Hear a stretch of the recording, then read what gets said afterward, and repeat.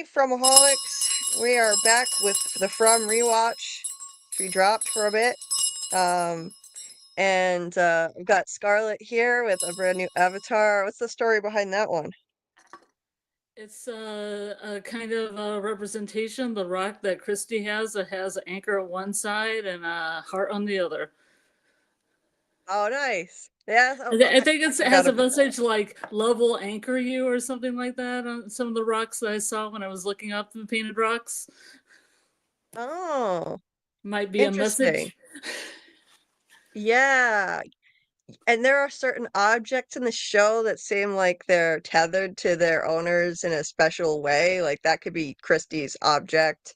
Um, and well, actually, I didn't even intend to just make a play on the title of the episode we're gonna watch. We're gonna Ah. discuss. Um, but And plus, it the, relates to boats, like Boyd's boat and all that nautical stuff. The yes, lighthouse. yes, and the title of the episode is Tether. I didn't. That was a complete accident that I just said that some of these objects seem to be tethered to their owners. And this is the first time we see that rock that Mary made for Christie. Mm. That was her tether so that was what she held on to during all this time that she's been stuck there. Like she said she would hold that when she was trying to sleep at night, and it was something that she could hold on to keep her going. And the hope of being with her fiance again, and it was like her tether. Um, Mm. so yeah, that rock could literally be like some kind of like a you know what is the word that we talked about during like a relic or something, like Victor's lunchbox, Mm. like all the objects Victor buried that were connected to people who died there. um like it could have some kind of property, like where if you took that through a tree, maybe it would take you to where Christie is from or something, or like took it through the lighthouse, you Well, I know was gonna say that, but you're in my head, so get out of my head. I was so gonna say, let's see if she takes it through a faraway tree. Ah, jinx. yeah, through a tree, or yeah, because like yeah, it could be through a faraway tree or through the lighthouse, or maybe it could take you to a place that's near her hometown. Yeah. Anyway, we've got Mr. Grant Gregory and his better half as well, Miss J's Reviews, joining us on the panel. Welcome. Yellow. Glad you could be here. Um, So yeah, you guys all know Grant very well by now, and Miss J, she has a channel of her own. I've linked both of their channels in the description of this video. Make sure you check them out. What do you guys have going on with your channels right now? Well, with my one, I'm just still plugging away. I've got a couple of other channels that I do work with. So yeah, pretty much just trying to keep busy and just doing a lot of editing, finding a lot of clips. Nice, nice. Jay, what And about you? yeah, I just finally finished editing our reaction to the season final of season 3 from. It's taken me forever to get through, and I've tried to export it and having issues, but yeah, that's yep. That's it. Nice, nice. Everybody make sure you check out Miss J's Reviews channel, check out Grant's channel. Dieter just put the links in the description of the video. Not the video, into the chat. I got distracted because I saw Doug is in the chat. Um, um, Dieter just dropped the links to both of their channels. Please check them out. Give them a sub. Miss J, she's got a newer channel, and so make sure you take a look at her content. I'm gonna check it out myself as well. And if you're listening on the replay, it's in the description of the video. Um, nice to see you, Doug. Doug is on his trip in Spain right now, Ah. and he just popped in the chat. Geez, it's got to be like way too early for you. He's like 6 hours ahead. Uh, Wait, yeah, it would be no, not too early, I guess. It's 6 a.m. It would be 6 a.m. now, I think. No, wait, not 6. 5. 5 a.m. I can't do math right now. Sometimes math is Nice. hard. Yeah. Nice to see Doug. We miss Doug. and him we already miss him, and we haven't even gotten through 1 week yet without him being on a live stream. But he's having a great time. Geez, what does a guy have to do to get noticed by the panel in this joint anyway? I noticed you, and then Yay! Doug's here. Woo! That's for you, Doug. Hey, Doug. It's so nice to see you pop in the chat. Hola. Yes. Yeah, he's now in Dieter's time zone. Same time zone as Dieter, so it's about 5 a.m. for both of them right now. Hey, Dieter. Good morning, Dieter. Man in yellow is always very visible. Yeah, I got distracted and I don't know what I said, but I got distracted. Yeah, he's having a great trip so far. He's trying to get some new productions of his plays, and so far, making some good connections. You know, and there are no guarantees of anything, but at least making some connections with some companies out there to produce his plays that he's written with his partner Marcia Kash, his writing partner. And by the way, in the description of this video, as with all my From Lives, I have a link to where you can find Doug's plays. Um, and there's a link to where you can find his first 5 plays, and there's also a link to where you can get Deadline, which we talked about on this stream.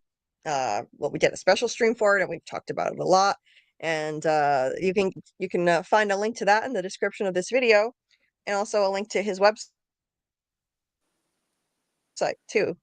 So I mean, I'm going to be reading more of his plays now that I have the time to read again after Severance ended. So yeah, let's see. Robert is here. Where did I see Robert? Hi, Robert. Nice to see you. Always good to see Robert. Hey there, Ryan. Nice to see you. And Amy was here early. Let's see. I'm gonna scroll back up and say hi to everybody. Hey there, Christine Jellybean, Nightman LOL, and there was Amy in the chat early. Thank you so much for being here. Muncher Luncher, hey Doc, our friend Doc. I don't know what that's about, but hello. Zapped in Good luck, Doc. Kaboom.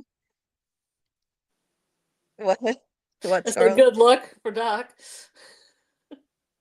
Oh yeah. Doc will be with us Friday night for FROMacademy. The topic of discussion for our FROMacademy segment will be the crows and ravens. And from and I think that they're crows that are flying around. There's also, the theme of ravens with the poem The Raven popping up, and there's also debate over what's on Elgin's shirt, whether it's a crow or a raven. So there's that as well. So if you have any theories on crows and ravens in From, you can drop them in our Discord. There's a special section, a channel just for FROMacademy, and if you share your ideas in there, we'll discuss them on the live Friday. You can also just come to the live and discuss them there, but that's a way that you can get your theories in, and we'll discuss them. What were you gonna Yeah, say and something, Ray? especially with the crows and everything. And there's a lot of in a lot of mythology and everything. Norse mythology is filled with stuff with crows and with ravens and the difference in them. So yeah, there would be a lot of crossover with a lot of stuff. It'd be interesting to see what people come up with. Yes. Yeah. Great idea for a topic. So I think we'll have some fun with that Friday night. Right now, we finally came up with a plan. I should say that for this week for the schedule. We didn't know it the last time we were live, but we're going to do. So Friday night, we're going to cover the first 2 episodes of The Residence from Netflix. It's like an Agatha Christie style comedic murder mystery. We'll do a watch party in the Discord, most likely immediately before the live Friday night. And then we'll do the live stream. It's not going to be a marathon, obviously, because we're doing that, and then we're going to segue into FROMacademy at 12:30. So the live will start as soon as the watch party ends. Estimate would be around 10 p.m. Whenever the watch party is over. we'll discuss the first 2 episodes, and it's a lot of fun. If you haven't checked it out, you can watch with us in the Discord. The link to the Discord is in the description of this video. If you don't have Netflix or something, you want to join the watch, or you just want to join the watch party. We're going to show episodes 1 and 2 and discuss and look at the clues on who the murderer could be. It takes place in the White House, and there are 157 suspects and many rooms, and it's pretty clever and fun. So if you haven't checked it out, highly recommend it. So we'll be doing that Friday night, and then we'll segue into FROMacademy at 12:30, diving into the Crows and Ravens. So that is the plan. Hey Trace, nice to see you. Hey Samuel. Well, we appreciate how much you show up. I mean, nobody can make it to every stream. Thank you for being here. Dieter, there's Dieter again. Hey, with Alice, nice to see you. Did I miss anybody? Hey there, Kelly. Hey, Constance Thomas, welcome. Afternoon from New Zealand. Awesome. Awesome. We don't get a lot of those. We've got a few people from Australia, including 2 people on the panel here, but not New Zealand. That's it's like your neighbor, you guys. Yep. It's You know, they're good peoples for the most part, except when it comes to football season. oh yeah. Oh yeah, big Um, rivalry. Ah, they call them Kiwis, right? Is that Yeah. the Yep. Kiwis? Yep. Yeah. Very cool. Hey, Panda Kalima, our newest mod. Thank you so much for being here. A totem like Inception. Yeah, I haven't watched Yeah. Inception since Like it the came top. out. What, Scarlet? Do you remember it? The top? I think the top is like the totem in that movie. The Oh, spinning the top. spinning. Yeah. Yeah. I've only seen the movie once, and I think that you need to watch it more than once to understand what the hell is going on. So I need to rewatch that. I saw it once in the movie theater, but yeah, that Yeah. you would know better than me. But I remember the top. Mhm. I do remember that. Yeah, Inception is amazing. I gotta watch that again. Hey, Gabrielle. Let's see. Anybody I missed? Think I got everybody. Um, Christine Jellybean is back. Oh, hey, Shadow Skulk. Haven't seen you in a while. I hope everything is all right with you. And good day or evening, beautiful peoples. Good day to you, or evening, wherever it is that you are. And we hope that you're well as. In addition, I was gonna say well as well, and that sounds terrible. Um, Doug, it's so great that Doug is making connections with awesome people in Spain. I'm so happy to hear that. Sorry, did I cut somebody off, Scarlett? Oh no, I was just reading his comment. Sorry. Oh, okay. Um, I've got to plug in my earbuds because it's a little hard to hear through these speakers that I'm using for this laptop. So, um, uh, he's yeah, he has Doug has a great command of languages, but he's got enough Spanish to get by though. Yeah. It's pretty good. Um, I couldn't I, I couldn't imagine having the kind of command of languages that he does. He's uh, Well, he and basically said it he helped. can't speak a lot of Spanish where he's at. It's all English. Yeah. Oh, yes. Yeah. It's gotta Um, be fun. I'd he's love to do something like that, like what he's doing, like an immersive thing like that, where you talk English to, you know, yeah. Spanish speakers. That would be great. Good night, Doug. Thanks for popping in. We appreciate it. Nice to see you.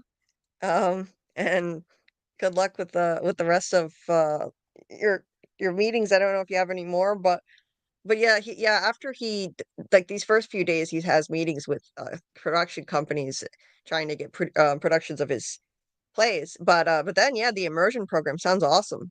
Sounds like a lot of fun helping Yeah, it Spanish would definitely be something I'd people. love to do one day. Like, I mean, just I mean, yeah, it's for everything that Doug said about it. It seems like it'd be really rewarding as well. Right. Yeah. It's so cool. He's done it several times now, and it's just a volunteer thing. Your only requirement is that you speak. Yeah, you're a native English speaker. That's it. So it's cool. Um, I love this name so much. Obtuse Rubber Goose Green Moose Guava Juice the IV. Greetings. It's a fairly odd parents reference from Nickelodeon. One of the shows I was on when I was a kid, although I was more of an adolescent by that point. Anyway, um, so we're here to discuss. We better get into it. We're here to discuss the third episode of season 2 of From, of course, and it is called Tether, and the title Tether has multiple meanings. As usual, like they do this a lot. There are multiple meanings to that title, and we'll get into that as we break it down. But oh, I just want to say one other thing before I pull up my images. Mini Minute is a world traveler now. If you're not following Doug on Instagram, follow Doug on Instagram because I mean his Mini Man in yellow photos are always so much fun. But now he's a world traveler. Next thing you know, he'll be on the set of From if they let him take pictures there too. So it's great. Man, I hope they do. I want to see Randall cuddling him. Oh man. Yeah. You gotta I'm sure he'll involve other castmates. Definitely. They could do that at the very least. And if they won't let him take pictures on the actual set with the Mini Man in yellow, then at least backstage stuff, that'll be fun. So yeah. Yeah. Follow Doug on Instagram for more exploits of the Mini Man in yellow. Um Greetings from Aholics. Well, greetings to you, Fletch. Nice to see you.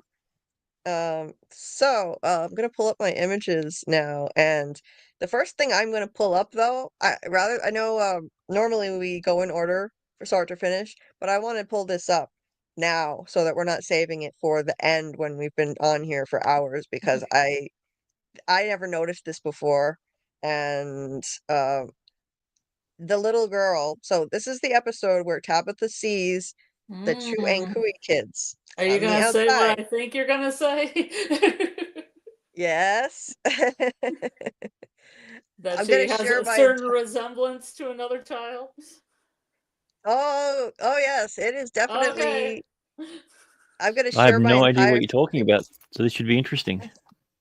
It's because Julie and I share the same brain. Yeah, we do. Because I thought the same thing We when I do. watched it, Julie. I was like, I'm gonna point this out. Yes. Oh, So I'm dear. I'm sharing my entire screen so that I can put the pictures side by side and you can Yeah. see. Mm-hmm. Look who it is. Yeah. I'm pretty Who sure it's does the that same look girl. like? It's the same girl. That's Tabitha's daughter. That's definitely the original Tabitha's daughter.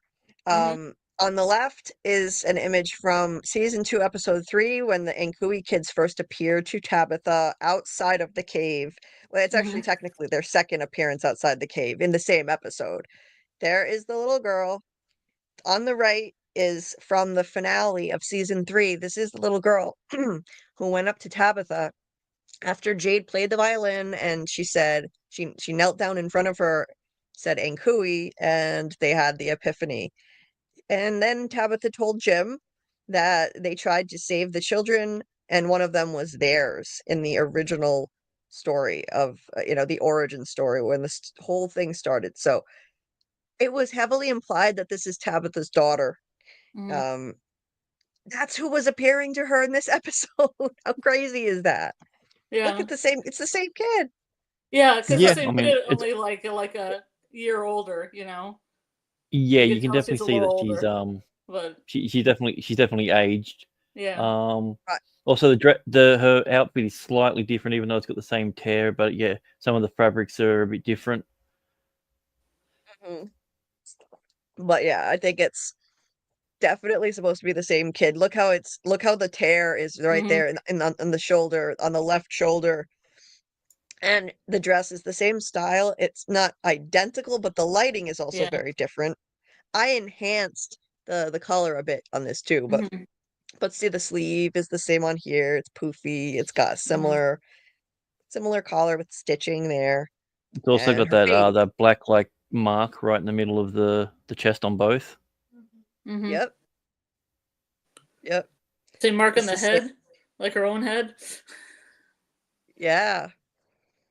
Same mark on the head. And the hair, it's parted in the middle, and it looks a little different on the left, but it's parted in the middle in both cases, and it's brown hair. It's just that on the right, the lighting is very dark.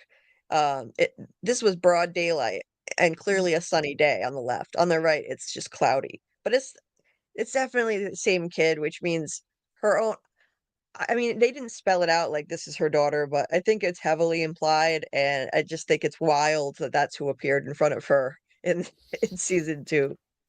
I wonder who the other kid is then, because I remember they were holding Yeah. hands, right? That's what I was gonna ask. Like, any theories on that guy? Yeah.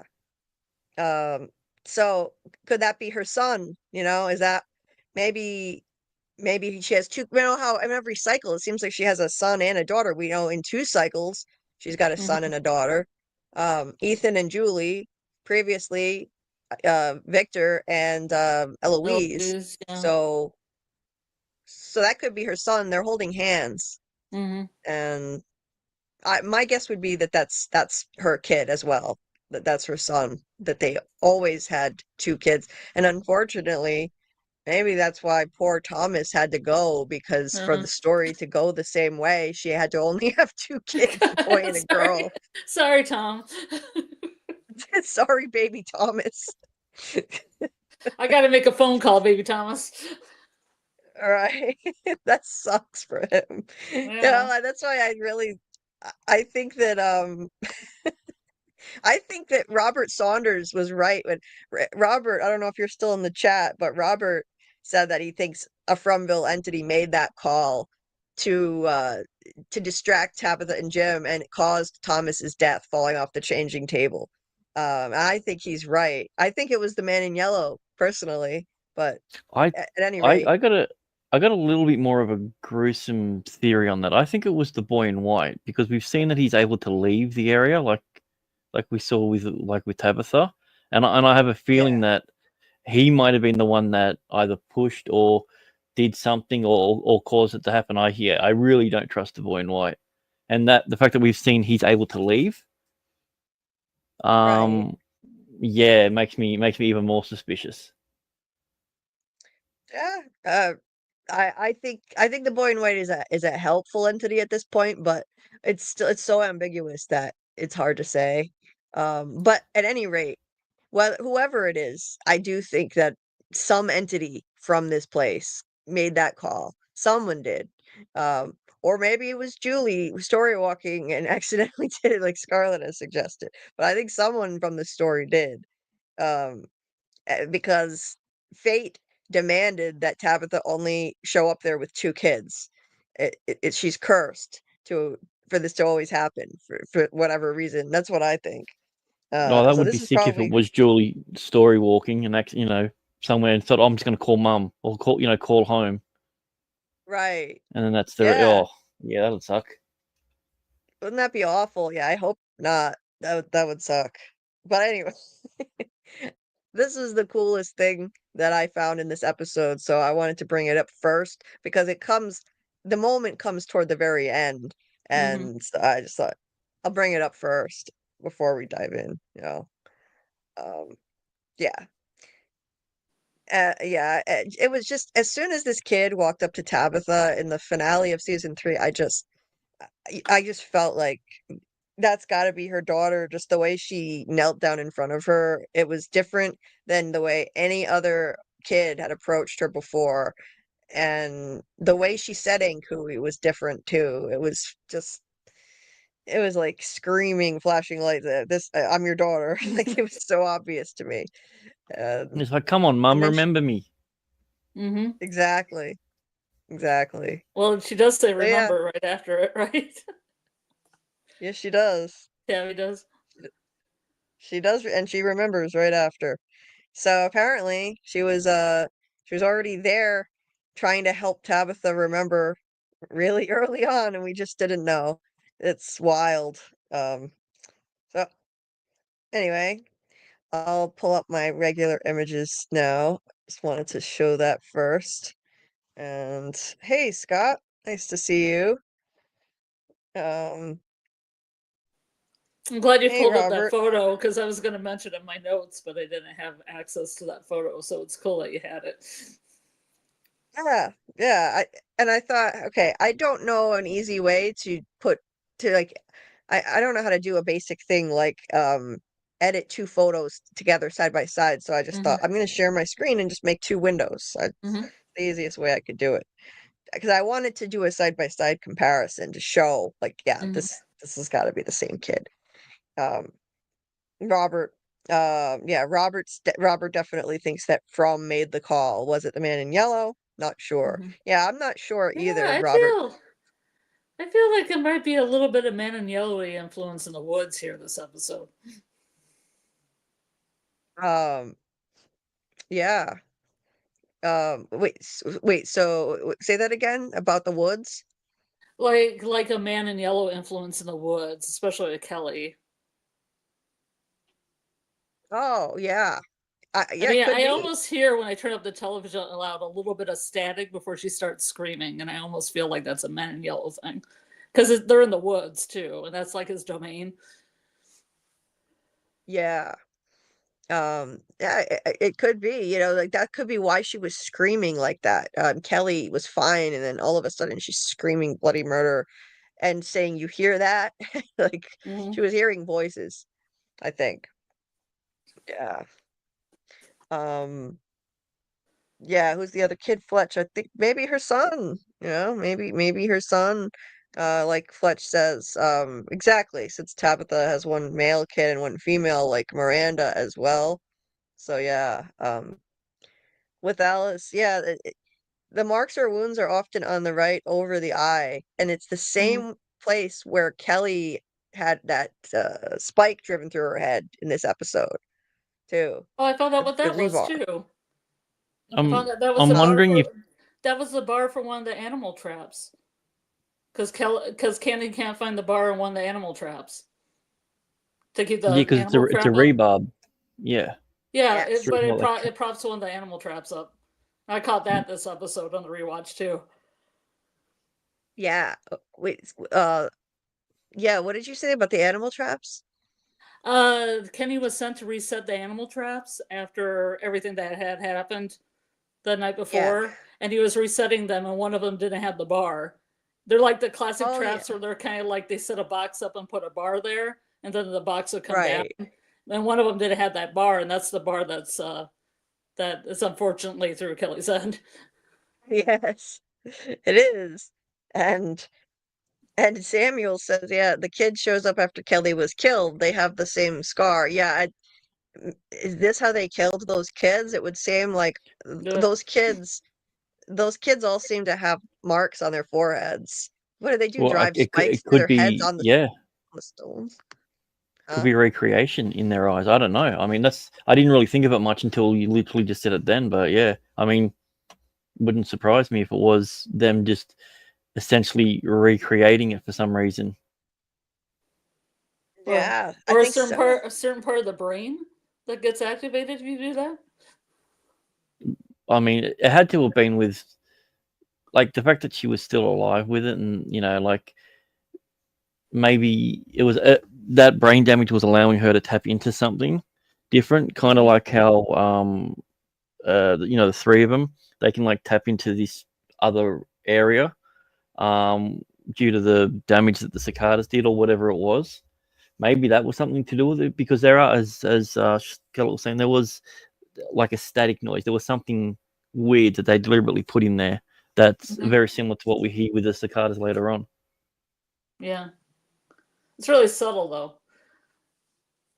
But I always felt like she could have tried to cut the rebar a little bit and just had her as an antenna, just try to keep her going.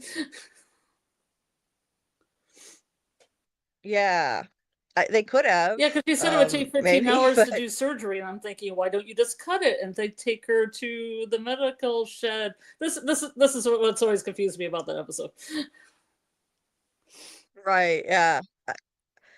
Poor Kelly. Christy said that, yeah, Christy said that like it would have taken, a really sophisticated surgery, and she didn't have the tools to do it. Um, but I feel like they could have tried a little bit more than they Yeah. did. They pretty much, Kenny got his gun out as soon as he got there. I'm like, whoa, okay. I know, right? I guess they brainstorm a little bit. Yeah, kind of jumping the gun, no pun Literally, yeah, intended. figuratively. Yes. Uh, uh, I gotta make a phone call, Thomas. I don't trust Jane's OG reincarnation. Um, yeah, I think OG Jade was probably fine. It's Christopher who probably went nuts and did something crazy. I think. But no, Dieter, I'm not gonna rap, but I rapped a few lines of a Kendrick song on the last live, but I'm not doing that Oh, now. come on, rap, Um, Julie. You knew you wanted to. no, It's in your no, soul. no, no, no. Please hit the like. Please hit the like. Maybe another time, but not now. Please hit the It's like 3 That if a.m. bell you haven't frightened the shit already. out of me then. What did you say? Oh, the bell frightened the shit out of me then. Oh, sorry. Oh, Well, it said hit that bell. I've been trying to do that when the bell's up. oh yeah. I couldn't hear it because I'm using a can't hear tones like that again. Um, I'm gonna plug in my earbuds and maybe I can hear it, but I doubt it. Uh, oh well, yeah. So I won't hear your glorious bell And you'll tonight. never know. I'll get out the goat noises too, and you'll never know. You'll never know. I won't You'll know. never No, know. I won't know. Um, let's see.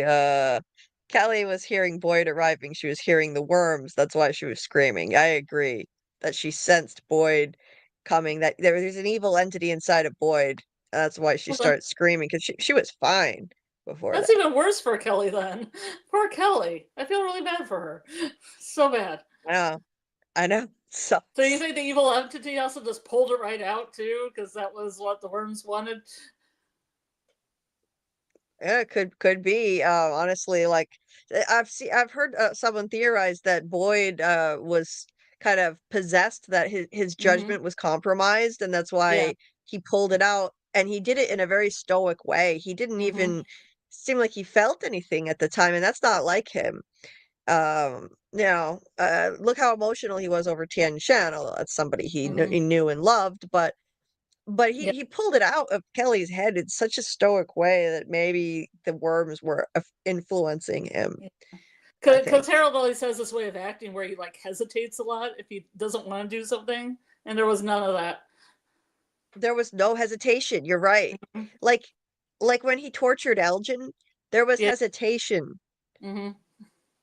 but not this time. He Yeah. just savagely ripped that out of her head. Mm-hmm. Yes. So he was more Uh, like Sarah in that moment then. Yeah. Mm-hmm. yeah. Um, let's see. Fletch thinks Julie made the phone call lost while story walking without anyone else to wake her up. Could be. Robert says Fletch may be right, but all of the phone calls are connected. Kenny, Jim, etc. Um, yeah, whatever entity pretended to be Thomas on the phone, th- yeah, we have to think about that too in season 3. Maybe it is connected. That's a good point. Anyway, so anyway, at the beginning of the episode, Boyd is looking in a mirror, which again, we see a lot of in the show. I've talked about it a lot, the theme of mirrors and deception. This place is full of deception. Very little is as it seems. And it seems like every time someone's looking in a mirror, they're either under the influence of an evil entity being manipulated, like Elgin in season 3 looking in the mirror, um like Fatima when she's got an evil entity inside her, the smiley pod, she looks in the same mirror. Boyd's got an evil entity in him looking in a mirror, And then you have people who look in mirrors when they're suffering because of evil entities, like Donna sobbing in front of one in season 3, and Boyd screaming in front of one in season 1.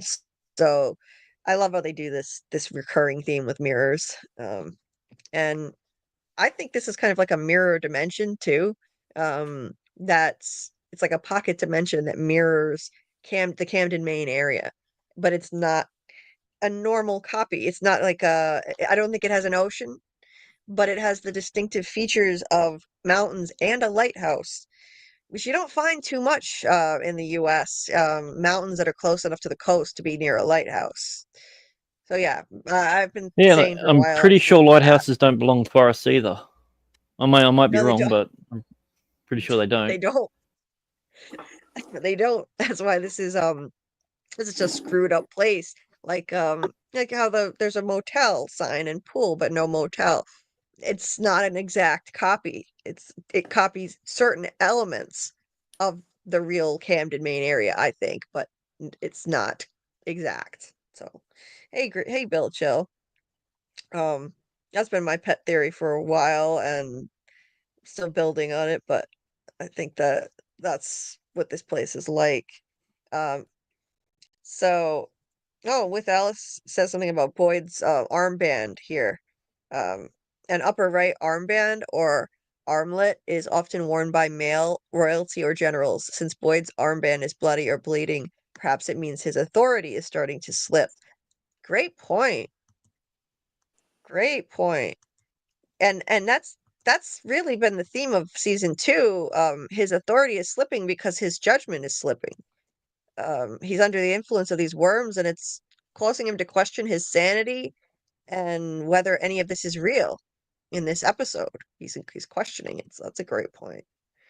He struggles the entire season with trying to lead. Um, and yeah, like staring in the mirror, like, is any of this real? He questions whether he's in a coma in this episode, and mirrors are symbolic of deception. So of course they have to feature a mirror here, as usual. But yeah, this is the armband with Alice was talking about, bloody.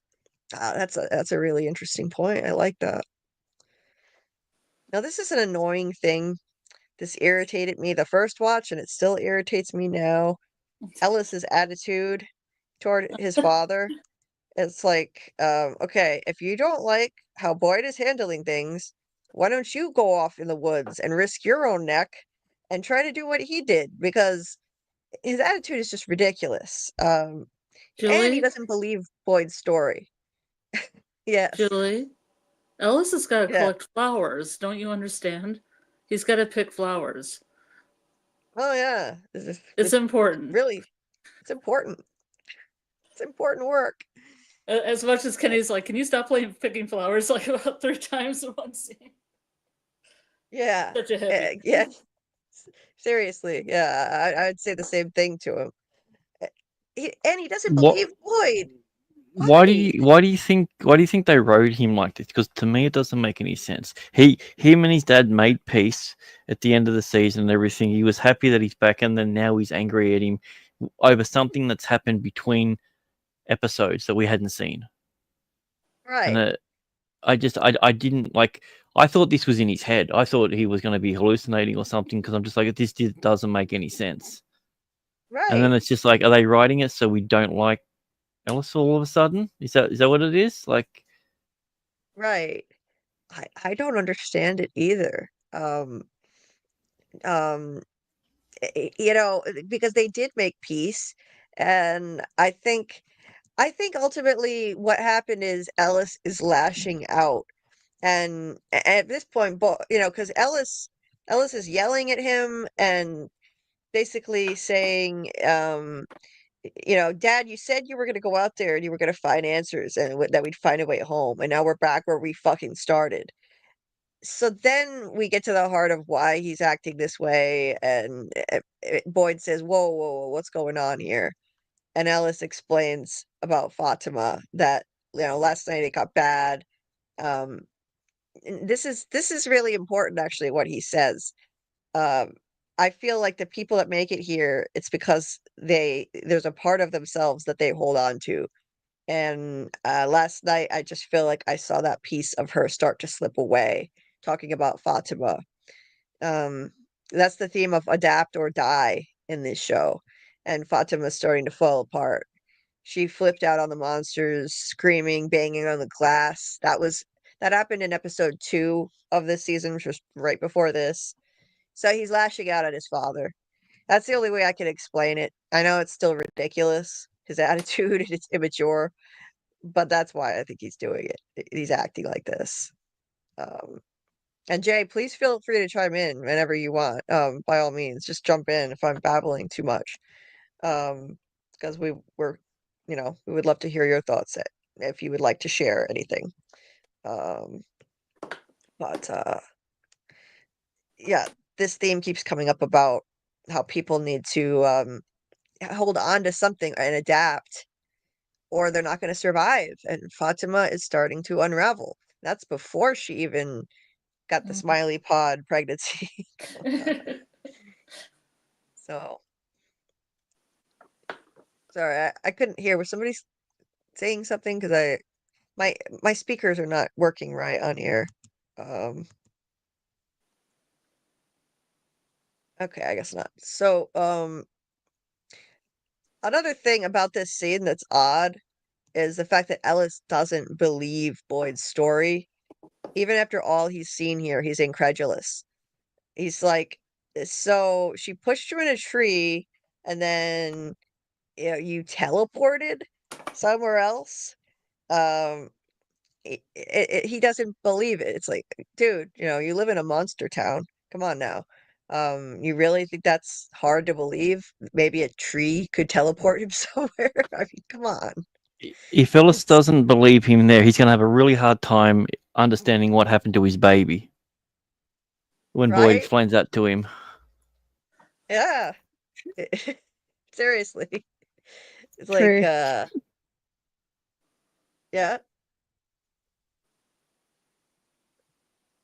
Scarlet, were you saying something? I thought I heard. Okay, what did you say? Oh, I didn't say anything. Oh, okay. I thought I'm hearing things then. The speakers are screwed up. Okay. What Boyd needs to do is slap the taste out of Alice's mouth. I don't know about that much or luncher, but Boyd is unbelievably patient with Alice and his immaturity. Um, yeah. Um, yeah. Dieter is asking Miss J what her opinion is on the wounds on their heads um and the worms. I don't know. The worms are a separate thing, I guess. Um, yeah, anyway. Don't really have an Okay. opinion on the wounds. I just thought it was interesting. Yeah. I never noticed it. Yeah. It looks like the same girl, don't you think? In those 2 photos, it's gotta be. Yeah, for sure. And most likely Tabitha's daughter. Yeah, I think that's heavily implied. But Yeah. Mm-hmm. what do you think about Ellis's behavior in this scene? Oh, he's just been a bit of a brat, isn't he? Yeah, Just it ridiculous. is. It is. Yeah. Yeah. He's an immature guy. It's a running thing with him. It's an ongoing thing with him. Ellis's words to Boyd about Fatima, yeah, are very similar to Ellis's speech to Boyd about Abby. Yeah, yeah, he was telling him, I think you're talking about the flashback where he was worried about his mother, um, and like Abby, she was slipping, uh, so Ellis is worried the same thing is happening, and this place is breaking Fatima's mind like it broke his mother's mind. Definitely. So I asked ChatGPT why it reckons Ellis was being the way he was. Would you like to hear what it reckons? Yes. It says Ellis is angry at Boyd because he feels abandoned by his father, Boyd left the town to search for a way out, but in doing so, he distanced himself from Ellis both physically and emotionally. Their relationship was already strained, and Ellis harbors resentment over Boyd not being there for him and his mother when they needed him most. Ellis also doesn't understand what Boyd has gone through, especially after his terrifying experiences in the forest and his mysterious affliction. This lack of communication adds to Ellis's frustration, making their confrontation even more heated. Wow, So, ChatGPT knows there what you it's talking about. Mm. I'm impressed. Wow. I didn't even think like how it never occurred to me that you could just ask ChatGPT about plot points to explain plot points in a TV show. Yeah, That's really interesting. I didn't think it was going to come up with an answer like that either. But it worked. I mean, that's Yeah, exactly what's going on here. that's cool. Yeah, that's cool. I- Yeah, that's what's going on here. Ellis felt this is triggering to him, yeah, because Ellis felt abandoned by Boyd before when he went off in the woods and his mom needed them and Ellis, yeah, Boyd tried to get Ellis tried to get Boyd to stay, but he didn't listen and then yeah, it led to his mother's death. Boyd I could kind have of felt been like there he for them. made it was weird. I kind of felt like he made peace with it at the end of the season. Though. That's why for me, like I felt like this should have been the end of the season. Him having a go at his dad like this, and Boyd still having to go out. And then when he comes back, this be the reconciliation versus the other way around. Because it just, I get he's venting. I felt like it was just wrong place, wrong time. But then again, I Right. guess that's Ellis to a T. Yeah, Maybe it does basically. fit. I don't know. Yeah, I mean, they made peace and all, so you would think that he would have been past this, but I guess he was triggered. Once Okay. again, Boyd was off in the woods, and a woman that Ellis loved was starting to unravel, so it triggered him. I guess too, Ellis probably thought it was a waste of time as well, and that could be another reason why they lashed out at Tabitha in the diner as well, because she didn't have answers either. Yeah, definitely. Well, technically, neither did Dale, but no one's angry at him. Yeah. Wait, Dale? Yeah, no one was angry at Dale when he went through the tree. He didn't bring back any answers. Oh, yeah. True. And he He didn't destroyed bring back property. any answers. Mm-hmm. And he destroyed property too. But, yep. Gabrielle, yeah, he's been a brat for so long. I agree, I hope the Fatima situation propels his character in a new direction. Me too, he's just he's like a man child, He when Fatima was going through her problems, her affliction in season 3, he was like asking his dad, like, don't let this happen, don't let it happen. It's like, what do you think Boyd is supposed to do about it? He can't he can't fix everything for you. Like, it was very immature. Yeah, he's But yeah. very immature. I mean, how does he expect to raise Smiley with that sort of attitude? Right. You gotta have your hands full there, Ellis.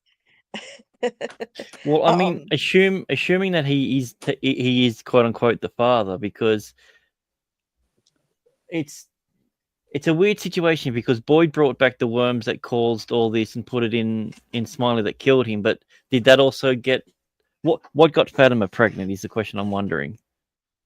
mm, Is it The because think- worms. Smiley died? Worms. So would that yeah. make Boyd the father? Yeah, a grandfather, maybe. I don't know. I don't I don't I know. don't think there is a father. I think it's just the evil entity, that whatever entity made Smiley immortal, just needed a host. So there are no parents, like there is no mother or father. It just needed a host to grow in, if you look at it that way. That's what I think. And it needed a sacrifice to be born. I'm assuming that's with what happened with Tilly. Mm-hmm. Yeah, could be. That could be, yeah. I never thought of that. Great point. With Alice said, I read the symbol on Alice's necklace can mean rebellion, strength, or resilience, inverse diamond.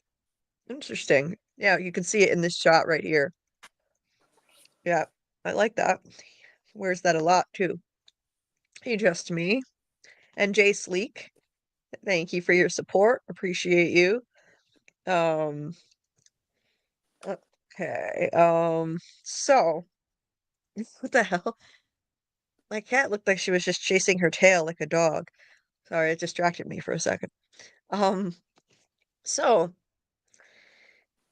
so once again, Boyd talks Ellis down like he does. You know, he calms him down and like he does with everybody, and has infinite patience. And and when Ellis says that he thinks this piece of Fatima is starting to slip away, that she holds on to, Boyd says, then it has to be you. You have to be that piece of her that this place can't take away. That's how we get through this. Even if we lose our way, we hold on to each other and we keep trying till we get home. Like a tether.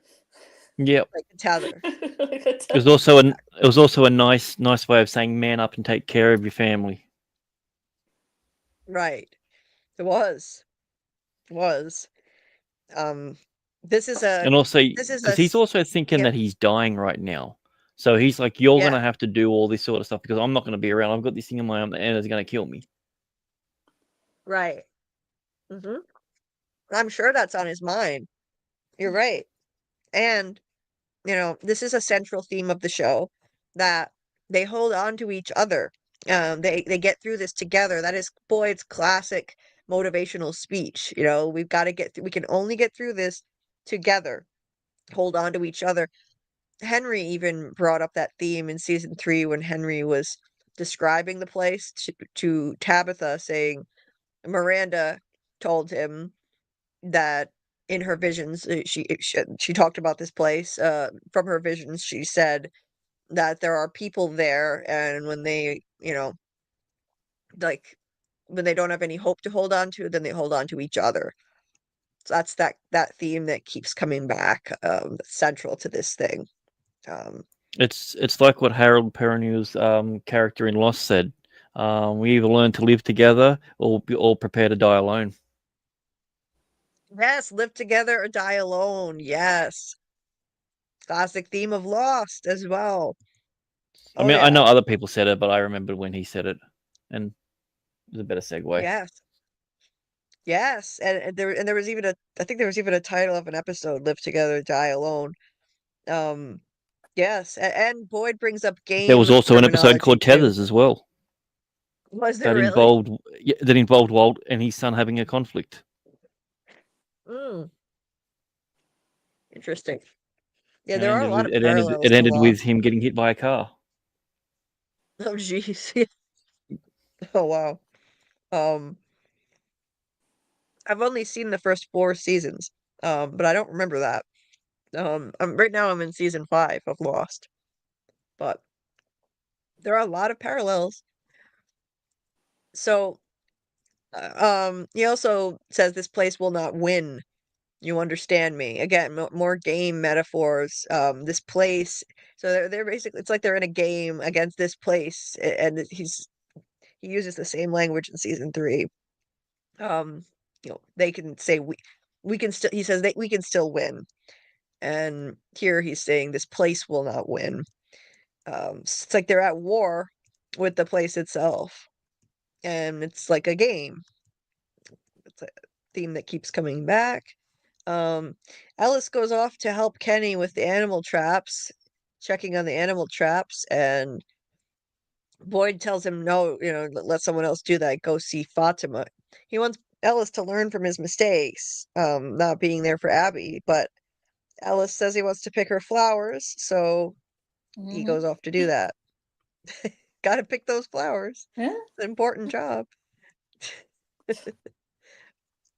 So, um, Fatima was probably being targeted for the reason, you know, once again, to try to, um, break Boyd by having his family targeted. But anyway, getting to the next scene at the clinic, Christy tends to Jim, and he's got 3 cracked ribs and a bruised lung, most likely, according to her. Putting stitches on him, and Ethan asks if he's okay, and it's a pretty short scene. But then Christy asks how Tabitha's doing, and heard she had a rough night too, and Ethan just blurts out, "She was on a quest with Victor." He always knows what's going on here. Ethan is our key. Everyone, I'm telling you, hashtag listen to Ethan, trust Ethan. He knows how this place works. He knows Tabitha. He doesn't know what Tabitha did. I'm sure Tabitha didn't tell him she and Victor were in the monster's cave. He just knows they had a role to play. And Christy, Tabitha says she's fine. Christy says, "Well, you got lucky. Don't do anything to make it worse." Well, guess what he does? If only Tabitha had listened to Christy.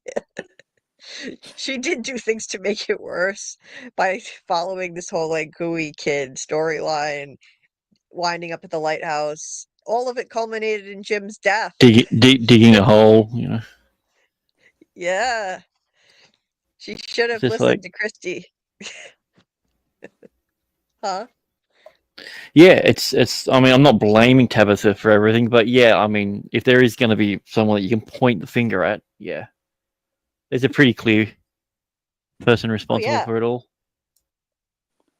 It all started with Tabitha digging the hole, and it led to the Zankui kids showing up to her, which ultimately led her to the lighthouse. And then season 3, she comes back. She's still working with Jade, and the whole thing culminates with Jim's death. So yeah, you could easily say Tabitha was the cause of it all. She also brings back her other husband. Yes. Well, you gotta do that. Henry. Yeah. She brought her other hubby back there. So anyway, they're closer than they have been in a while. They even say "I love you." You don't get a lot of that between them. Yeah, I put in my notes Jim and Tabby being romantic but not feeding their kids.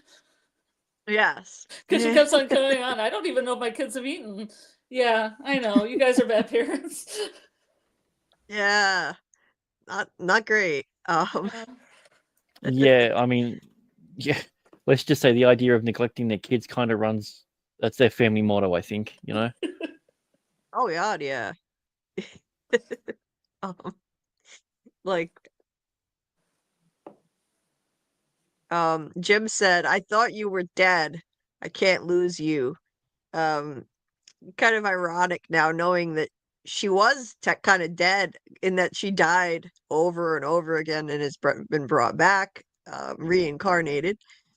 And she tells him, so they do share a little information at least, but not nearly enough. She tells him the wires aren't connected to anything. They were just dangling from the ceiling. How can there be any electricity then if the wires aren't connected? And instead of asking more about that, saying, "Okay, tell me more, what was down there?" Jim just says, "Tabitha, we have so much to talk about. How are the kids doing?" And I understand the priority of asking how the kids are doing. Good job, Jim. Yeah. But okay, ask how the kids are doing, but then share more information now. Tell her about the voice you heard on the radio, and she needs to tell him about the monsters cave. But then I feel the same way. That's the same way with Boyd and Ellis. I'm like, why doesn't Boyd just tell Ellis everything, like every single detail of when he went? Yeah. Well, there's just bits and pieces. Yes, he actually lies too. He tells Ellis that he went through a tree and wound up back there. He doesn't tell him anything about the dungeon. So that was a lie. And even just that little bit, Ellis didn't believe. I think the whole Martin thing screwed with his head so much that he's questioning reality. That's why he doesn't tell Ellis or anybody else. He's wondering if he hallucinated the whole thing, and if he tells people, they won't trust him to lead them. That's why I think he keeps it to himself. I'm just annoyed with Ellis that he doesn't believe him, even that little bit. And since Ellis doesn't believe that, that's even more discouraging to Boyd to tell him any more than that. Can you imagine if he had told Ellis the rest of it? Like, yeah, I woke up in the bottom of a well, climbed up a rope, looked down and saw you there holding up a boat key. And then I climbed out and saw a dude chained to a wall with worms in him. And he was the same dude that threw down cake. the rope, to my knowledge, while he was tied up against the wall, and I didn't question it. Can you imagine? Yeah. So Ellis's incredulity, that probably discouraged him even more from telling everybody what happened. I just don't get why people are like that. You're in a town where you leave, you come in the other end. Like there's these monster creatures, and they're questioning it like it's their first night all the time. If he said he went out there and he saw an alien and it was eating a cow, I'd be like, I believe you, and I'm gonna go tell everyone. Like it just, I wouldn't doubt anyone about anything.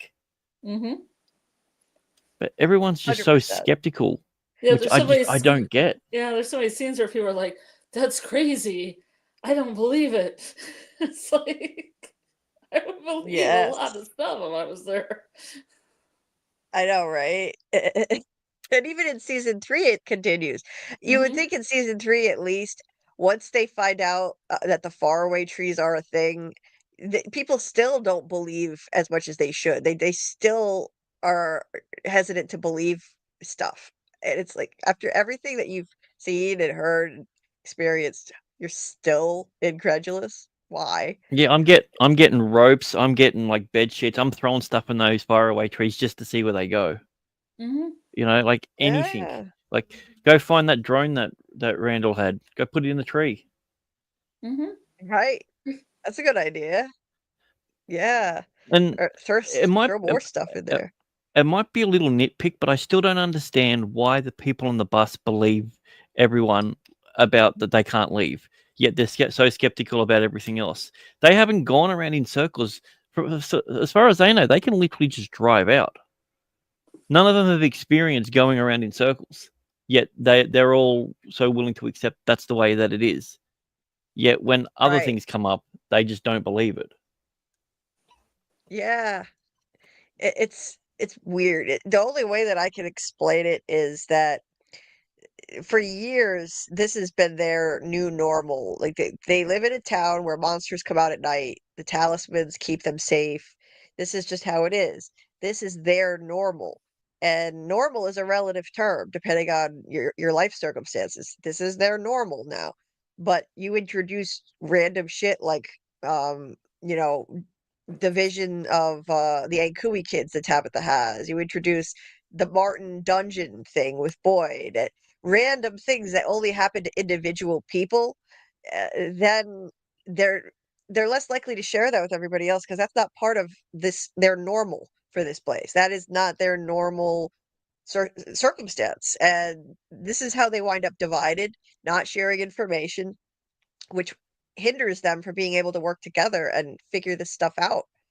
And I kind of think that's by design, that different people have different supernatural experiences on the show, different types of visions and, weird experiences.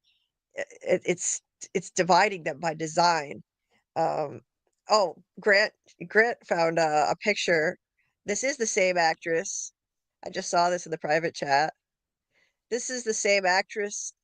Okay, then. So it is the same girl I thought it was, who plays that Ankui kid in season 2 that is in this episode. She came back for season 3. So she's the one who comes up to Tabitha when they have the revelation. That's so cool. Isabel Deegan is her name. Very cool. So yeah, same kid. Anyway. So I mean, we have a scene here where Randall is demanding his guns, and Boyd comes over and intervenes because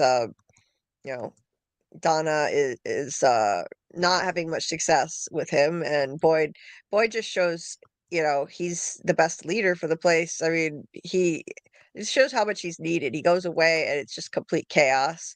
He steps in and he puts Randall in his place. And he's like, "Hey, if you want your guns, you can take your rifle, go out in the woods, make whatever rules you like, see how long you last." I love it. He's like, "Now you want a roof over your head when these things come out to hunt, then you put the fucking rifle down and listen to the lady." It was great. It was really great. I just don't like that he's talking to the hero of the show like that. Like, I mean, I'm Team Randall all the way, and I think he's going to be the one that saves everyone. Randall gave her the reading, the standard reading he gives everybody. Who the fuck are you? Who the fuck are See? you? Yes. That's how good he is. He's asking questions. He's trying to get information out. That's more than most people in the town. See, like you said, already he's doing what needs to be done. That's true. I know you're Team Randall. Boyd tells him that, residents don't carry guns here. That's the rule, and it's his rule. And the thing of it is, though, he doesn't adhere to that rule like he's supposed to. When Kenny gives up his deputy role, he lets Kenny walk around with a gun still, and I always found that strange. He should have had to turn in his gun, but he didn't. That's not consistent. But I get taking the gun away from a newcomer, though. People come to this place and they're jittery. And look what happened with Acosta. Acosta is a cop, granted a rookie cop, but Acosta, she accidentally shot and killed somebody. So yeah, Exactly. I understand taking Randall's gun away. Or Abby. I mean, I don't know how long Abby was there until she lost it. Right. I get the sense that was pretty early, that they hadn't been there very long. Yeah. So I agree with Boyd on taking his gun away. But and honestly, yeah, like this is their town, their rules. You want a roof over your head, then you turn in your gun. Otherwise, go out in the forest and see how long you last. It's not gonna be long. And once again, he says the togetherness thing, tells everybody assembled there, we'll answer all your questions, but just know we are all in this together, and the only way to get through this is together. Just like his speech in season 3, the only way we go home is together. That's Boyd's standard thing. And he's got this dude, like, what the hell? He's got like a Martin I was beard going just here. looking at that guy. It's like, is that Martin? Yeah. That's a lot. Or Father Coffee That's with a a lot of beard. hair. Yeah. It looks like a young Martin. Interesting. Why would he be sitting there like that during that spot? That's very, very obvious framing. It is, isn't it? Yeah. Right there in the shot for us to see it. It's the episode right after we saw Martin too. So that's interesting. I never noticed him before. This is what happens when you take screenshots. You notice things. Robert, I agree. We're gonna get to that later, and you'll probably be asleep by then. But I think Robert said, I think the most important dialogue is between Fatima and Elgin at the Brundles, and how his prevision of the water ties to Din's Lake of Tears. And I know that what she says, and it's never brought to up Elgin, again, which we'll get to. It's never brought up again. But she tells Elgin that everyone there has different weird experiences, dreams, nightmares, weird premonitions. They've talked about them ad nauseum, and it never got them anywhere. And Robert has Sorry, I was like, is that why they don't share information anymore? Sounds like it, because they never got them anywhere, so they basically gave up. But Robert, but he's new to the town. He hasn't experienced talking about it. You can deal with the fact because you've been able to talk with it. You've been able to get your feelings off your chest. This poor kid hasn't. I mean, he was on a bus and then he woke up on the ground, sort of thing. Like it was, yeah. It was a weird way of them saying, well, this is why we don't talk, and it makes sense to us for now. But yeah, It I didn't seemed like like, that. yeah, that's how they explained it to us. It's, Yeah, yeah, I felt like a very it meta seemed, comment. I agree. Yeah, like a kind of a cheat, like a way to cheat in the writing and say to us as the audience, this is why they don't communicate, so you guys can shut up about that now. Why don't they communicate? Well, they do. We don't hear about it, and they gave up. So Yep. yeah, yeah, I agree with Grant on that. Um, so what was I gonna say? Doc Doc had said if there are no women in Fromville, only men, and someone unalives a slow walker, what happens then? Well, that's an interesting question. Well, you'd have to have a pregnant man, I guess. Hey, it's 2025. Why not? Hey, why not? Yeah, probably Anything's reproduce some other way. Find a Find way. a Where there's way. a smiley, there's a way. Yes. Hey, Brandon. Hope you're having a good evening too. You're awesome. Thank you for being here. Appreciate you. So good night, Robert. Yeah. Maybe less than a year till season 4. I'm hearing early. I did see something that troubled me, I gotta say. I've been hearing early 2026 for season 4 from, but I saw someone post a comment and I took a screenshot of it. I don't know if there's any merit to it, but I saw a comment on Instagram. It was from somebody who claims they work on the show and said that Mm. they're having problems with the production and the script or something, and it may delay the show a lot more. I really hope that they were just bullshitting or don't know what they're talking about. I didn't like that. I'll have to find it later, but yeah, I really hope that's not true because that would suck. We want early 2026, please. Um, I hey mean, or there. next week that could work too. So, anyway, Julie, I've got to jump off. I've got to go get the little one. Jay will be sticking Okay. around though. So, Okay. yeah. Awesome. I'll see you later. All right, catch you later. Bye. Bye. And everybody make sure to subscribe to Mr. Grant Gregory AI's channel. If you're listening on the replay, his channel link is in the description of this video. So anyway, so getting back to this, um, and then we have a scene in the diner, and that the first shot, it actually shows that poem again. What does it say? Forever is composed of nows. I think it's that one. Let me see. I'm trying to zoom in on it. That we first saw in season 1.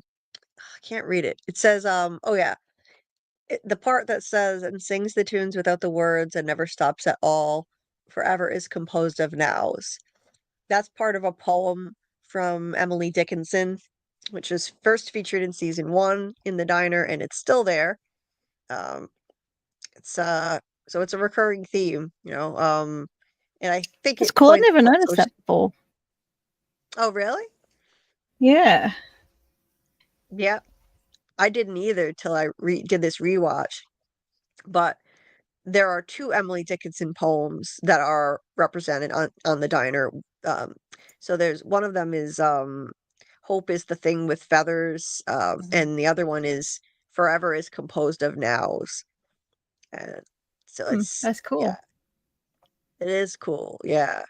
And the one that says Hope is the thing with feathers, that really fits the show. We know hope is a huge theme in Well, this. And then crows and ravens. We want to talk on Friday about it. Hope is the thing with feathers. crows and yes, fits in with the crows and ravens.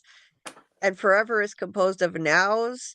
It's I think it could be a reference to the non-linear storytelling. Well, not like the time travel loop situation that we have now, and also just how this has been an endless loop of people being brought here forever, and generation after generation reincarnated Jade and Tabitha. So it could be a reference to that. But anyway, Tabitha finally gets her some food for her kid. Um, and feeds her And Julie kids. won't eat like usual. Julie, we have never seen Julie accept food on this show. Not once. Just like Never. pour some fruit down her mouth. She's like, here, eat it. Eat it. Yeah. Like, does she ever eat? Literally, every time she's ever offered food on the show, he turns it down. Like, somebody needs to be concerned about her. Like, Yes. seriously, I would be concerned. And Ethan asks to go see Victor. Tabitha says not now. He's been through a rough few days. Um, Ethan says, I hope he's not mad at me. Me and Jade were in his room. He said he was looking for clues on how to get home. I told him Victor wouldn't like it. Are we going to be able to get our stuff back? Norman's down there. Norman, his finger puppet, is trapped under the house. Foreshadowing. Foreshadowing. I think Jim is basically Norman. Norman is symbolic of Jim. And obviously Jim didn't die under the house, but Norman is trapped under there. Jim wound up having a grisly, grim fate as well. So I thought that was interesting that Norman is under the house, trapped under there, little finger puppet. Poor Norman. Poor Norman. We talked about that when it came up in the season premiere from season 1 series premiere, how Norman could symbolize Jim. That whole thing about how Julie said Norman's dead, and Ethan's saying, bring him back, bring him back. And Julie says, the monster's claws went too deep, and when you're dead, you're gone. And what happens? Jim winds up dead. Julie is now trying to bring him back, just like Ethan was begging Julie to bring back Norman. So, foreshadowing. And Norman comes up again here. So, I liked the continuity there. I think that they're still using that as a metaphor for Jim, the Norman finger puppet. And Ethan is still in his yellow shirt, as usual. Yep. His wizard stick. With his wizard stick. Does he have the wizard stick in this one? He had it in the hospital. Yeah. Oh, yeah, it's right there. See? Yeah, See, there it is. His trusty Next stick to by him. his side. It's always there in the first 2 seasons. Yes. And he's like, he's always the only one who's concerned about Victor. Like, someone else needs to, actually show some care and concern for Victor. He wants to go see him, and Tabitha just says no. He had a rough few days. Then Tabitha tells Tian Shen they lost everything. All their stuff is buried under the house, and Tian Shen says they can stay in her house. Mothers help together, which is very sweet. She also, tells Tabitha. Tabitha asks if she could go through the storage supply area and get more stuff for them, and so of course, yes, she can. Really sweet moment. I miss Tian Shen. She was lovely. She's such a sweet character, and it sucks for Elizabeth Moy. I'm still hoping for a ghost Tian Shen. Yeah, I was hoping at least a haunt Jade, maybe. That would work. Penny. Cool. Both. It would be a great gut punch. The show loves to gut punch Kenny. It would be a great gut punch for Kenny. Yeah. Right? Yeah. We know the writers love to do that to poor Kenny. So, Poor Kenny. Yeah. Yeah, and there's nothing else they can do to him now that Kenny's lost both parents, and his girlfriend is now back with her fiance. Well, they were never girlfriend and boyfriend, but they were close. And now what? The only way to torment Kenny now is to have Ghost Tian Shen haunt him. So I think maybe she might be back. Who knows? I can't help but notice these prominent bright yellow lights always in this place. Jeez. Could they be any more yellow? Like, and it's not a typical yellow either. It's not like a normal yellowish light. It's a very interesting mustard yellow that these diner lights are. And we see mustard yellow everywhere, including on Ethan's shirt, right? I just laughed So because it sounded like Jerry Seinfeld. Or, I mean, no, not Jerry Seinfeld, Chandler from Friends. Can this be any more yellow? yeah, oh, I love Chandler. Yes. Chandler is my favorite character on Friends. I love him. Anyway, um, and the yellow is a huge part of the show. So yeah, I just like how they do that. Color symbolism. And Donna and Boyd, they go for a walk, and you know, she's like, "Did you hear about Christy and her fiance? Not sure that's ever happened before," meaning that someone who knew that someone else showed up there. So that's new. And Donna, other than Victor, Donna's been there the longest, so she would know. And she tells Boyd the storm wiped out half their crop. Gonna have to get serious about rations with all the new people. So the storm wiped out half their crop. They're later gonna find that the soil is poisoned and they can't grow anymore as well.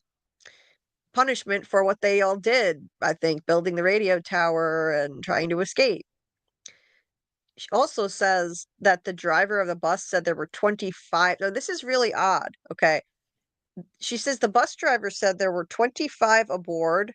They've accounted for 22 of them from the folks at the diner and the bodies they found the next day. Okay, well, where are the other 3? The monsters always display the bodies. So what she's saying is they've accounted for 22 live people, and that's live people and dead people. She's including the bodies in that count of 22. So there are 3 people missing. Well, there'd be Weird. Kelly would be one, because she's out in the woods. Kelly is one. Brian would be another. We don't know what happened to Brian. Yeah, he might be MIA. That still leaves one missing. So that's weird. But Yeah, who knows? With the monsters, who knows? yeah, there's somebody missing there.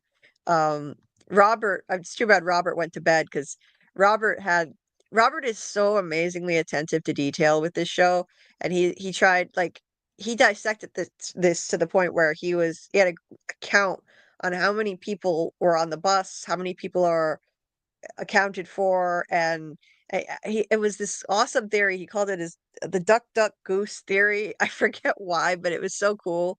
And he was able to kind of figure out how many there were exactly and tried to figure out if it matched with the theory that there's a replacement thing going on where the town needs a quota of a certain number of people.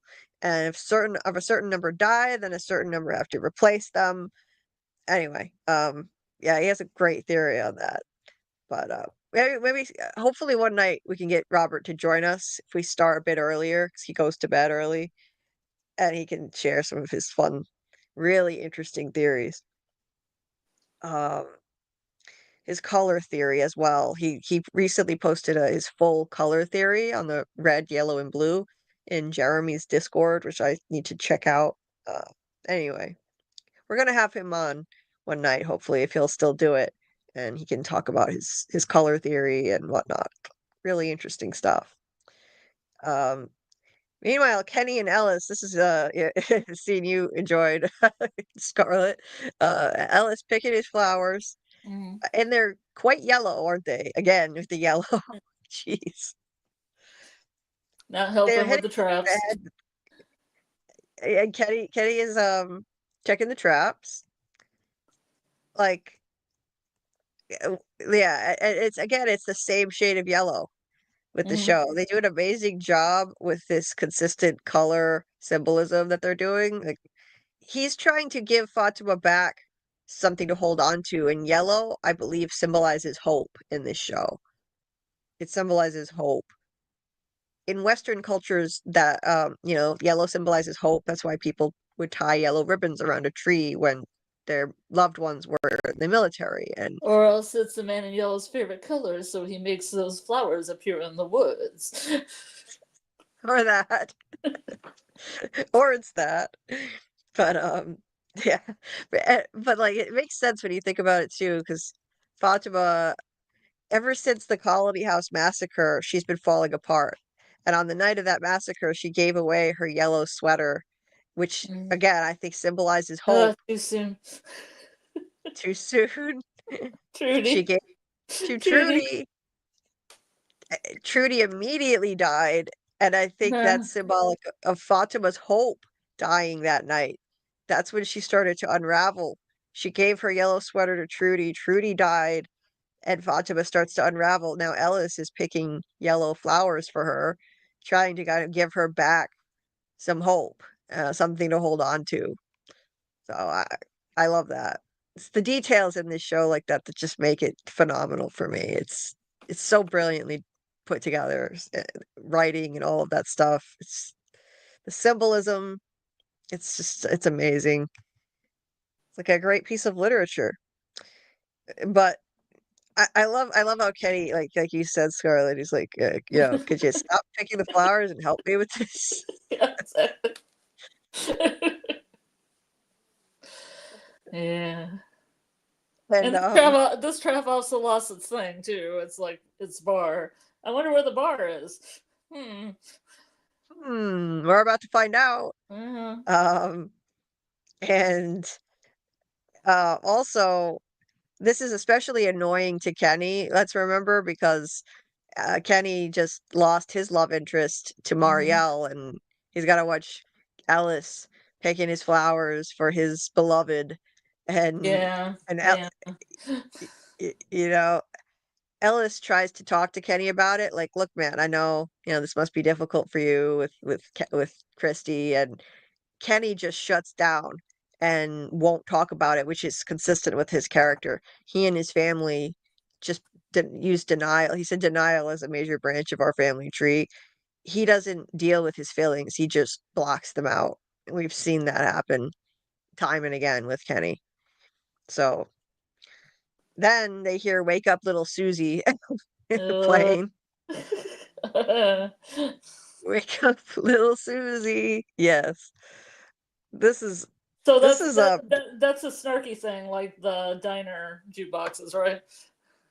Oh, yes, it is. Like Kelly's Yes, phone it isn't is. actually playing that. That's what the powers that be want it to play. Oh yeah. Well, they somehow rigged it so that it would play that for sure.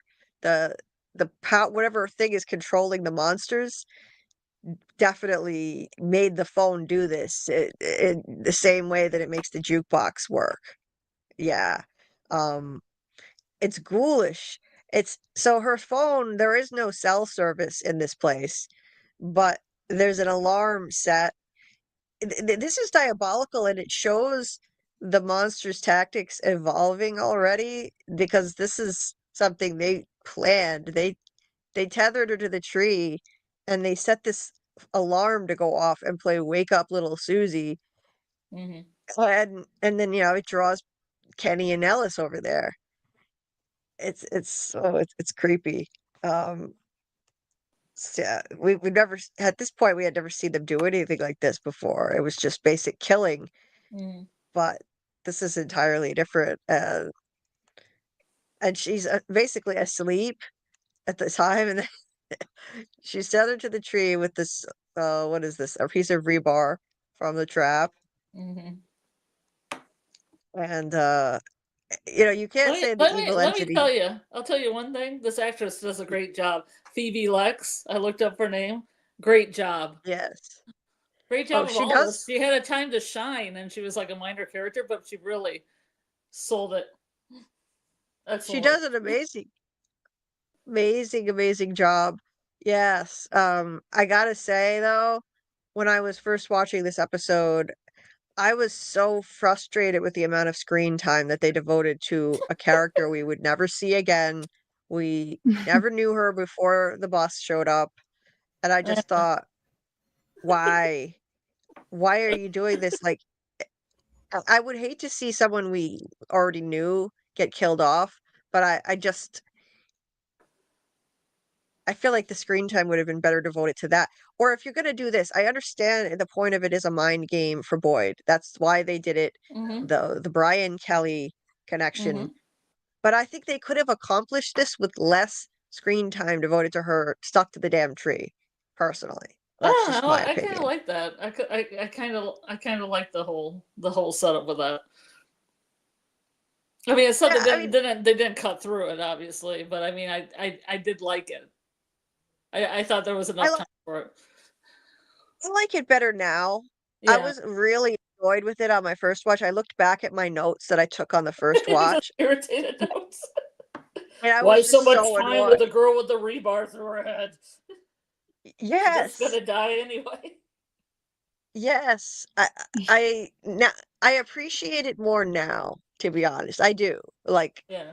but at the time, no, that I was like, this is Yeah. so annoying. This is a waste of screen time. It's basically what I wrote in my notes. I can't find it now. I was looking for my notes, but yeah, it annoyed me. Um, but now I like it better. It's one of those things where it's an acquired taste for me, and now I do appreciate the significance of it more than I did then. Uh, but anyway, so they see that the thing is stuck right in the tree, and there's this really hilarious moment where they think she's already dead, but she Yeah. opens her eyes and scares the shit out of them, and they both fall backwards. This is really funny. It's just a moment of dark comedy the Mhm. show is great at. And somehow she's still alive. It scared the shit out of me too the first time I Mhm. watched it. I was not expecting that. Were you? No, not really, but people do survive with pieces of rebarb going through parts of their body. I've read stories about it, so The thing of it is, though, that would require some real expertise, like a surgeon would have, to know where to insert it so that it wouldn't kill her. And the Mhm. monsters did that. That's the amazing thing about True. it. Is there a doctor Right, monster? Jay? Yeah. Oh, it's a nurse Yeah. one. Maybe the Hmm. nurse. Yeah, What the do you nurse. think, That's a good point. Jay? Yeah. It could be the nurse. I like that theory. Yeah. Jay, how did you feel about this storyline with her tethered to the tree? Um kind of how you kind of like you said, it was a little bit weird to begin with, but then it makes sense. Right, Yeah. right. Well, not so much makes Eventually, sense, but there is some sort of importance there. There's a yes, reason for it. yes. Yeah. Yeah, it's something that I appreciate more now. At the time, I was frustrated, but yeah, and she does an amazing job. Like Mhm. Scarlett said, amazing acting, like, Cheer for brilliant. Phoebe Lux. Phoebe Rex. Called you Phoebe Phoebe Lux. Lux. If you're listening. It's too bad that they didn't keep her for longer with that kind of acting ability. But Yeah, I was hoping they cut out the True. rebar and just use her as an antenna. Maybe take her on top of Colony House, see if they can get, a signal. right, right, yeah, maybe Both an joking antenna. and not joking. God. Just the Yeah, visual was enough to make it interesting. yeah. It would be dark, very dark, but Yeah, yeah, yes. they could have done that. Um, so um, Scott here says they only give that much time to someone that's going to be important. She could be someone we'll see more of in future episodes too. Yeah, Yeah. you never know Hmm. with this show, right? Um, let's see. Yes, with Alice. Here's that medal we talked about yet again. I was talking with Alice when we did the rewatch party in the Discord last night. We watched this episode and I was talking with Alice. We had a great discussion. And yeah, like there's a recurring theme of metal coming up um being used to kill people, the rebar here. the Mhm. scalpel Sarah uses on Toby, the Mhm. screwdriver that doesn't kill Elgin, but she, Mhm. you know, seriously harms him. Again, metal coming Mhm. up again and again. The razor that she used on Nathan. Yep. Did you already say that one? Yeah. That one. Yeah, I did. Yep. Oh, sorry. So no, it's good. It's cool. So yeah. Anyway, um, yeah, like Brandon said, some key characters have ghost advisors, and Kenny may have the same. I think if they don't bring Tin Chen back as a ghost, like that would be a really huge missed opportunity. I think it needs to happen for sure. Um, so hopefully, and uh, AA said I liked it. I thought it was a cool touch to let us know what happened to the other bus survivors. One has a rod in her head through a tree. Yeah, it was a unique thing. We never saw anything like this before on the show. Um, hey Jesse, J2G, Yeah, I and guess Jay, don't worry both about it. Alice and Tilly also have metal weapons inserted into them. Oh yeah, Tilly was another one with Alice and Mhm. I were talking about. With Alice Yeah, brought that up too. Yep, and Alice got the he shears. lived, but he got stabbed. Yeah. Um, yeah, so yeah, it's a recurring theme Hmm. with the using metal to harm or kill people on the show, like various metal objects. So anyway, so where I'm lost in my notes here. Oh, she says it doesn't hurt. That's weird, right? Why doesn't it hurt? Um, that's pretty strange. That it doesn't hurt at all. But I get well, actually, it's not that strange because I heard that there aren't any pain receptors in the Yeah. in the Hmm. brain, right? Yeah. So it's crazy, but if you insert it in the right spot, it won't kill you. And she didn't even feel pain there. Hmm. It's just taking it out that killed her. So uh, she she's like, "Where are we?" And Ellis says, "We're in the woods just outside town." And she said, "The woods? How? Oh God, we were in the bar. These people came in. Brian was screaming. They dragged us out. They made me watch. They said they wanted to play with me. Um, I now did have I? something to say about that, Julie. Maybe I wrote you that I actually did go look up my From DVD season 2, and that scene where Brian opens the door. The monsters aren't there. They're in this episode when it's the flashback when he opens the Right. door. Because people are saying They're it in was in this. the other episode, and it just goes from that to the bus, no matter what format I watch it on. Yeah, the monsters that come for Brian and Kelly, they appear only in this one in Hmm. flashbacks. Yep. Oh, I accidentally jumped ahead of my notes. What I was just saying comes later. Anyway, uh, yeah, I skipped ahead by accident. So this scene is Victor and finding his room trashed. Jade could have at least picked That's up trash. a, this giant mess. Look at this. Like Yeah. his his stuff is all over the floor. Like, you know, you rummaged through Victor's room without his permission. You could have at least like put it back together when you left. Yeah, jerk. His drawings are everywhere on the floor. His stuff is thrown everywhere. It's just trashed. Poor Victor. Um, and then he looks under his bed and he's clearly looking for what we find out later is his mom's violin. And he's panicking, like, oh no, the violin is missing. Clara pops up. Uh, The eye she starts patch. popping up, eye patch lady. With the eye More and more patch. she pops up, right? And she Mhm. says, I'm glad you're okay. Victor asks who was in his room, and she says, I think I saw Jade and the Matthews boy in here last night.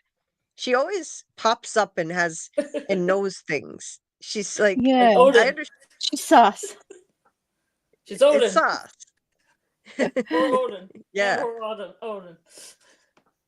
Yeah. I know Grant thinks she's sus too. If he were here, he would be saying that. Mm-hmm. Yeah. I say she's Odin. She's all seeing Odin.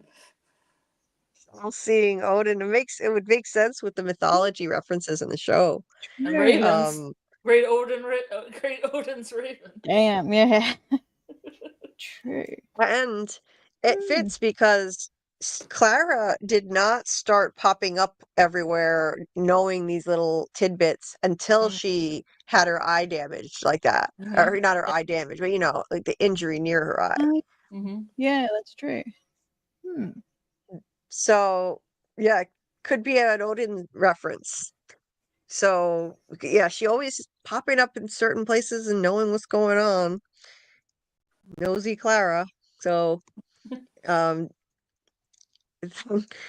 we get to Jade playing the beautiful violin music. Oh my God, it's just heavenly. David Alpay is an incredible violinist. I just absolutely love it. It's so beautiful. He really does play for real. This is him playing for real. Yeah. Gorgeous. Don't trust Victor, what was that? Yeah, Grant said don't trust that woman in the chat. He's in the chat. Yeah, see, I know Grant Grant thinks Clara is super sauce. And I agree, it's pretty sauce. I agree. Jossie, the radio tower came through the window and tried to kill Ethan during the storm. Yeah. It's one of But many it couldn't near kill death him. But he couldn't get killed by that. Yeah. He can't be killed. He can't be killed for some reason. And Sorry, refresh my memory. How did it try to kill him? Ethan was sitting on the couch and they got Ethan away from the window, and a split second after Ethan moved away from the couch during the storm, the radio tower crashed through the window and would have taken him out. Yeah. Oh, okay. Right. Yep. It seems like this place is trying to kill him in season 1. Yeah. Right? So in season 1, multiple near-death experiences. Sorry, Jay, were you gonna say something? Did I cut you off? No, you're right. You're right. In season 1, Ethan was impaled by the table leg in the RV during his arrival. That was a near-death experience. Then Sarah got the message, kill the boy. She tried to, slit his throat. Then we had the radio tower almost take him out. That was a close call. And in season 3, 2 different times the place seems to be trying to kill him. One night was when he saw Alma the goat walking by outside the window. His favorite goat. He runs outside. Well, he opens the door to Granny Monster, and then he runs outside. Yeah. Then she can't hear got this. Ghost. Sorry, what? You can't hear this. Oh, you're making goat noises and I can't hear. Oh, damn. I can't hear. My speakers on my laptop are defective, so I can't hear certain tones. I didn't even think there was going to be a goat mention, but I had it ready. I'll just imagine the funny goats. Yes. Yes. That was during the ambush with the livestock being let loose. I don't think that was an accident that his favorite goat happened to walk by the window, and that caused him to open the door to Granny Monster. So another attempt on his life. And then, of course, there's the Thomas voice that called in another episode and said, your mom's coming back on the ambulance. She's going to need your help. You have to be brave. He ran outside at night again. There is some force trying to kill him for some reason. I think we can all agree. He has all the answers because he knows the story. Uh-huh. Yeah. Yes. So either it's he has all the answers and that's why they're trying to kill him, because he could be key to people figuring this out and have a key role to play, or he could become the man in yellow and there's some force here that's Okay. trying to stop that from happening. It's possible. And Yeah, if that's true. true, and if that's true, then it's possible that you can't kill him because he already has a future as the man in yellow. In time travel bootstrap paradoxes, if they're using that model, you can't kill someone who already has a future. So, like, if you went back in time and tried to Yes, yep. unalive, like, if you went back in time and tried to unalive baby, you know who, you know, leader of Germany in the in World War II. Mm-hmm. I Yep. can't say his name. You wouldn't be able to do it in the bootstrap paradox model of time travel because he already has a future. So, if that's what they're Good doing point. with this show, then you wouldn't be able to unalive him if he already has a future. So that's a working theory that I've been, you know, Yeah, I like it. developing. Mm. Yeah, there Mhm. really wasn't anything in this episode that gave us more Ethan S. Man in Yellow info, unfortunately. No, Nothing I could find. Because Ethan didn't really have much time in here. no, he really didn't. And he didn't even appear in episode 2 at all of Mhm. this season. He wasn't even there. So, yes, AA. Sarah tried to unalive him too. So, but anyway, Victor The RV tried to hears, unalive him as well. yes, it did. It did. So Victor hears Jade playing his mother's violin, knocks at the door, and he's very upset, demanding it back, saying, "You don't go in my room." And Jade apologizes and says, he thought he was dead, so he shouldn't have done it. And he tries to, Victor takes off. Jade runs after him, tries to show him this book of symbols from Christopher, and said, like, remember, he's been trying to find Victor for a while, wanting to ask him questions. Jade is one of the only people, he's the only person at this point smart enough to try to hunt Victor down and ask him questions. He's been here the longest, and no one seems to try to use Victor as a resource other than Jade trying to get answers out of him here. So he's like, I've been seeing this everywhere. There's got to be a reason. This guy drew it, so he must have been seeing it too. Then he shows Victor the Polaroid with little Victor in it. And he says, maybe in some fucked up way, this could be the key to getting us out of here. After all this time, don't you want to go home? And he just looks at it. And then Victor's like, you shouldn't have touched this. It isn't yours. Stay away from me. And leaves. So, no, Victor doesn't really want to go home. Later in the season, No. he says, this is my home. Mhm. Mhm. It's the only home he knows. So, I really wish Victor and would talk more though. I know, But I right? get it's traumatic for him, so it's understandable. But it'd be nice to see him just open up a little bit more to him. hmm It would be nice, but shutting down is a trauma response, so I get why Exactly. he doesn't. Yeah, He blocks it out makes sense. his, Yeah, right? poor Victor. Poor Victor. I have Mhm. so much sympathy for him. He Same. blocks out all of this because it's too traumatic for him. Yeah. And shutting down and saying, I don't want to talk about that. It's classic trauma response. Yeah. Um, look at him giving Jade the hairy eyeball here too. It's like Hairy eyeball. he's if looks could kill, geez, look at that. Um, he looks like a little kid who's mad at somebody, like he does such a great job portraying a little kid in a man's body. He does a great Um, job. right? And I love Jade's response. Jade says, "Well, fuck you too." Wait. Yeah, That's but then he's like, nice. wait. And then he said, yeah, wait. He realizes immediately that he screwed up. He's a jackass. Yeah. Yeah.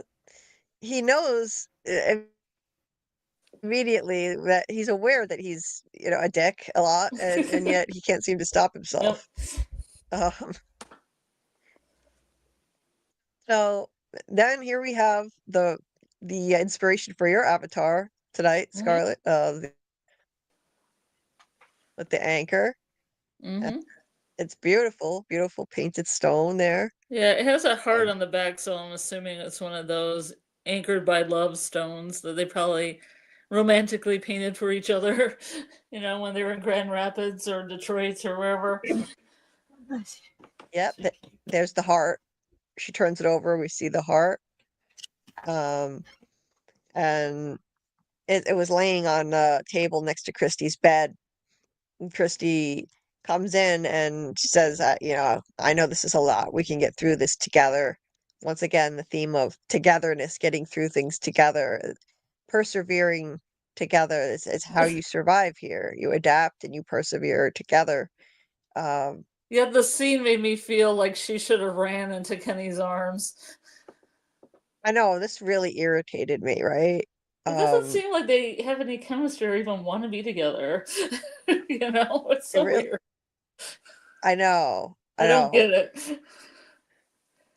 Even after, like, Marielle, at this Mm-hmm. point, she's had enough time to reflect, Mm-hmm. and she's seen, how people are being ripped apart. She came outside and, like everybody else, saw Tom's body ripped Mm-hmm. apart. You would think at least now she would back off of Christy and not blame her for any of this, for leaving her. But she said, maybe I should just stay with the other people people from the bus. She says, the rock I painted for you. She said, people died last night, and that's the rock I painted for you, sitting there like it was on your nightstand at home, and you're just acting like everything's. And then she says, I just need some time. Like, I don't understand her at all. Yeah, and Her, even when Kenny comes into the scene and it's like it's an emergency, she's still like, "Why aren't you gonna stay and talk to me?" I'm just like, Marielle, I come know, on. so self-centered. Yeah, Yeah. extremely self-centered. Um, Kenny runs in and says it's an emergency and Christy needs Yeah. to go. And look at the look she's giving her, Marielle. Come on. Yeah, she's very unlikable in this season. Extremely unlikable. She she gets better in season 3, but I couldn't stand her here. Uh, so yeah, so then we have Kelly again at the tree. This is where she says it doesn't hurt. That's weird. Why doesn't it Mhm. hurt? Why doesn't it hurt? Um, and she does a lot of really great acting with her eyes. She Mhm. has really striking eyes, Mhm. and it can't be easy to act scenes like this where you're just stuck to a tree and you Yeah. have to emote. You can't move much, so you have to communicate and emote a lot with your eyes, your face, your facial expressions. She does an amazing job. Um, and this is where she says, these people came in, Brian was screaming, they dragged us out, they made me watch. They said they wanted to play with me. Again, it's a game for the monsters. And they made her watch. The theme of torturing people. This isn't just about killing people for the evil entity. It's not just about that. There's this recurring theme of torturing the survivors of the people Mhm. who are dying, with those people dying around them, making them watch, making them Mhm. look at the ripped apart bodies that are always displayed. At the very least, they always have to see that. Mhm. And like, they dragged Tom's body out from under the house so people could Mhm. see it. Donna was forced to just watch while her sister was ripped apart, according to her Mhm. story. Yeah. And Boyd was made to Mhm. watch when Tian Shen was tortured to death. They tied Boyd up. So this was kind of foreshadowing what was going to happen with Boyd, right? Um, the monsters made Boyd watch while they tortured Tian Shen to death. So if this were just about killing everybody, I think the evil entity would just do it and be done with it and not leave so many survivors. But it's about feeding on the fear and suffering and grief of all the survivors. It's about terrorizing them. It's not just about killing people for the big bad here. Uh, and that's when this starts to become more clear, where she talks about that. Um, so we don't know what the hell they did to Brian or where they left his body, but she just says they made me watch. And we never find out what happened to him, where his body is or anything. Um, of course, the theme of games with saying they want to play with her. And then Christy shows up to examine her. Look at her eyes. Hmm. She can't even move her head at all or her body. She has to stay still the entire episode, but she does so much with her face and her eyes and the real tears in her eyes. It's amazing. Really great acting. Um, and then here is the flashback. These are the monsters that we did not see in episode 2 when Brian opened the door to them. So you got teen boy monster with the Letterman sweater and I guess like mod girl like 60s. Uh she looks like one of those 60s girls with that look with the hair and um she's one of my favorites actually. I really like her. I like her style. And this is creepy as hell. Um the point of view shot of the two of them coming into the bar, Brian and Kelly together and uh yeah. So they didn't show this the first time around, but we get a flashback. Now, they don't show what happened to Brian still, but I'm glad they at least gave us a flashback so we could see which monsters came in. Uh, I liked that. At least show us that much. I don't care about, I would rather not see people get tortured to death, and I wish they hadn't shown us that with Tian Shen, to be honest. Uh, Hmm. I, I don't think it was necessary. Um, so, yeah, Christy shows up and examines her, and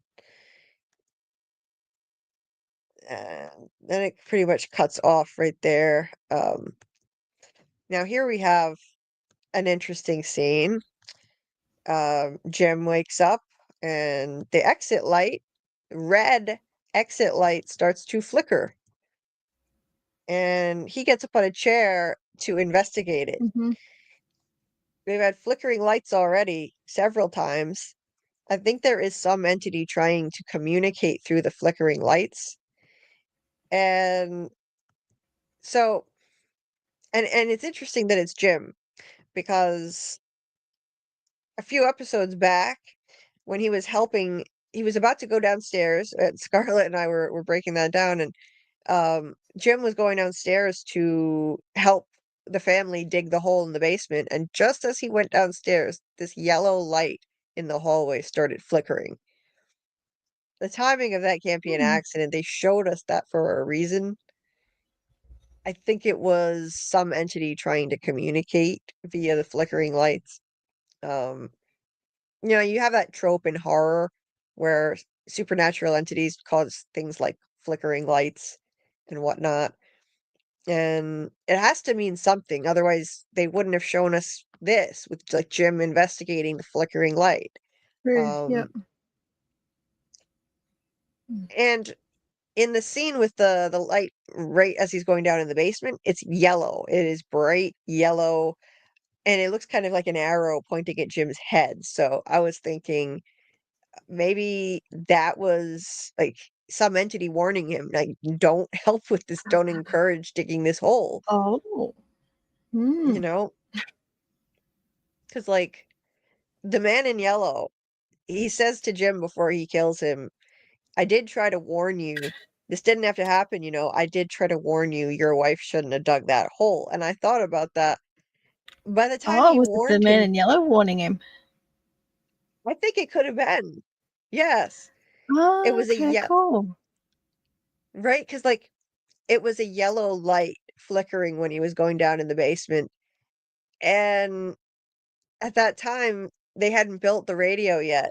So I think maybe the man in yellow couldn't communicate any other way yet until the radio was Good created point. and set up.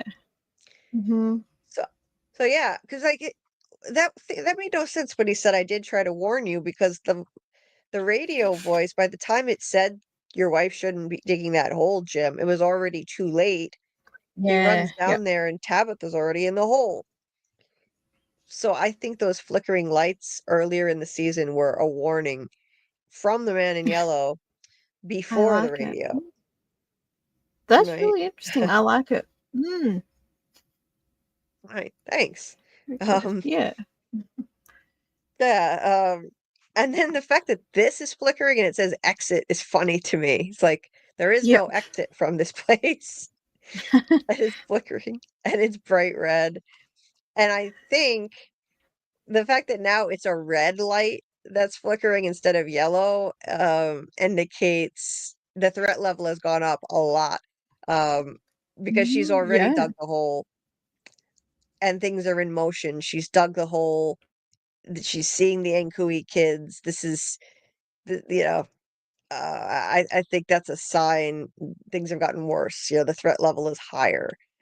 There's a red because there's a red light flickering here. And it's interesting how just as he's doing it, this is one reason why people thought Tilly is a mole, and some people still Yeah. do, Mm-hmm. because she shows up and interrupts him right when he's Well, doing that. she's the Like, Oh, is red that a herring, isn't busybody? she? I always thought she was just a busybody. right, A busybody. just a nosy old lady. Spilling the tea. Yeah, it was a red herring. Oh, spilling the tea. She's always Yeah. carrying tea. I get it now. Yeah, you're right. Yeah. I And she's think, sort of yeah, go sorry, ahead. go on. No, go I ahead. think she's sort of the reason that Jim stopped looking for answers. He just gave up. I don't know why. Mm, It's just after speaking to Tilly, he's just then became season 3 Jim. yeah, he really did stop investigating It's things. something to do, yeah, something to do just here, yeah. Mhm. I personally think that she is a nosy old lady just trying to be helpful, but I think the certain people are brought to town for specific purposes to be manipulated Yes. and to, Yep. in some cases to cause harm. And I think in her case, Oh, she is yet another person like Sarah and Elgin, but not as so not as bad. But like I so think she she's was the plant. Yes, I go on. like a plant who was brought there because she's nosy and eager to help. She's also not afraid of dying because she's already dying of cancer. So Yeah. she's the perfect person to bring to Yeah. town and to get in So people's business, right? yep. So she was there, brought to town to stop Jim from wandering, and then he becomes season 3 Jim, and then he starts ignoring his children, and then that leads into Ethan then going outside. And I know it's a stretch, but No, I think so. I maybe, think maybe.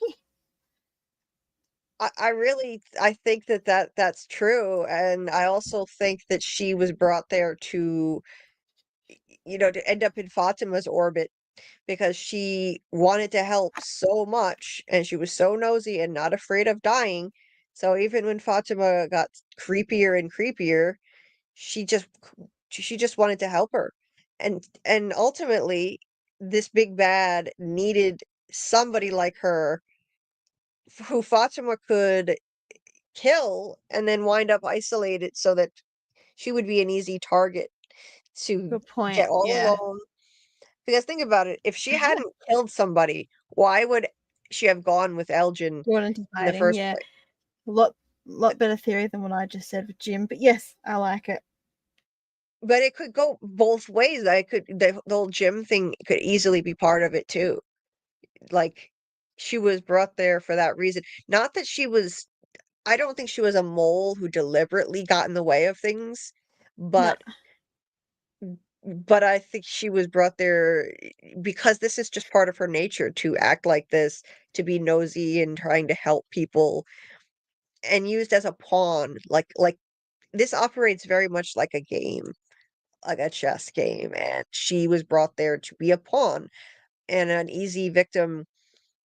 There had to be somebody who wouldn't be afraid of dying, who would want to help Fatima, and this would get her isolated because Fatima, that thing inside her, it causes her to, you know, it was craving blood so much that it forced her to kill Tilly. She didn't have any Mhm. control over that at all. Yeah. And yeah, so I don't think it was deliberate on Tilly's part. I don't think she was a No. mole, but I think she was brought there for that Definitely, she reason. was definitely played. Yeah. Yeah. Anyway, that's getting way beyond this episode, but Mhm. looking back in this rewatch, I really think as we're doing this, it gives us so much more insight into later events. So I can't help but bring them up. Just it's really like this is one of those shows where every time you watch it, you pick up new insight. Um, Yeah. that's when we started doing this immediately after season 3 ended. Um, anyway, but he then he really shouldn't be out of bed, so he's kind of falling down, and Tilly, it's interesting too when Tilly comes in. See, this is I think they kind of wanted people to be paranoid and think that she's a mole. I'm not saying like if you still think she's a mole, anybody out there, your theory is completely valid, but she comes in and says, "Oh, am I interrupting something?" Yeah, you literally are. You're interrupting Yeah. him investigating the odd flickering light. So yeah, Yeah. it makes her seem sus, and I think that was sus, like to make us think that she's Yeah. The red deliberately herring. trying to Yeah. interrupt him. Yeah. Exactly. She says she was looking for the doctor, and and once again she's spilling the tea, like Scarlet was saying. Um, she says, the guy under the house with Jim sat across the aisle from her on the bus, and then she says she'll let him get back to whatever it was he was doing. Um, but Jim, like, he just forgets all about the light, and he asks her where she was headed. She says the racetrack. She was going to bet on the ponies. She does Mhm. this a lot. She was going to the racetrack. And then she's just kind of talking about, the town gossip. Can you imagine showing up in a place like this only to find out your fiance is here? And she says, Christy and Marielle, they're engaged. So it's just funny to me. I will admit I was suspicious of her being a literal mole because of all this, because when she gets there, she immediately just becomes the town gossip and is not bothered Yeah. by any of the wild, crazy events that are happening. She's Yeah. so comfortable there. But I think it's just because she was dying anyway, and she was just Yeah. accepting of whatever Probably. came her way, you know. Um, Jim asks what's in Tilly's bag, her fanny pack, her her infamous fanny pack. And she just says, "You ask a lot of questions." So she doesn't. Another thing, they're trying to make us think she's sus because she won't tell him Yeah. what's in her fanny pack. She just says, you ask a lot of questions. Fanny pack granny. That's how it began. Everybody's suspicious of her. So, and then we're up to this scene with Elgin and Fatima. She says that she's his proxy. So she was Julie's proxy in season 1, and now she's Elgin's rather proxy. So that means, she's there to help him settle in and adjust to this new place of horrors. And Elgin asks how long she's been there. Fatima says this is she just had her 1-year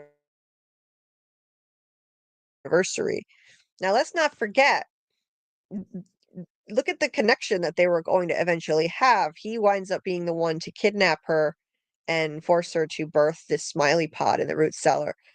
And again, this is like a game of chess. I think Elgin was brought there for that specific purpose.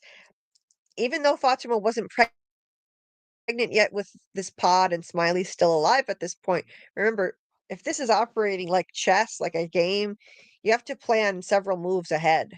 That's how you play the game. The entities involved, I think, already knew the future and they were putting their chess pieces in order. Uh, they knew Elgin needed to be in place. If everything went according to plan and Boyd got the worms, passed them to a monster, Elgin, his role was going to be to make sure Fatima births this thing in the right location, and he's another chess piece. That's what I think. Yeah. Yeah. That's why he was brought there. He also asks if there's water nearby, like a lake or a pond. So she shows him the Brundles. Yep. She says he wants to know why they call it that. She says it was just called that when I got here. Jay, were you going to say something? Did I cut you off? No. I was just agreeing with you. You're good. So this part here, he says, she says, how did you know about this? And Elgin says, I saw it. So he saw it in his dream. He saw the Brundles. And Fatima says, were you on the bus, the one on the bus who had the dream? Now this is a really important part of the show that Robert was talking about this earlier. This little monologue she has. So first of all, it's significant that Elgin says he saw this in his dream, the Brundle. So maybe something terrible is going to happen here. I mean, he panicked after he had the dream. He saw something horrible that I think he still hasn't remembered yet, but he's got this weird feeling about water, and I think it amounts to more than the Brundles. I think maybe he had a premonition that there's going to be a flood eventually, and he just doesn't remember yet. Because I think the show is going to end with a flood, personally. Yeah, me too. You think so too? Yeah, the water is going to be important somehow, and so is Boyd's boat. Definitely. Oh, Scarlet, sorry. Oh, sorry, Scarlet. I didn't know you dropped off and I couldn't hear the notification that you were back. How long have you been gone? Oh, she dropped off. She's having internet issues tonight, so Wi-Fi. She said she'd be off and on. No, good. Yeah, I was wondering why sorry, she's so Scott. I quiet. didn't even see the private chat. Yeah, let me see what backstage. Oh, geez, yeah, that was 102. Oh, she's back again. Sorry, Scarlett. I'm on that laptop that has no tone for the Yeah, I notification. I know. can't hear it. Yeah, I put a message Anyway. in the inner chat, so I was hoping somebody would see it. Yep, sorry. I didn't see it. Sorry, I was in the image tab, so I couldn't see this, but the private chat. But anyway, any thoughts that you wanted to share on any of the stuff we were just talking about, Scarlett? I don't know. A lot of water references in this one. Oh yeah. The anchor. How do you think the Brundles got its name? That's a question. The Brundles. Yeah, I don't know. It's such an odd name, the Brundles. And it's interesting that he asks that. She says, I don't know. It was just called that when I got there. Does anybody in the chat maybe have an idea? That's always something that a question I've always had. Maybe it's some reference or something that I don't understand. Yeah, could be. Yeah, so if anybody in the chat has any thoughts, so let us know. And I had forgotten that he said specifically, I saw it. I thought maybe he was mistaken and that, I thought that for the way I remembered it, I thought he saw a different body of water, but this is the only one that she knows of, and she showed it to him. But he specifically says, I saw it. So he did see this in his dream, which is interesting. Maybe something terrible happens here. The flood starts here. Who knows if we're getting a flood, but I think we're definitely getting a flood. Mm-hmm. Probably the end of the series. That's how I see it coming. Boyd in his Right? boat sailing into the sunset. Wait, in his boat. He's gonna get his boat. Yeah. Maybe that song Mhm. playing as it goes. Maybe with this, if I had a boat, that'll be the ending. Oh, and he's on a pony. I forgot about that. That detail. Oh yeah, pony on a boat. That's gonna be the ending.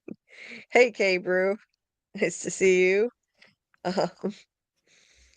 Um, please hit the like if you haven't already. Yes, please. Thank you, Scott, for mentioning that, and hit the bell for notifications if you're not already subscribed and haven't hit the bell.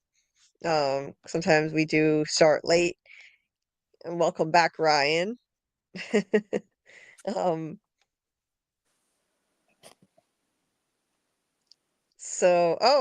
Jay, you put this in the chat just now.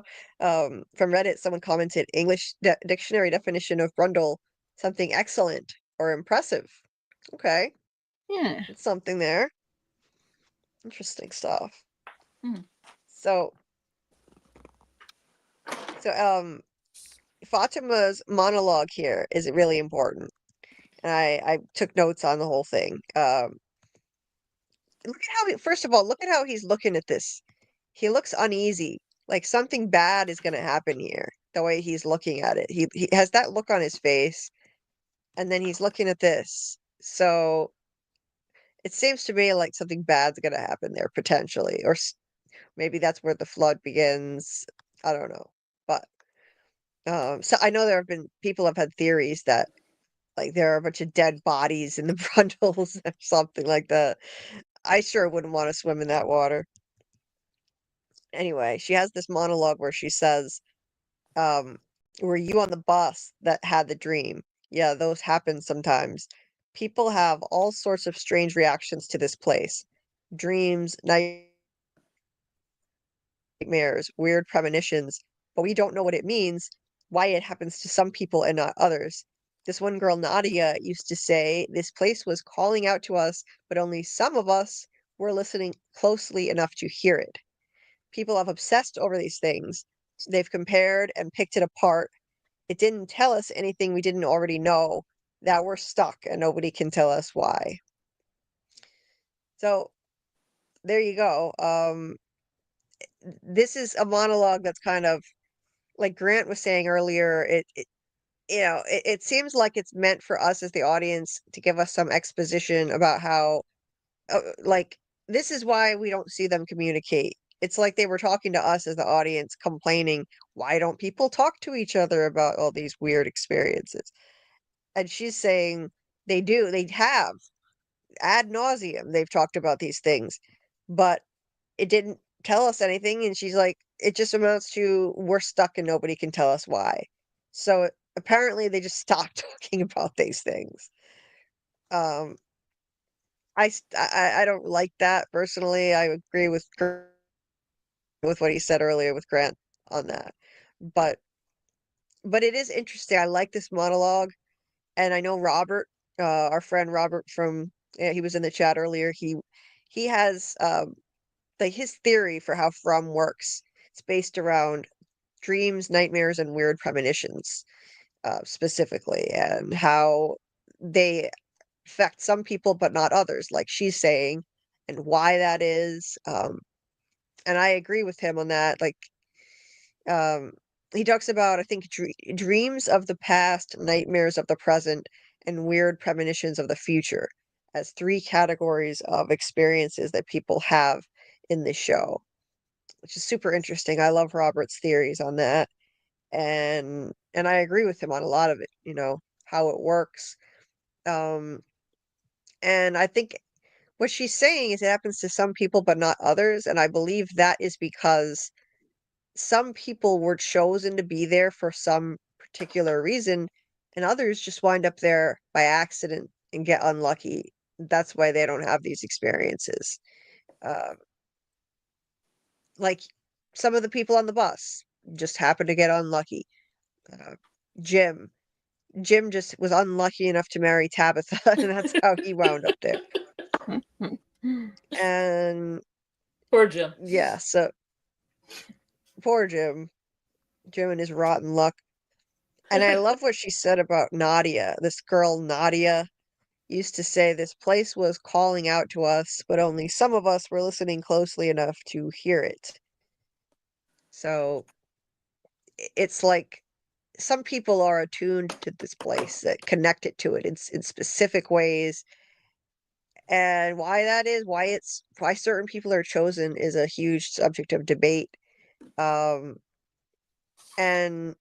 recently, Doug Hughes found a post on Facebook I mentioned before, a really interesting theory, and I wish we could find out. We've been trying to find out who said it, but haven't had any luck so far. But their theory was that basically, the people who seem like they're chosen to be there, it's because they're reincarnated from original townsfolk who did not participate in the sacrifice, but they're cursed to be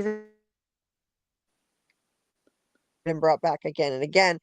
The ones who participated in the sacrifice became monsters, and the ones who didn't, they're all reincarnated and brought back again and again.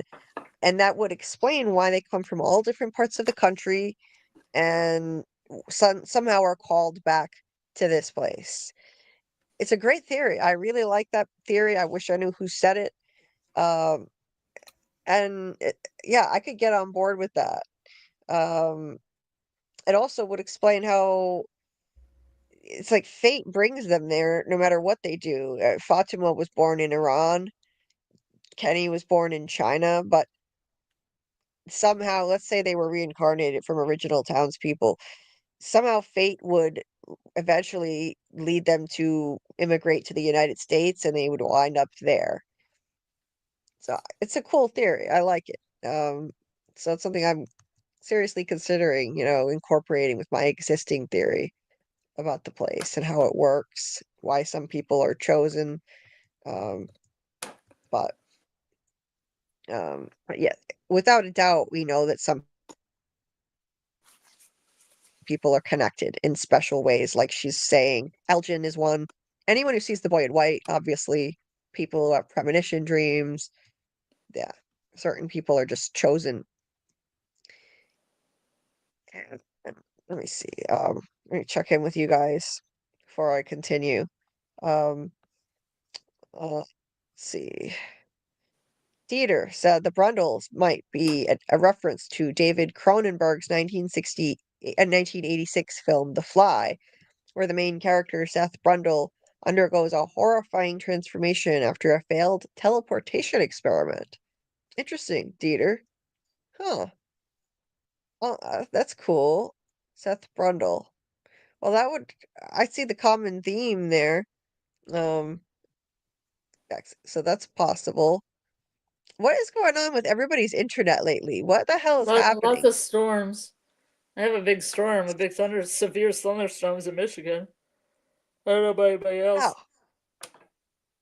Everyone seems to be having internet problems lately, and we're all spread out over different places, so it's just weird. Like like Lori, Real Cinema Therapy, she couldn't join us Monday for our Severance Live because her internet was out.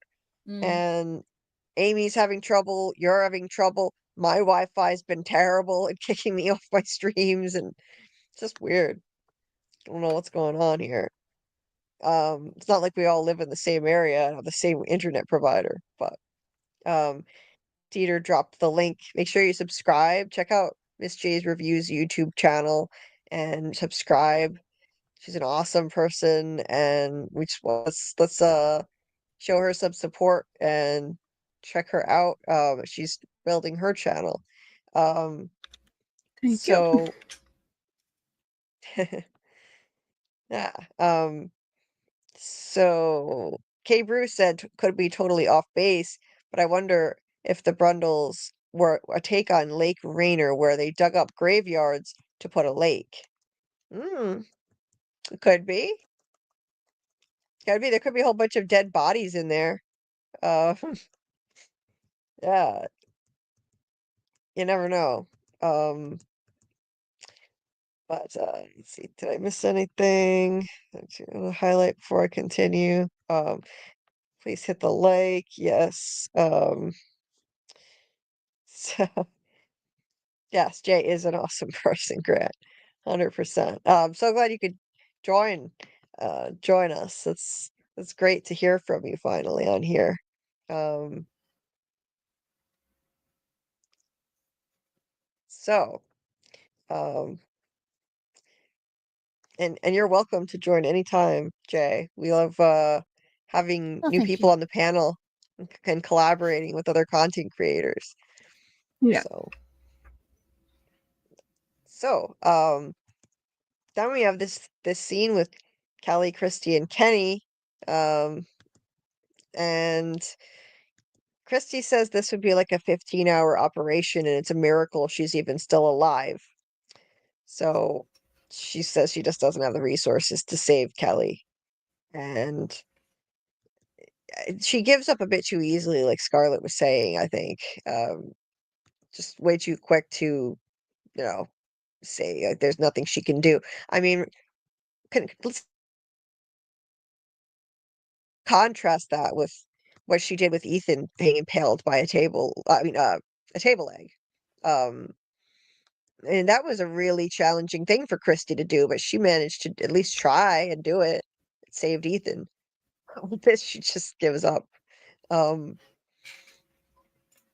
Kenny asks if she's got anything in her bag, like, in other words, like drugs that they could give her. And Christy says nothing that's strong enough, and we have to pull out the rod. Kenny is like, will it be peaceful? No. Kind of a dumb question. No, it's not going to be peaceful. Mm-hmm. You know what this shot reminds me of? Um, Steve Martin used to have this silly bit. It was, it's an iconic thing where he'd have this like this fake arrow going through his head.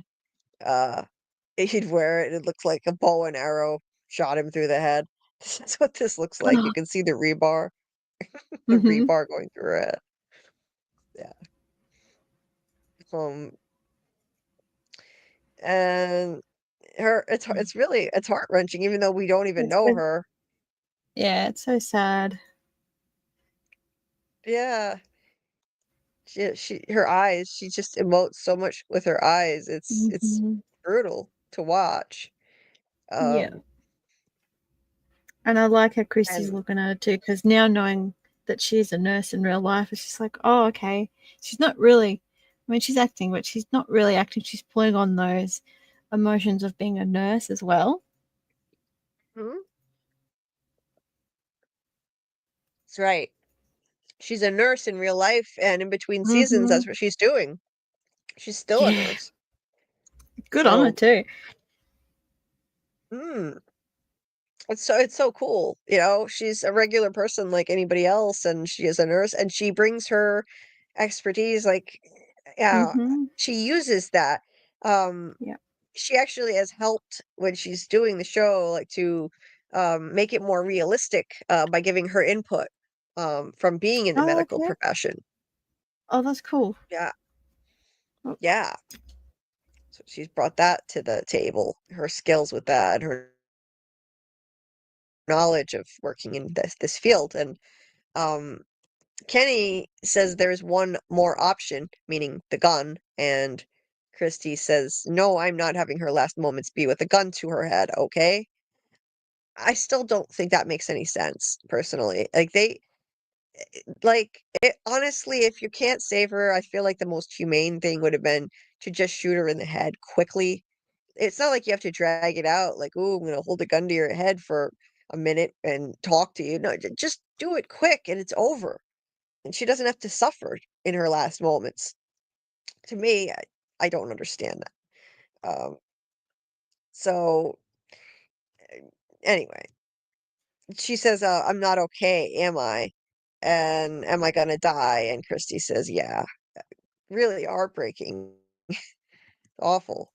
Um, Yeah. and Christy shows a lot of compassion, like you were saying, the way she's looking at her. Um, let's see. She's still somehow working with a bear trap injury. Well, in season 3, she's got the bear trap, and she's not doing a whole lot in there. Um, season 3, she's really sidelined. Yeah. Oh, oh, hey, KP. I'm here now. We may now begin. Well, we've been at it for a while. He's a riot. We love KP. Um,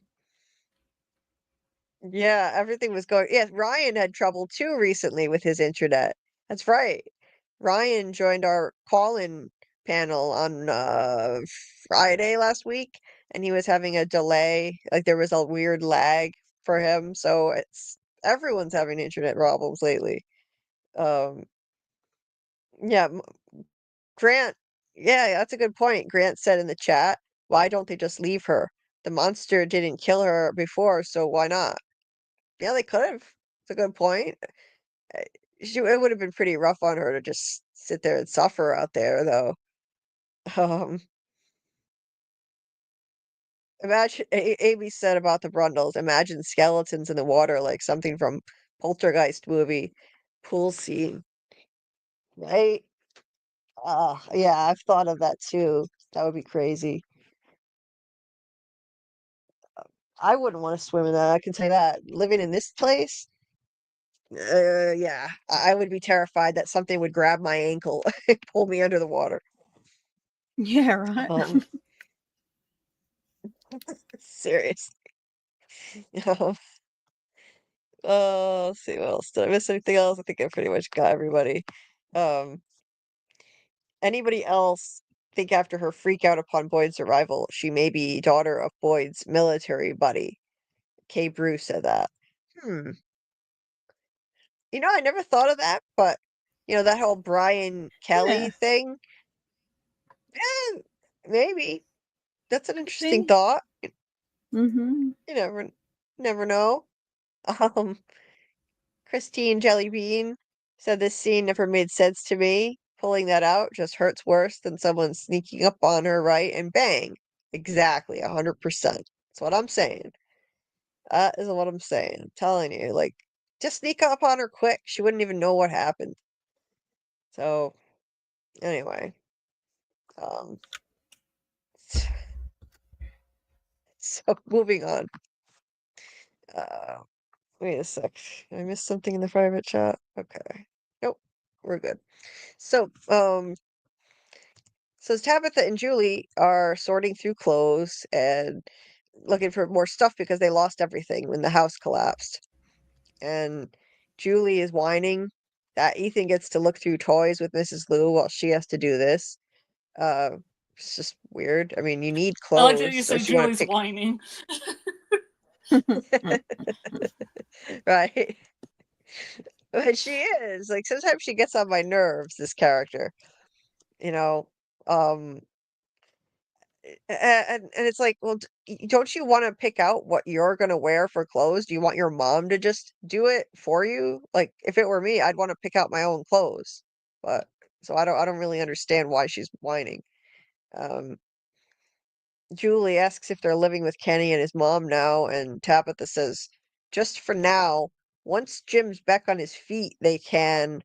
And then she stops mid-sentence, and it's like, what exactly was she gonna say? Look for a new house? There isn't exactly any open real estate in Fromville. That's Where what else are you bothers me gonna the live? most about the show, all the sentences with the dot dot dots. Right? She stops Why? mid-sentence. And in this case, she stops because she sees this. Oh yeah, that's right, her daughter. I forgot. Uh, Her first sighting of her. Yes. Um, she sees them twice in this episode. Here they are. They're barefoot, dirty, filthy, hair falling out, holding hands. I'm thinking this is her son and her daughter. I think they're both her kids. So why are they holding hands and appearing together twice in the same episode in front of her? Julie looks and sees nothing. So it's only Tabitha who can see it. Because Tabitha's like, weirded out. Julie's like looking around, like they don't see anything. I mean, she doesn't see anything. And Tabitha's like, oh, nothing, it's fine. And, she doesn't say what she actually saw initially. So, yeah. Let me know what you guys think in the chat. If is that her son too? The original Tabitha? Because I definitely think this is her daughter. We'll see them again later. But yeah, it would make sense to me. Then we have a scene with Boyd at Abby's grave. Um, he visits it again as he's done before, and he tells her Ellis and Fatima are getting married. He says, maybe you already knew that, or maybe none of this is real. Maybe you and Ellis are sitting by a hospital bed waiting for me to open my eyes up. Just open my eyes up. How can a man who's chained to a wall in a place that's not there know your name? How can that be real? Now, this right here was the whole point. It was a mind fuck for Boyd. That whole Martin thing in the dungeon, this big bad entity there wanted him to question reality and mess with his head, mess with his sanity, to compromise him as a leader. The town relies on him, and he doesn't have his head on straight now. He's wondering if all of this is just fake, and he's in a coma somewhere. So this compromises him for the whole season now. He's struggling with that. And he keeps this to himself, of course. Doesn't tell anybody. Yeah, he doesn't want them to think he's crazy, and everyone needs to be able to trust him. Without him, I mean, the town basically falls apart. Look what happened when he was away in the woods. It was a mess. Donna shot out the tires on the bus, and they need him. He's the rock for this town. Like, they all rely on him. He's Mr. Fish and Loaves. So the big bad is targeting him. If you slowly try to break him, then you slowly break the town by extension. That's why he's targeted more than anybody else, I think. And everyone else, the place is trying to break everybody, but Boyd most of all. And this was an effort to do that. That whole mind fuck with Martin saying, what if Abby was right? What if it's all just a dream? That's what made him question all this, whether this is real. That's part of it. The whole experience was a mind fuck anyway, but then when he said that, that really got in his head. He also saw that vision of Ellis in the well. So Ellis holding up the boat key saying, hey, Dad, it's getting dark. Mom wants to take the boat out. This is the kind of thing he'd be doing if he hadn't gotten stuck there. That's a perfect way to make him think maybe he's in a coma, and Ellis and Abby are sitting by his bed waiting for him to wake up. It's really a genius effort on behalf of the big bad. And I personally think Martin wasn't even really alive, that he was a vision who was put there, a vision of somebody who died there at one point, but put there to mess with his head, and give him the worms. Hey, Julie. Yes. Ryan has a good idea for a drinking game. Every time Boyd Oh, doesn't yeah? finish a sentence, take a drink. But I feel like anytime anybody goes ... you take a drink, and you'd be pretty much drunk by the end of the episode. Yeah, you would be drunk. 100% you'd be That's drunk. another thing with people sharing stuff. They got to finish their sentences. Right? Just Yes. Finish your damn sentence, for God's sake. Yes. But yeah, so so I don't think, anyway, I don't think Martin was really there. If this evil entity can manifest as Abby, which clearly it did. That wasn't really Abby, and I don't think he imagined Abby. That was a projection of the big bad, trying to get him to give up, and just lay down and die, let everybody die. Don't smash the music box, Abby and the spider webs, all of that stuff. I think that was the big bad, and if it can manifest as someone who died there in the form of Abby, it can do that with Martin. So yeah, again, mind fuck for Boyd. Martin had a Marine tattoo. Well, that's a coincidence. That's a way to keep Boyd there and make sure he stays long enough to get the worms. And yeah, um, I think Martin was probably somebody who died there and happened to be a Marine. So Big Bad used his image to do this to him. But anyway, Scott says it certainly resembles a dream. So many loose ends and dead ends too. Absolutely. Um, oh my God, Amy. Some guy that looked like Martin was knocking on my bedroom window doing drugs. Jesus. Well, that's scary. What the hell? Yikes. Um, Christine, Christine Jellybean. The previous scene when Boyd walked up, Kelly started screaming in pain. Oh, yes. And I believe that was because of the worms in his body. The evil entity. She sensed it. She definitely sensed it, I think. That's why she started screaming like that. She was fine. She wasn't in pain at all until until that point. Well, yeah, we haven't even gotten to that scene yet. That's coming up.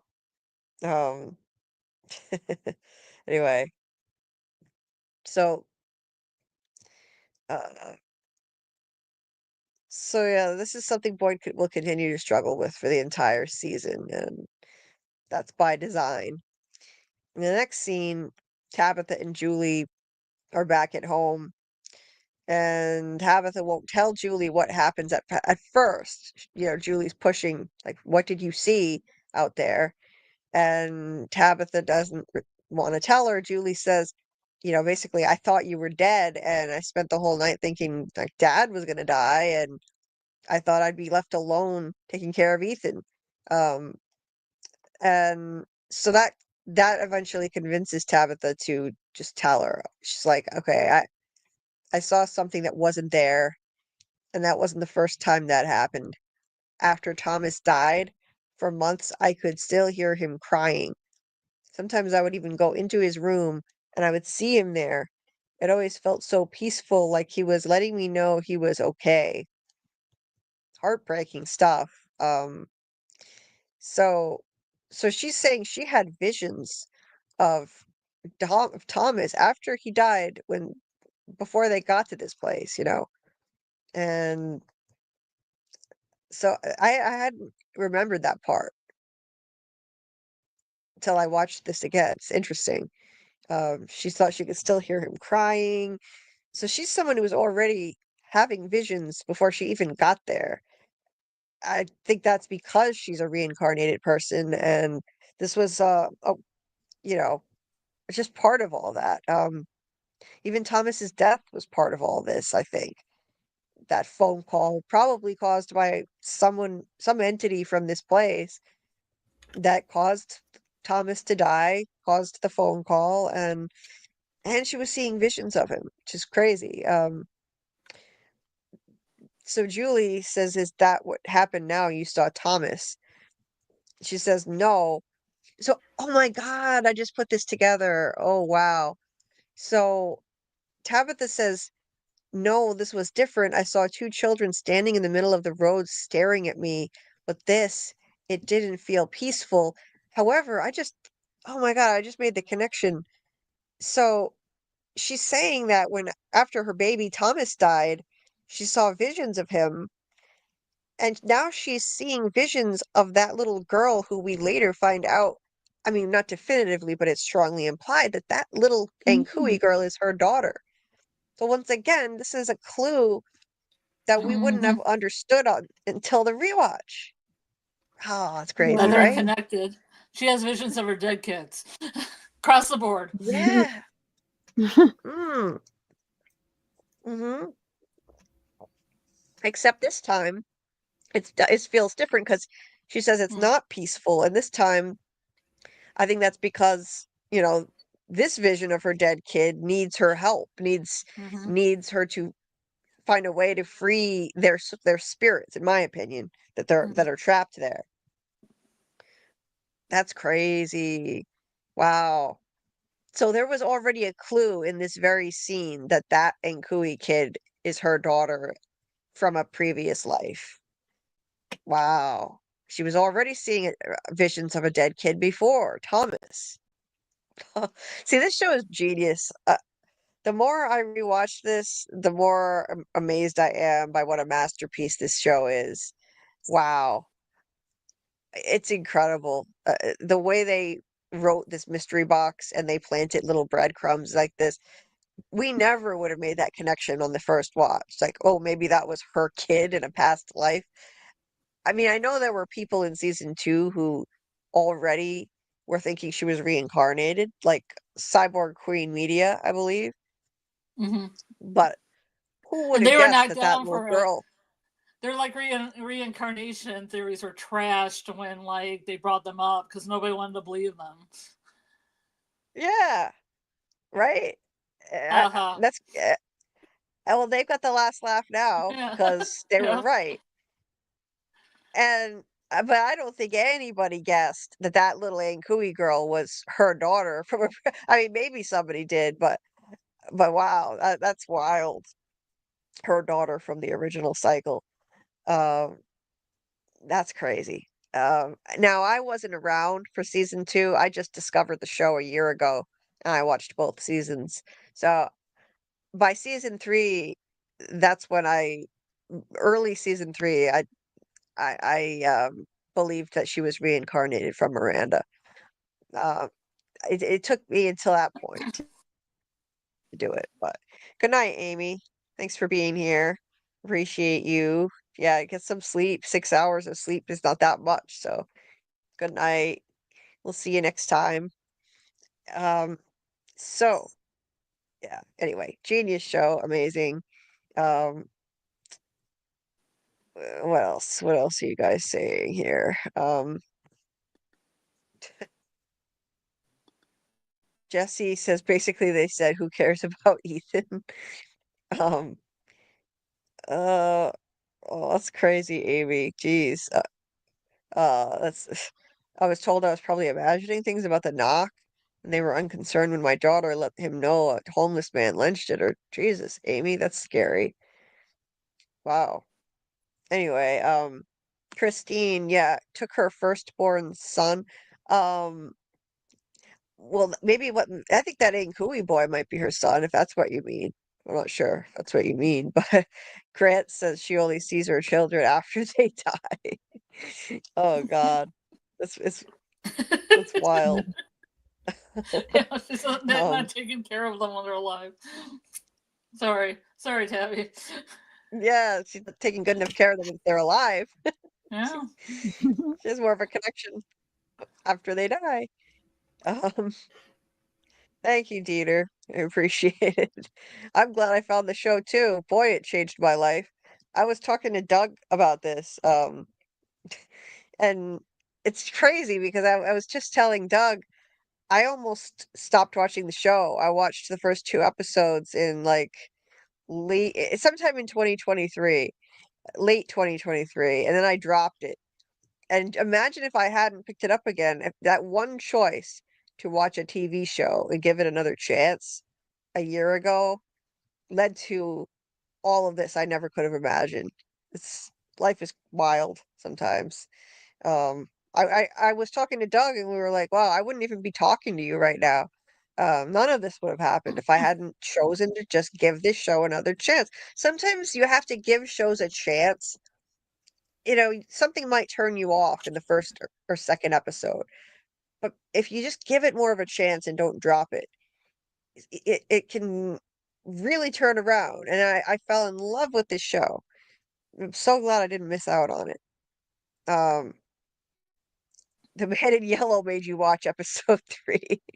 Yeah, maybe it's the Man in Yellow that compelled me to get back to it, Grant. Um, Jesse, how did Thomas fall off the table? I think that Robert Saunders' theory is correct that some entity from this place, from Fromville, made that call that caused Tabitha and Jim to get distracted and Thomas fell off the table. As for what entity that is, I'm not married to a theory on that exactly yet, but I tend to think the man in yellow did it. But it could have been a different entity. Either way, I think Thomas was destined to unfortunately die that way, tragically. Um, Christine says Thomas was her firstborn in this life, and the yellow demon man knocked him off the table. The yellow demon man. I think Thomas was actually her third child. She already had two, but yes, I agree with you that I think the man in yellow was the cause of it. Yes, indeed.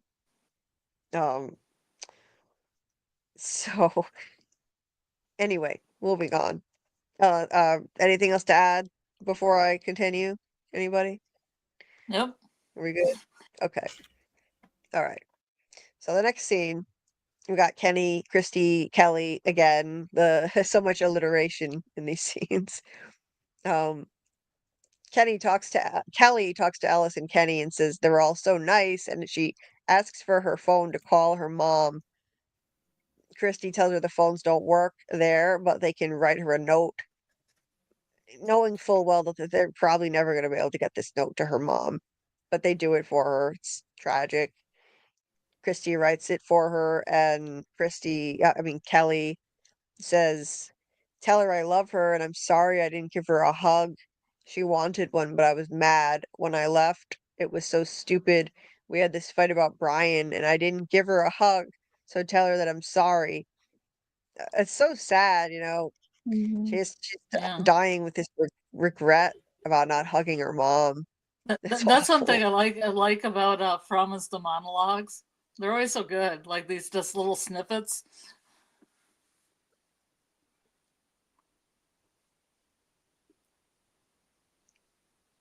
Scarlet, you cut out. You still there? Can you hear me? Now I hear you. Like one thing I like Go about on. From, can you hear me? Yes. Is the monologues. Mm-hmm. Mm-hmm. Like she has a really good monologue here, and she's a minor character, but other people have monologues and they're always good. They're always these little snippets of you know, everyday life. Yes. I Mhm. like that, giving them insight into their lives before they came there and the Mm-hmm. trauma and the regret and all that stuff. Mm-hmm. Any kind of it's always some kind of trauma or regret that they talk about. Usually, a Mm-hmm. lot of them have that in common. So, yeah, really sad and it's interesting that she was saying that they had a fight about Brian. Um, I feel like it's so crazy, but maybe somehow her relationship with Brian was even orchestrated because it was all meant to be a mind fuck to Boyd. She was with Mhm. Brian, and apparently her mom didn't like Brian, but maybe she was compelled to stay with Brian and wind up there. Just to be a mind fuck for Boyd. It's crazy to Mhm. think Could about. Like, be. how was all this orchestrated? But I think it was. Mhm. Um, yeah. Because like it was interesting how they put that little tidbit in there for a reason that she was fighting with her mom about Brian. She wanted to be with him. Maybe there was some influence compelling her to do that and go off with Brian, and then boom, they wind up here. Uh, Another mess with Jim. Boyd's head, huh? Kelly's another Jim. Yeah. She just got with the wrong person. True. Yeah. Poor Brian. Yeah. You just love somebody, then you end up with a piece of rebar through your head. You're like, how did I Yep. get here? Right. It sucks. Um, My mom was what? right. Who was right? My mom was right. That's what Kelly says. Damn, my mom Her was mom- right. I should have broke up with Brian. Yeah. Yeah, her mom was right, you know? Like if she had just listened to her mom, she wouldn't have wound up stuck. She wouldn't have wound up here, tethered to a tree. Yeah. It's pretty wild, you know. Puncher Ledger thinks Man in Yellow is a good guy and Boy in White is evil as fuck. Well, it's an interesting take there. I mean, he did You want to rip call out in? Jim's throat. Yeah. Want to call in and Muncher explain Ledger. yourself? Yeah, Muncher Ledger. That makes no sense for you because you're a Jim lover. How can Man in Yellow be a good guy? He ripped out your lovely Jim's throat, who you love so much, right? I mean, how can he be good? He took out Jim. I think that it's the opposite. I think Boy in White is trying to break the cycle and help save the children, and the Man in Yellow is trying to keep the cycle going and feeding on everyone's pain, or at least serving a higher entity that's doing that. That's my opinion. And my theory on that is in the description of this video. If anybody hasn't checked it out, it's part 2 of my theory of the Boy in White versus the Man in Yellow. This particular one focuses on the Boy in White, so if you haven't looked at it, that link's in the description of the video, and it's a theory that I have, that the two entities are working against each other, and both of them are bringing people to town to manipulate people or to help, either or. And in this case, well, I think the Man in Yellow brought Brian and Kelly to town to screw with Boyd's head. Anyway. Mr. Grant Gregory says, I hope Doug doesn't have to film a scene where he does something to the baby. God. Not our beloved Doug. No, I don't want to see Doug. It's gonna be hard to watch Doug as a villain now and root for him to get, you know, obliterated or something, you know? We want to see Doug a lot. I'll just imagine Man in Yellow saying dirty limericks and playing the harmonica. Right. We're never going to look at him the same way again. Imagine it's going to be surreal watching him on the show, right? Mhm. After getting to know him like this. It's I've never gotten to know someone from a TV show before, or like, you know, like we're going to be watching him on the show now. And how surreal is that? He spent so many hours talking to us so kindly, giving us his time and entertaining us with harmonica solos and Shakespearean monologues and dirty limericks and so many other things, funny stories. Now we're going to see him on TV on my favorite show, and I know it's a lot of people's, you know, in their top few favorites. Um, it's just so crazy. It's going to be hard to root against him. No, we might be rooting for the evil side.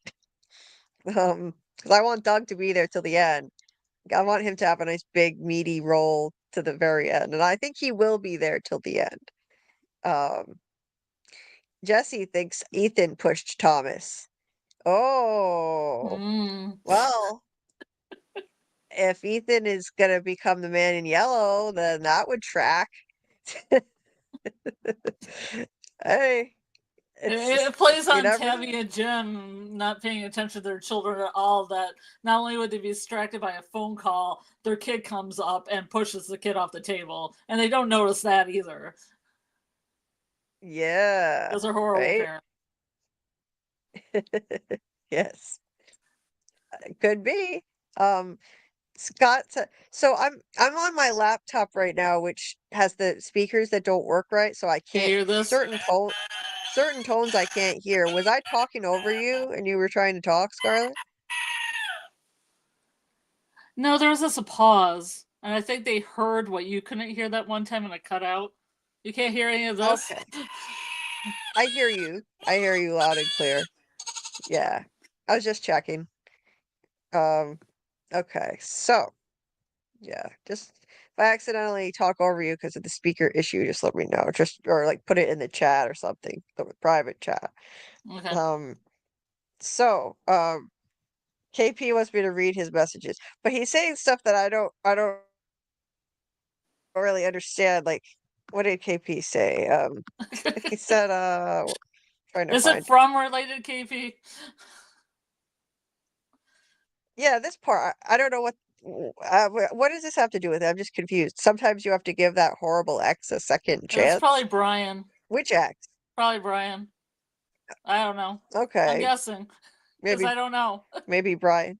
He put that in the chat three times. So explain, Maybe KP, what it's you because mean. I'm from. curious because Maybe he applied that to from for some reason. oh. Could he be talking about how I dropped the show and then gave it Mhm. a second chance? Okay, that I understand. Sorry, KP. I didn't Yeah. highlight it because I didn't know what you meant. I'm hoping So sometime, maybe years from now, you'll give Yellow Jackets a second chance. Maybe when season 4 comes around. I think eventually I will. I'm gonna break down and do it because I'm already regretting not watching it because everyone is so into it and I feel like I'm missing out on the fun. So I'm like Yeah, on the shit's getting outside of a real. fun Shit's getting real, Julie.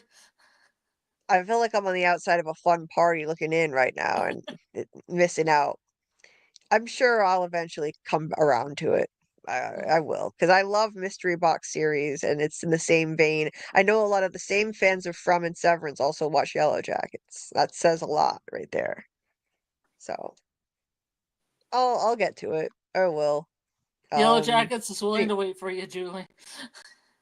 The The wilderness waits for you till you're ready. wilderness. Yeah. Um, It's always let's waiting. see. Um, oh, okay, yes. That's what KP meant. Yeah. I gave the show a second chance. Look, my toxic ex, I can't give him a second chance because believe me, he wouldn't be interested, and he became all heartless, very much like a narcissistic sociopath the way he treated me. But trust me, he's not interested, and I'm better off anyway. Yeah, I was gonna say, not worth Anyway, your time, Julie. Not worth your time. no, it is not. Trust me on this.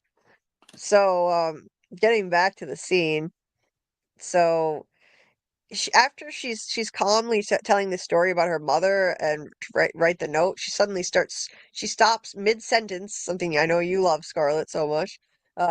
She's like, Take a drink, I, everyone. Get your shots ready. take a drink. Someone is stopping mid sentence again.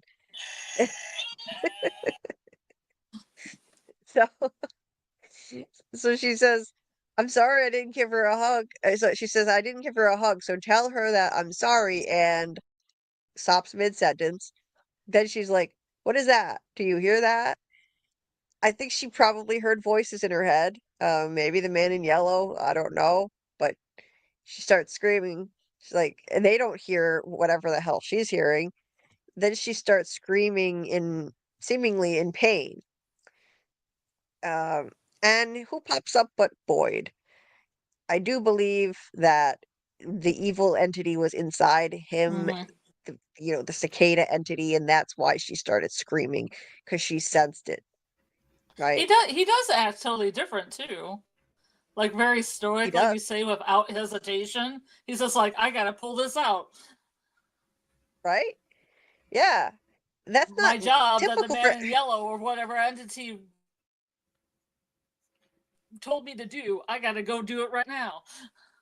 Kind of like he's following yes. just the directions of the worms and that itself. I really think so because his demeanor is completely Mm-hmm. different. Look at his face, like completely stoic.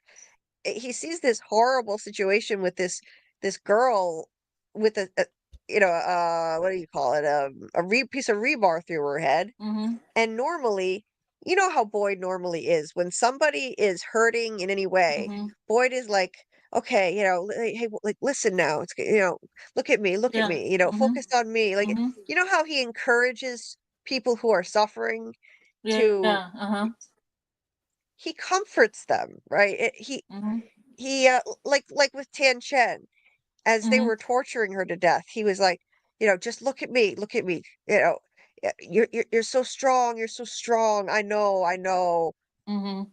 And and yes, I know he doesn't know this young woman. He's not attached to her like he was with Tian Chen, but he Mhm. normally look how he acted with the Matthews when he didn't even know them in the Mhm. RV. Yeah. Uh-huh. He's like Jim, my name is Boyd. He said, what's your name? Mhm. He went right into like first responder mode. The way first Hmm. responders are like, hey, what's your name? Keep your eyes on me. It's okay. We're gonna get you out of this. It's okay. He didn't act like that with Kelly at all. This is not his this is not his nature, the way he's acting here. So yeah, I totally agree, Scarlett. Um, I think he was under the influence of the cicada entity inside of him, the evil entity inside him. And look how fast it happened. He just went over to Mhm. her and pulled the thing out without hesitation. Like with Alice said earlier, he usually does this thing where he hesitates. Harold Mhm. has that habit in these types of scenes. He didn't hesitate. He just did it so quick. Mhm. Well, I guess like Kelly's job was done. He hesitated. Yeah, yeah. Um, and even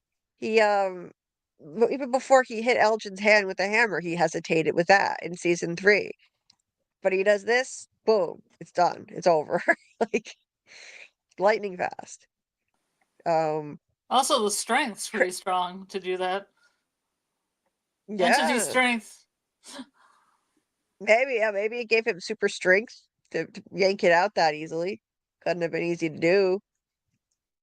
Um, and then we cut to Christy and Marielle. Christy is very upset and asks Marielle to stay. And finally, Marielle actually has some empathy and compassion, and so she changes her attitude, and that's how she gets Marielle to stay. Before that, Marielle was just gonna let her stay there alone and go be with the bus people. Again, not very likable in season 2, but Drives you that was at least crazy. a It's like positive. it's to the point when I rewatch it when she walks in a room, I'm like, oh god. Hmm. Because I want Kay, Christy and Kami together. I'm like, why are these people together? Why are they together? I They're gonna get know. into a fight because they always get into a fight. This is one of the few times they didn't get into a fight. I was waiting for Marielle to be like, "Oh, stay, okay, okay. Well, now I'm gonna pick a fight with you." Yeah, yeah. Let's pick a fight. That would be typical Marielle behavior. You're only two I hours away. right.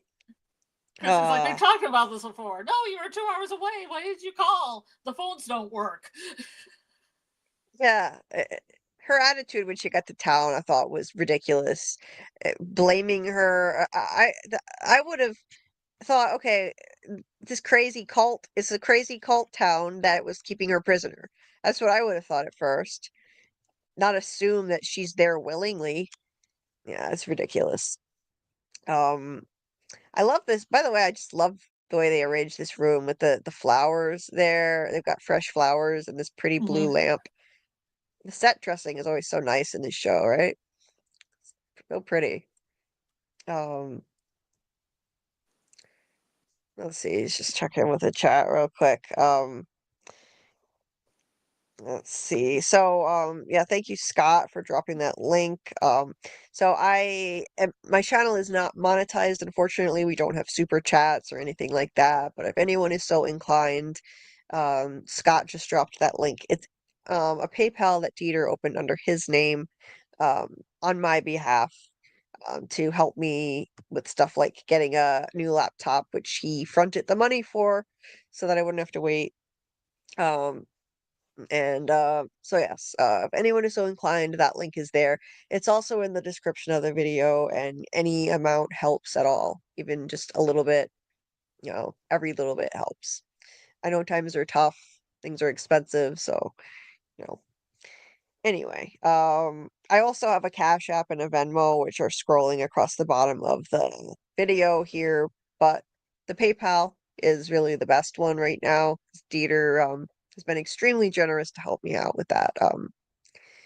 Making sure I get a laptop that actually functions properly. Anyway, let's see. Did I miss anything else? Yeah, Doc, big no to toxic exes. Yes, 100%. Seriously. Um, so, the next scene is Kenny and Ellis. Just a brief one. Kenny says he'll go look through Kotry's stuff to read at a funeral service for the bus people who died and anyone else who died. So I'm guessing they have a funeral, but we just don't see it. This is a Yeah. reference to it. So because like they don't show a lot of funerals on this show. Like we didn't even see a funeral for Kotry of all people, which is weird. But I guess Mm-hmm. they just didn't have time to show us that with only 10 episodes per season. But Mrs. Liu got a funeral. It's the only one we've seen get a funeral. Well, no, I take that back. There was a service for Lauren and Megan in the Megan. first episode after they died at the graveyard. I guess they just Mhm. want So there tons was of that. funeral scenes because they had to have a Colony House Massacre one, and then Father K. It's probably just they just don't have enough episodes. Yeah, it would be nonstop Yeah. funerals. They can't show us that, so I completely get that. You True. know, so they just threw in a little exposition there to let us know like they are having a service, probably a mass service for Tom and all the bus people who died in the previous episode. So so Kenny just Mhm. makes a reference to that, and he's gonna get some of Kotry's stuff and read it at the funeral service. Um Ellis tells Kenny, it's those things they did this. Um yeah, so that was that. It seems like it's kind of triggering for Kenny. Kenny Kenny and Christy were so upset by the Kelly thing. You know, just having to watch that. It's a lot. Kenny lost his father not too long before too, and he's seen a lot of brutality. He had said he feels like he's hanging on by a thread and can't see any more bodies, and then boom, by the end of the episode, season one, his father had died. Poor Kenny. Um, Let me move on to Ellis and Fatima in the diner. And Fatima, she's still really going through it. And remember the earlier conversation Ellis had with Boyd. Ellis is stepping up now and doing what Boyd suggested and being there for her, trying to be her tether to hold on to reference the title of this episode. Everyone needs so like this episode isn't just about the title isn't just about Kelly being tethered to the tree, literally. There are layers of meanings. It's layers to it, as Kendrick would say.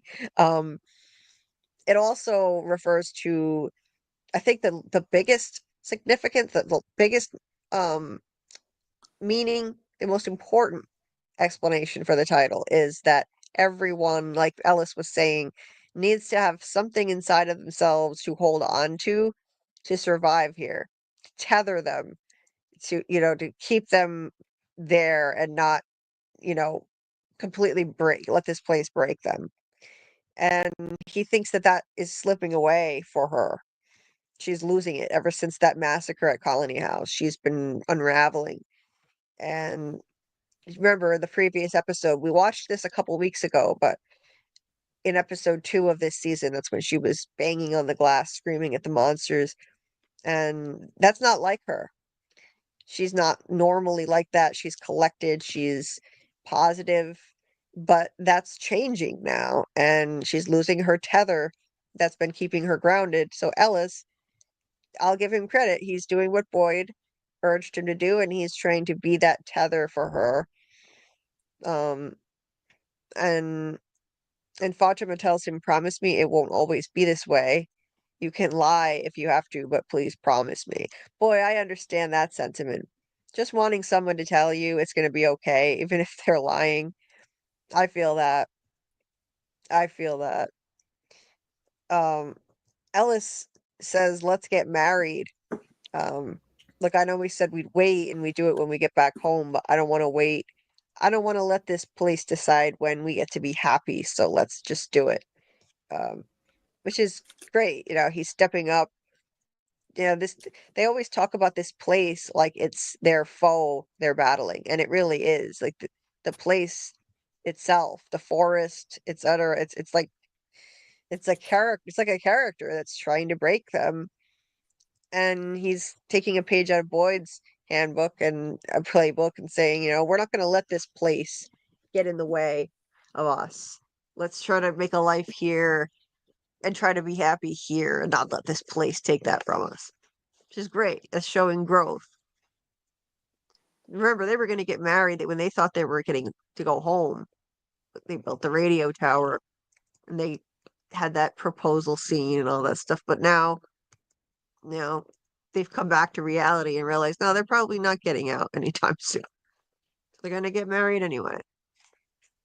You can probably hear my cat has now joined. It's purring really loud Mhm. in my face. Boo is here as usual. Oh, thank you so much. Dieter let me know. K Bruce sent $5 via PayPal. Doc sent $10 via Cash App. Thank you so very much. Truly appreciate it. Very kind of you. Like I said, every little bit helps. It adds up. Trust me. And I know times are tough and a lot of people are struggling out there. Um, Groceries cost, if you live in the US, I don't know what it's like in other countries, but groceries cost a fortune here. It's crazy. It's just getting worse and worse. So I truly appreciate any little bit that people can spare. I don't expect anything. If you're struggling, I know what it's like. Trust me, because my mom and I are barely getting by. But thank you so very much. So generous of you guys.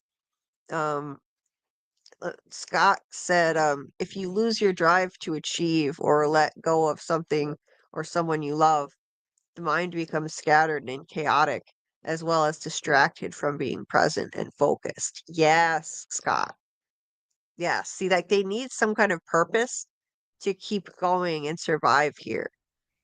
A lot of the show is about how these people, at the heart of it, it's about how these people deal with trauma and grief and find their purpose in the midst of it. That's how they survive. Those are the ones who adapt and survive. Um, if you have someone you love, that really helps. Um, and yeah, um, so that's what they need to do to keep surviving here.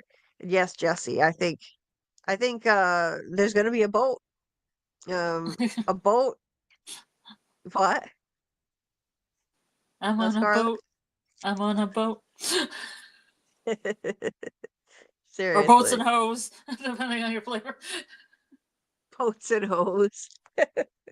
Yeah, we're getting that boat.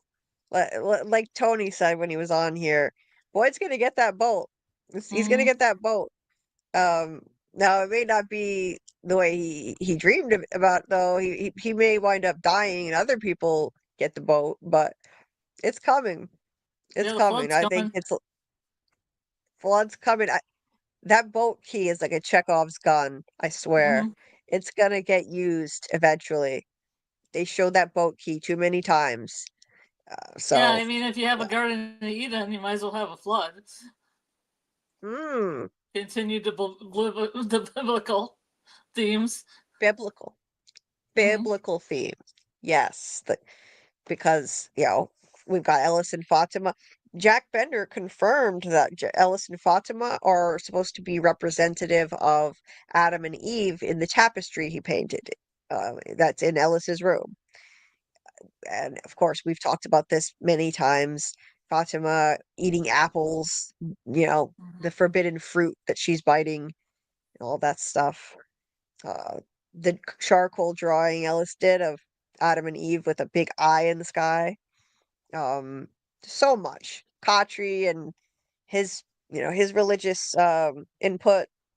You got the title Revelations in season 3, all that biblical stuff. I think it's leading to a flood for sure. It fits. And the boat would be like the ark. that gets them out. Now, Gotta of get course, goats this on is there. just a yeah, with goats. Starting to Now, rain. this Get is on just the a boat. what? It's starting to rain. Get on the boat. Yeah.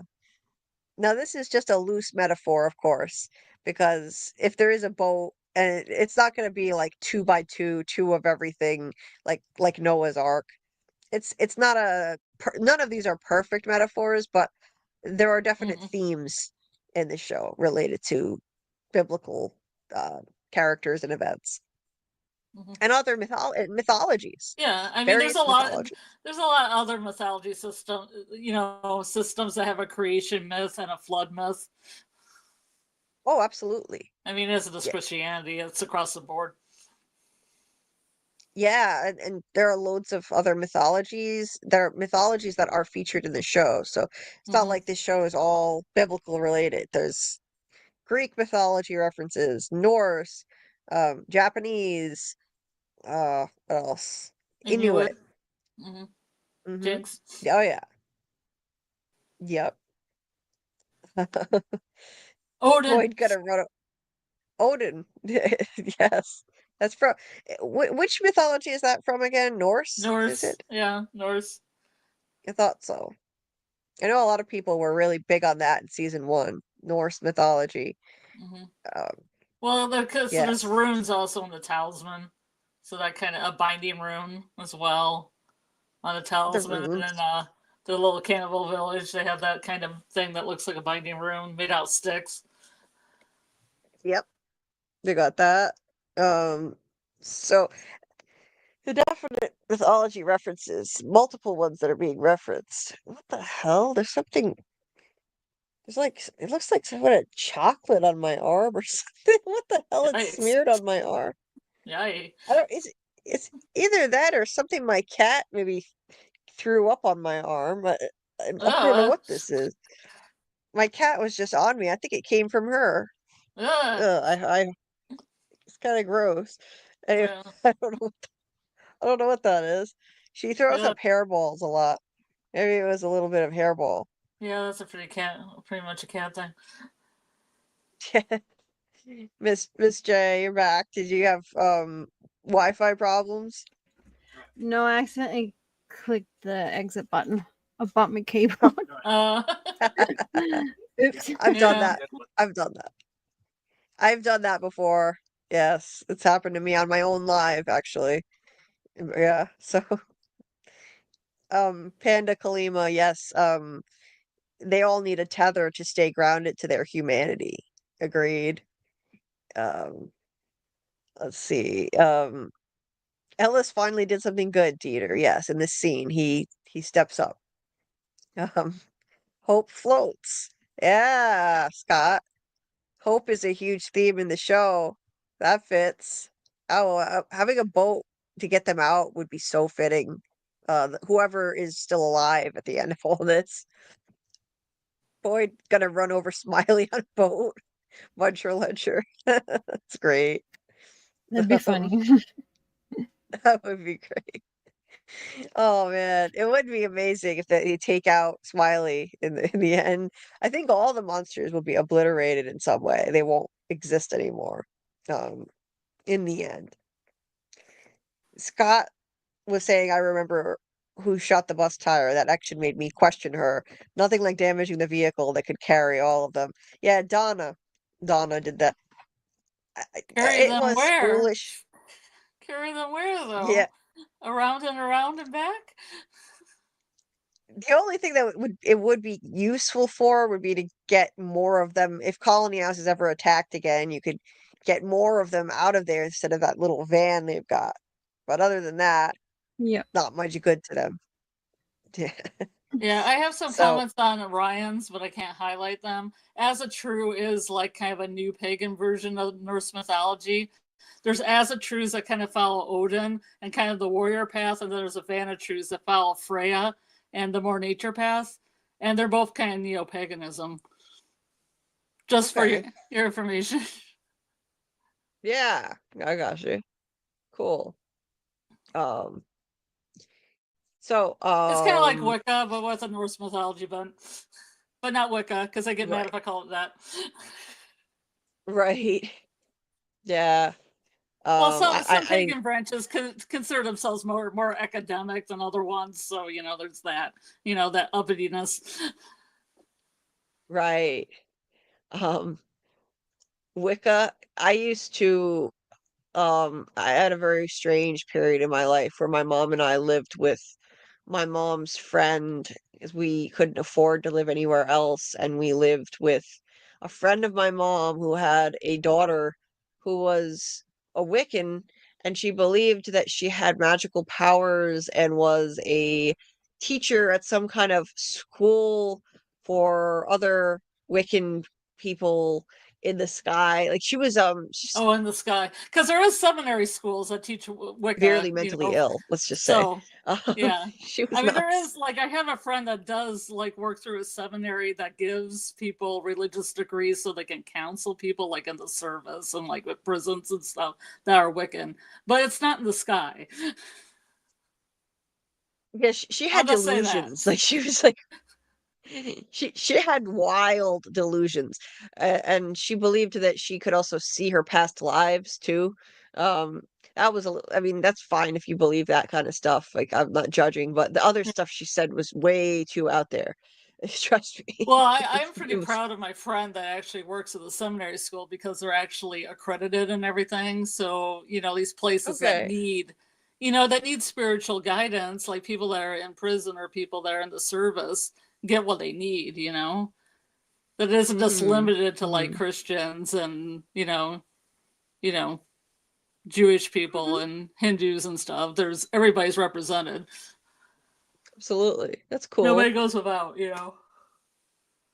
That's cool. Yeah. Yeah. So so she agrees to get married. And that's the end of that. That's Um that. Boom, boom, boom. yes. Um so then Oh, this is meanwhile, what's a Ethan doing here? What evil stuff is Ethan doing here? Making the yeah. gateway. Yeah, look at this. Seems like He's he knows how to isn't put it together really nice, easy. isn't that interesting that he just happens to have he was in the toy area. We didn't see it, but we heard that he was Julie said he was sorting through the toys with Tian Chen to pick some out because he lost all of his when the house collapsed. And look what he happens to pick. An Anuk. And it's kind of like the one Tabitha saw down in the cave, and the Anuk is the thing that somehow summons the Ankui kids. He is basically helping the process along by doing this. I mean, I don't think he's doing it on purpose, but this is this is all part of the process that eventually leads Tabitha to go to the lighthouse, get pushed out. It starts I mean, all of this it begins with her digging the hole, then she follows the kids around, gets pushed out of the lighthouse, continues to work with Jade to try to figure out what it means when she gets back. Mhm. And then they get their memories back and Jim gets killed. So it all culminates in that. This is what leads to that revelation. And look at how he's looking at her. It's like he knows what he's doing. Yeah. It's just it's it's interesting. Just just saying. It's he knows what he's doing. He's like and he's so confident and calm about it. Um Tabitha looks at it and she doesn't seem to really connect it in her head to the one she saw down in the cave. She just looks at it and kind of watches him finish it. But then she remembers this is a flashback. She remembers when she saw the one made of rocks and one of the Ankui kids rolled a stone out and knocked it over down in the cave. And as she remembers that, she looks up and Ethan had just finished it, and then there they are. Um, oh, before I get to that, Ethan. So first of all, Tabitha says she knows he likes to see this as a challenge or a quest, and then he responds, "Oh, like very matter of factly, I know it's dangerous here, and I know it's not like things are all just make believe, and I promise I'll be careful." So he knows exactly what she's getting at, and he's like, yeah, I know, no, it's no problem. I know it's dangerous, and he's the key to all this. He's like our guide to how this whole place works, and he just gets it. Now whether he even if he doesn't become the man in yellow, he's definitely central to all this, and the fact that it's a quest, and he's kind of our guide as the mouthpiece for how this place works, telling us as the audience, like, okay, it's a quest, Mhm. and everyone has their part to play, and you probably need to save someone to get out. That's what he said, season one. Um, so he puts this together, he figures it out, and she looks up, and there they are. It seems to summon them, and it's the same two she saw earlier, and there's right in front of Jade's stolen bike that Clara that Clara had. It's behind them. Um, Here they are holding hands, and again, we talked about it earlier. That looks like the same Inkui kid she saw when she remembered her past lives in season three. It is the same. Grant looked it up. It's the same actress. She's dressed the same, and it's heavily implied that that's her daughter. So, so it's pretty wild. It was right in front of us the whole time, and we just didn't know. Um, and that I think that's her son too, and that's why they're together and holding hands. In every life, in every past life, she probably had a son and a daughter. Mhm. Like she has one now, and Miranda had one too. You know. Um, yeah, this scene was amazing. Um, they did such a good job with these kids. They're filthy, they're ghoulish. They have these like I forget who called them panda eyes, but the darkness around their eyes. That's creepy. The boy looks like he's got a like it's got to be a wig. Like it looks like bleach blonde hair for some reason. It's just odd. And they appear to be wearing clothes that you like kids from maybe the colonial period would wear this under their actual clothes, possibly. Yep. Like what the boy is wearing, for example. Um, Mhm. some kind of undergarment. Definitely very old, dated clothing. So yeah, it implies they're from the distant past, and we figured that at the time. We just didn't know, you know, about her reincarnation and that this is. I'm sure this is her daughter. And um, so oh, and Michael, um, I never know how to pronounce his last name, but Michael, who is in our chat a lot, he's talked a lot about how the Inuk seems to be connected to all this. That when she first saw it down in the cave, this was kind of the first test. The kid rolls it out and gets her attention, rolls the ball, and it knocks, I mean, the rock knocks it over. And then she helps Ethan kind of build it, and they show up. And then in a later episode, she builds it herself in front of the cave entrance, and it summons all seven of them. At that point, it's kind of like a shamanic ritual, like Michael says in Inuit mythology. They're looking to her like a shaman. Like they're choosing her, and the ultimate uh test was when she built this herself in front of the cave. They all appear, and after that point, they all are connected to her and recognize her, and she no longer needs to put that together for them to show up in season three. Like they just show up anyway. So I can't I'm not explaining it as well as Michael, but I definitely agree with him on that they're using Inuit mythology for this as inspiration. And Tabitha just panics, of course, grabs Ethan and runs in the house. And he doesn't see them because no one sees them other than her and later Jade. So that again, they have selective visibility. That's something that the boy in white also has, which is interesting. They only let themselves be seen by people who they to see them. Like Tabitha can see them, Jade later sees them. Ethan is right there, but he doesn't. Julie was there earlier. She doesn't. It's selective visibility. Same with the boy in white.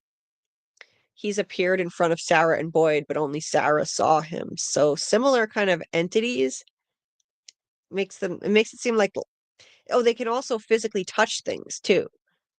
Boy in white and the Ankui kids. So they seem like similar entities.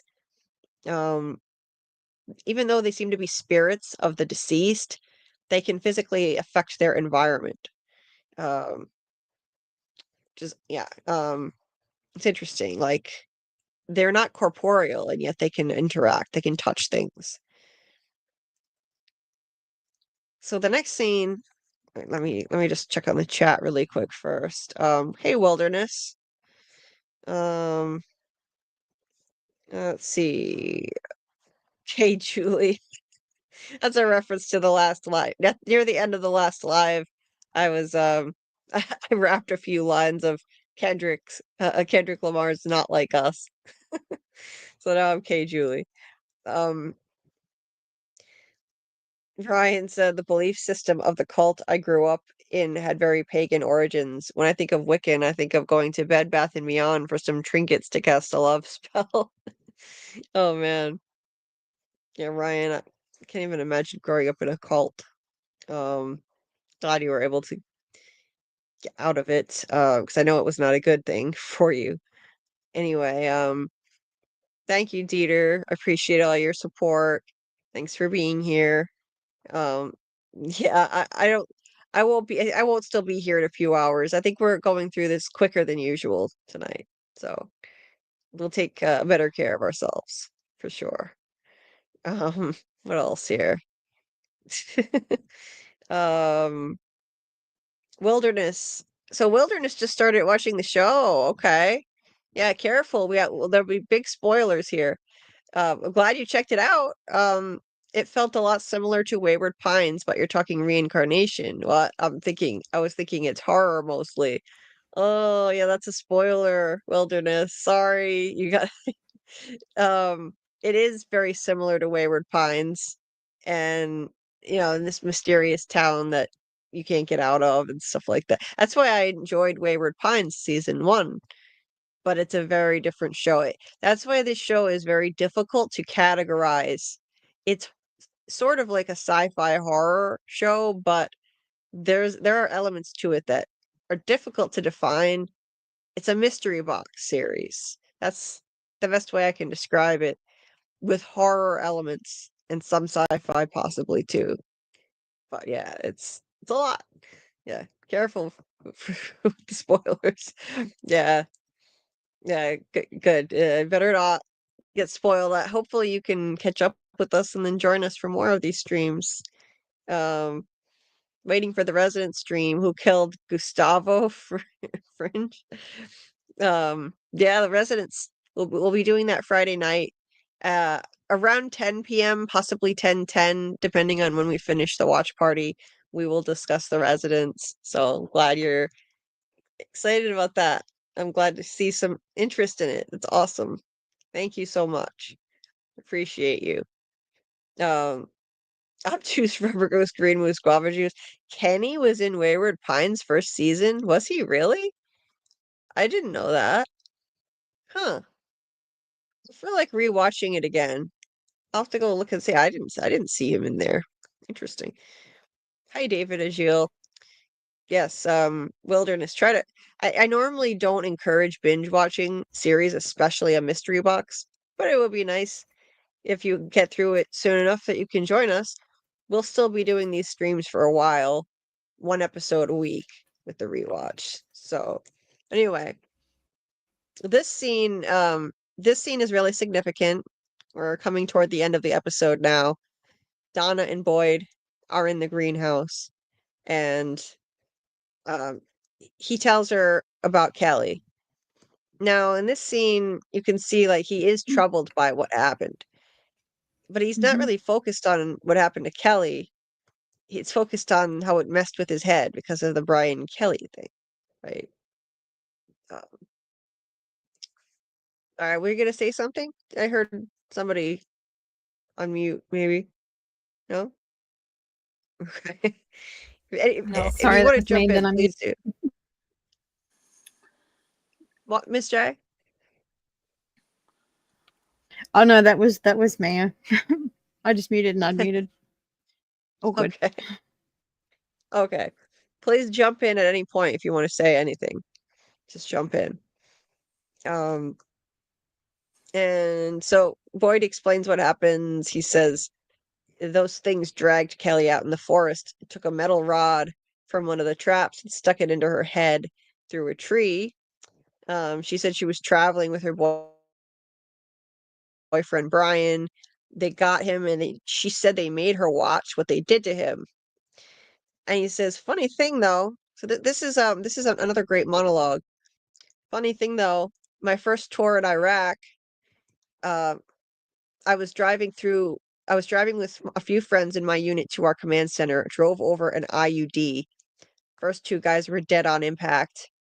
There was this kid from Wisconsin. We used to call him Smuckers because the kid fucking loved jelly. Anyway, the shrapnel from the IUD ripped right through. He died in my arms. He was crying, begging.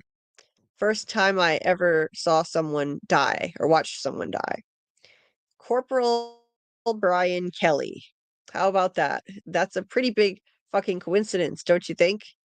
Brian Kelly.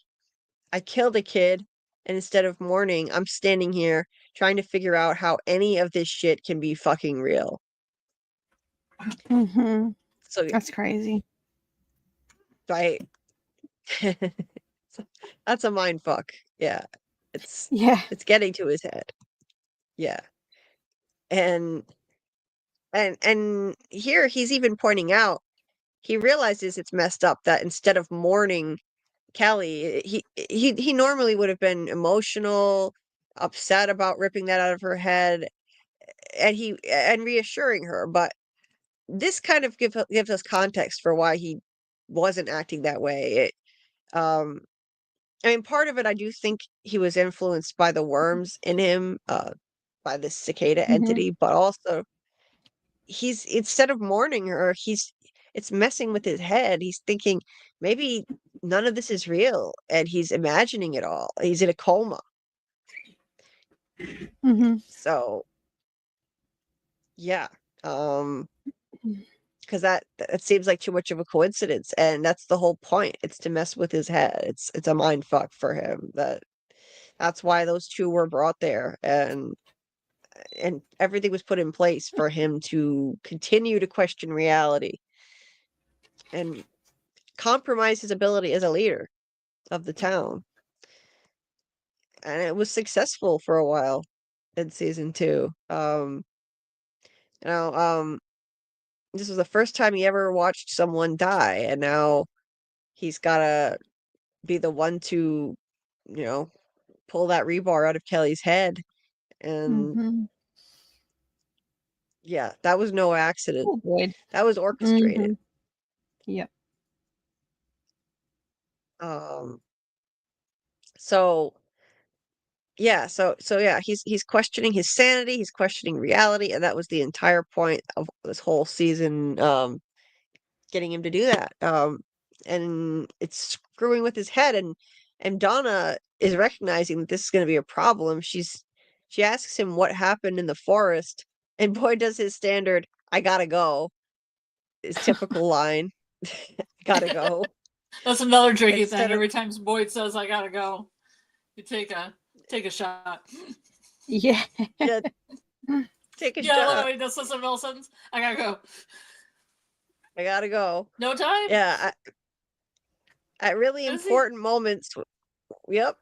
Whenever there should be more sharing of information at important moments, he's like, "I gotta go." Like, Yeah, he there's a did little it meme with later. his picture on it that says I gotta go when it's floating around. I love that meme. Yes, it's standard Boyd. Later this season, Jim tells him about he tries to start telling him about the voice on the radio, and Mm. he's like, "I gotta go." Goes in the diner and talks to Tian Yeah. Shen about, that whole thing with Sarah. It's like, really? Jim finally told Boyd about the voice on the radio, and And he Boyd's thought it like, was no, more not important. interested. Yeah. Yeah, no, I gotta go. I was so annoyed watching that scene. It drove me nuts. You gotta be kidding me. I've been waiting all season for Jim to tell him about the voice on the radio or tell somebody else other than Tabitha. And he just completely ignores it, and they never circled back to it and talked about it again either. Ever. Yeah. Ridiculous. And it was, Mhm. he instead decided to go deal with the soap opera drama between Tian Chen, Kenny, and Sarah. That's what he did instead. Mhm. Anyway. Donna, I like Donna's response, though. She's like, "Oh, you do not get to walk in here like that and dump a load of shit and then walk away. You don't want to tell me? Fine. I just need to know that you got your shit together. I tried to do what you do, and I just got a bunch of fucking people killed. I don't need a goddamn pep talk. I just need to know that you're back because these people can't take a whole lot more of this. I'm not sure how much more I can take." So she's admitting, she's not as tough as she seems. She needs him too, like everybody else. These are Mhm. like the two pillars of the town. She's the pillar for Colony House. He's the pillar for the town. They need each other. Um, and it's this is where the cracks are starting to show with Donna that, you know, she doesn't usually show vulnerability, but she's admitting that she needs to know he's got his shit together and got his head on straight because when he was gone, she didn't handle it as well as he would have. I think there could have been a better way than shooting out the tires Yeah. like that, All making people panic. her Huh? shooting the tires and then Kenny shooting into the air does not create a calm atmosphere. No, it does not. So, and she's admitting that, she knows she feels like she screwed up and she blames herself for getting some people killed that night. I I personally think, okay, maybe there was justification for it, but I would have let them drive around again first. And if they don't listen, then do it. But it wasn't that dark yet. It could have made another circle around. But I don't know. I guess narratively for the story, this is what the writers needed to do, so they did. Um, Also, I've got to point out, as usual, hands in her pockets. What's in Donna's pockets? What's It's in Donna's constant. pocket? The game show everybody Hashtag wants to play. What's in Donna's pockets? yes. What's in Donna's pockets? Alexis, when she crochets Donna, I think are her hands in her pockets? They might be in her pockets. That'd be great if she did that. I'll have to check and see. I hope it's old school Donna too that has a knife in the belt, like early on Donna. Yeah, that'd be great. Badass Donna. Yes, badass Donna. Yeah, a lot of people think she's sus because this is part of the reason because it's a His hands in sus. the pockets. Yeah, it's like uh, like Tony has said, I don't trust people who go around with their hands in their pockets all the time. That's a red flag. So I put I my don't hands know. in my pockets all the I time. don't. Like I this, have don't. my hands in my pockets.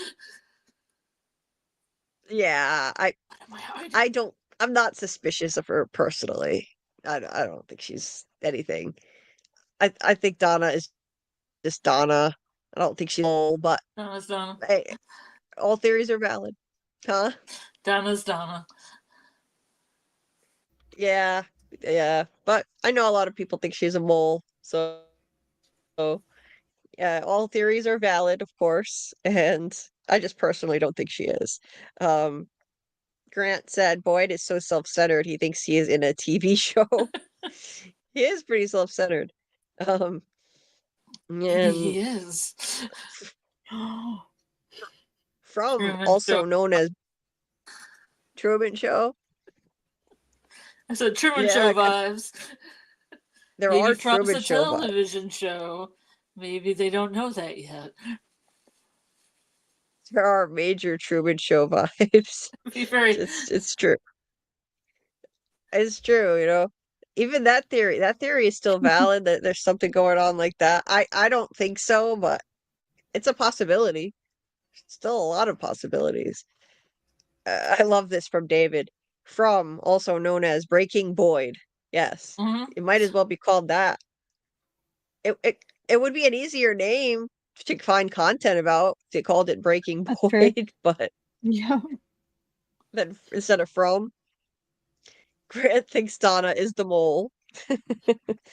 Randall was right. Hashtag Randall did nothing wrong. Okay, Grant. Um, we agree to disagree there. Yeah. I think Randall screwed up a few times. Oh yeah. But you know, I think he's redeemable though, and he's on a redemption arc. But yeah, Yeah. Donna disappeared. Jay, what do you think? Do you think Donna is a mole, or and Randall No, I was don't. correct? I don't think she's a mole, but it's interesting Randall's thought on her, but yeah. Right. Um, he asks logical questions that I mean most people should be Yes. asking. Yep. He does. I will give him that. I understand why he's paranoid when he gets there. I get it. But Mhm. he takes it too far, and I think he goes off the deep end with it. And you see, like, tying up Donna, He just and at that point, Julie, he just wanted to be Jim's bestie so they could tie up Donna together and kill her tonight. What's wrong with that? He's done nothing wrong. he did nothing wrong. He just wanted to bond with his bestie. He's a good guy, yes. Yeah. Male bonding activity out in the Yeah. woods. Mhm. Oh, and what was I gonna say? Oh, I forget. Oh yeah, and then when he had her tied up, he even started to suspect Jim. That's when you knew he was really coming Oh unhinged. my God, He his was like bestie? thinking, Are you kidding me? he was thinking maybe Jim's in on something too. Like, dude, he's been working with you all season long, and now you're suspecting him too. He takes out his knife. He's like, "Let's dance" or something. And Okay. the actor breakdances, so if that's what he means, break out some breakdance moves. Oh yeah. That would be cool. In fact, I just saw a couple days ago the actor who plays Randall, what's his Yeah. name? Oh, on His his last name is Simmons Instagram, too. AJ Simmons? AJ Simmons. On his Instagram a couple days ago, he posted an incredible breakdance video. Unbelievable, this guy. Wow. Mm-hmm. He's good. I wish him and the actress Panda that Kalima. plays Hey guys. Mari. Oh. Yeah. I wish Yeah. that the actor that played Randall and the actress that plays Mari could have a dance off because he does breakdancing and she's a ballerina. Yeah. I want that scene to happen. They all have all kinds of they all have interesting talents that could be incorporated, because they used David Alpay's violin playing, so they could have Randall breakdancing, Marielle ballet dancing, Nathan Simmons. I think he plays some kind of instrument. Multiple actors play instruments, so they can form a band. They have all kinds of Like a talents. troupe is what you're saying, like a dance and music troupe. Like a dance troupe. Yeah. Yes. Scarlet, yeah, I'll be right back in just a minute. You want to discuss any upcoming stuff? What's going on with the Yellow Jackets while I'm gone? Yeah, sure. Okay. I'll be right back. So on Sunday, if you're interested in Yellow Jackets, which I know you are, everyone, I'm going to be doing a live call-in show where we go scene to scene like we do in the show with the Yellow Jackets episode 9. But we will be having some guests. The guys from Seaview Circle are going to be coming, and they have some great videos that you should also check out in the Yellow Jackets. And the four of us are going to break everything down. And that will be at 11 p.m. EST on the Sci-Fi Vision channel. And Sci-Fi Vision's Discord, if anybody's kind enough to put it in the chat, any of the mods that have it available, put it in the chat. And Sci-Fi Vision, we're going to be having a viewing of the episode at 9:30 before we go live. But on this Friday, me and Julie are doing something different than the typical From Friday, and we are going to cover The Residents, episodes 1 and 2, and then cover FROMacademy, which will be Crows and Ravens. And we'll be doing those both in the same night, so it's a little twofer. And Julie will be having a watch party for The Residents, episodes 1 and 2, right before the live. I would probably say maybe at 8 o'clock.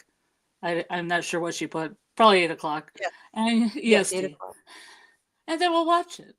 And then we'll, take notes. Then we'll go live and discuss it. And everybody can follow us and be on the panel, call in, good times, party. Yay. Mm-hmm. Yes.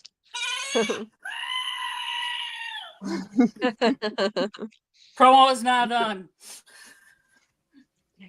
Yes. Doug is back. Hey! Jeez, Hey, Doug. Doug. Hey, I can hear the goats now. I can hear the Ah. goats. My speakers are working for some reason. Geez, you guys are still here. Are you surprised, Doug? This is nothing for us. We're only almost at the 4-hour mark, and we're actually almost done breaking the episode down. That's actually pretty good for our standard, by our standards anyway. A blues band. Yes. And Doug plays. Doug could join in this band because Yeah. he plays the incredible blues harmonica. And I think you just mentioned that too. So we kind of summoned Doug. Ah. Yes.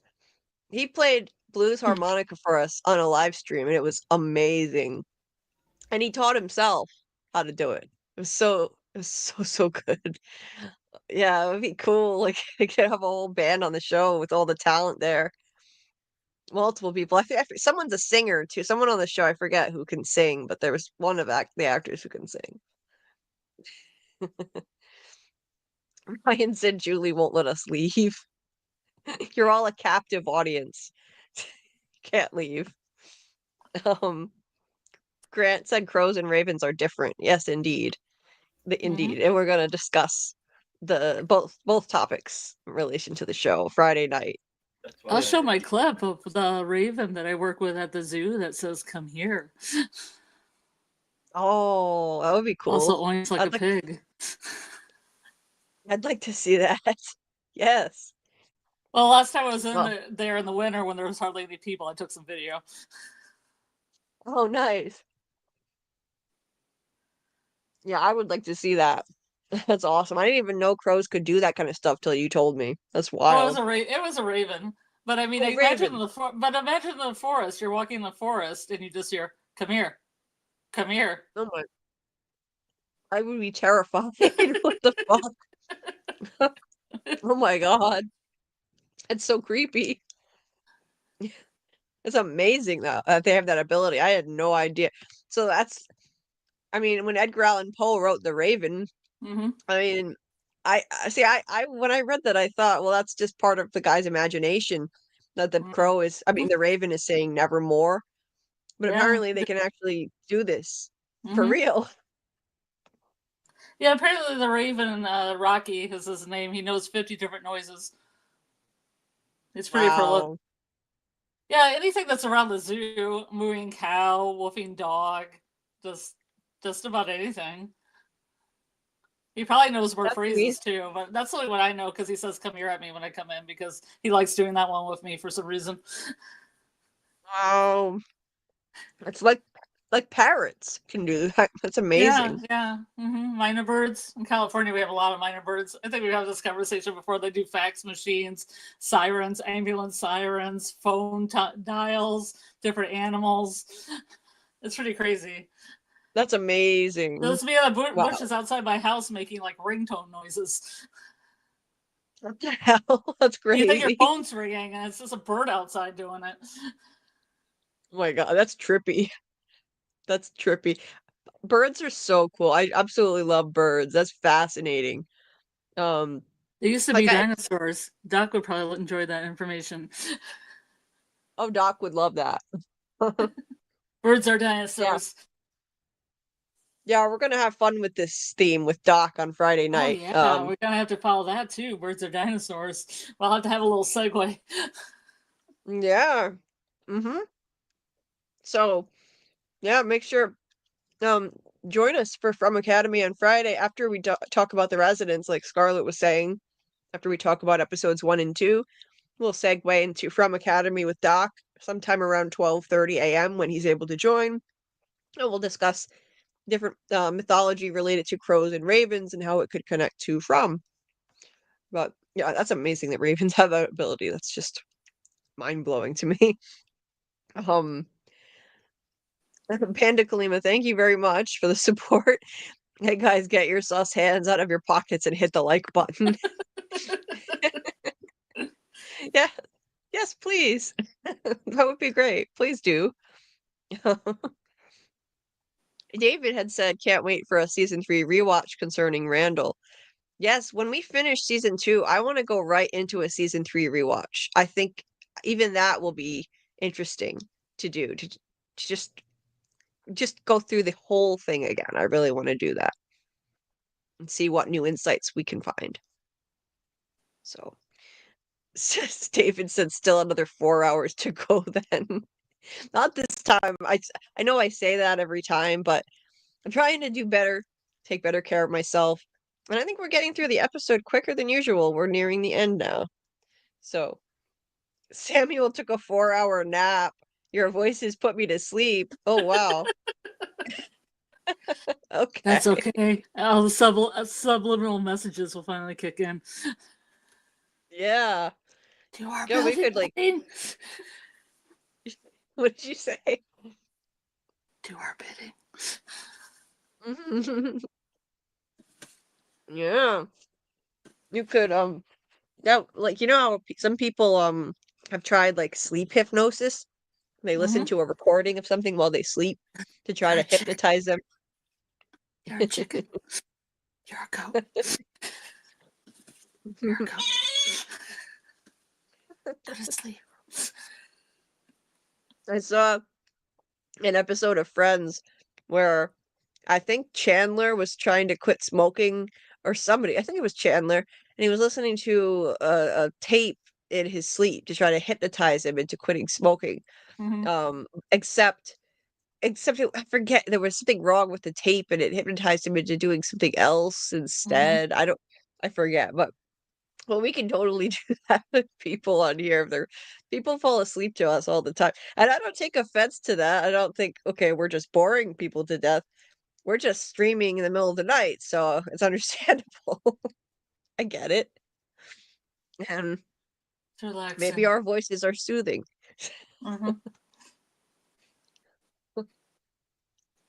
I get it. Hey Dre, nice to see you. Can't wait for the show to return. Me neither. I'm still enjoying combing through it now, though. You know, probably early 2026 we'll get it in June. That's the rumor that that's kind of going around that it's going to go into production. And I have heard, my friend Robert said that I think the production team or some members of the team have already arrived on set in Nova Scotia. So that's cool. So it's in motion. Like they're starting to get things going, and probably in June I think they're going to start filming it. Now that's not official, but that's the word on the street. David said they reckon ravens have the intelligence of a 7-year-old. They can use tools crack puzzles. Damn. That's amazing. Wow. Yes, please like now so the YouTube algorithm brings people in. Please do. Please do. I would appreciate that. It helps people find the stream if you hit the like. Doug said, "Oh, is that what brings them in?" And here I thought it was my sparkling personality. Yeah, it, it's both. It's both, like Grant said. Your sparkling personality does attract people, though, Doug. It really does. Yeah, you can't compete with a bunch of fucking algorithms. Yeah, it's the algorithm is everything, really. The algorithm can make or break you, can kill channels. I worry about that sometimes because I don't know that much about YouTube, really. I went into this pretty blind. Hopefully, I don't do anything that kills the channel and gets it out of the algorithm. Anyway, Samuel, goat ASMR. Yes, Scarlet's goat noises. I guess that could lull you to sleep. Miss J, thank you so much for being here. Yeah, I know it's a long it's a long time to be on stream, and Yeah. I Thanks for having appreciate me you on. joining. Yeah. Any other thoughts you want to share before you head out? No, none really. What's going on with your channel right now? The only thing I got coming up is once I figure out the programs, is putting up the reaction to Grant and I reacting to the last episode of season 3 of From. Mhm. Yeah, once I figure it out, it'll be up in the next few hours. So that's Awesome. it, really. Yeah, Awesome. not too Yeah, much. everybody make sure to check out Miss J's Reviews channel. It's in the description of this video. Please check her out and subscribe. I will definitely be checking that out too. So thank you for being here. We appreciate you. All good. All good. Thank you. Catch you later. Okay. Have a good Good day. day. Yeah. Thanks, Oh, Bye. good day. What day is it there? Or It's evening. nighttime. I never know what time it is where Friday? you are. Is it Friday? Fair enough. That's still, what is it? I think it's Thursday. Yeah, Thursday. Okay. It's Wanna make sure? Thursday evening. All good. All right. See you. Bye. Bye. I always get mixed up. I never know what time it is over there. Just day, night. Australia is way ahead. They're in the Mhm. future, speaking to us They're from the also future. fall. They're also doing autumn right now, so Oh, yeah, the seasons are flipped there too. Mhm. That's so Yeah. crazy to think about, right? Mhm. It's yeah, our winter is their summer. It's crazy.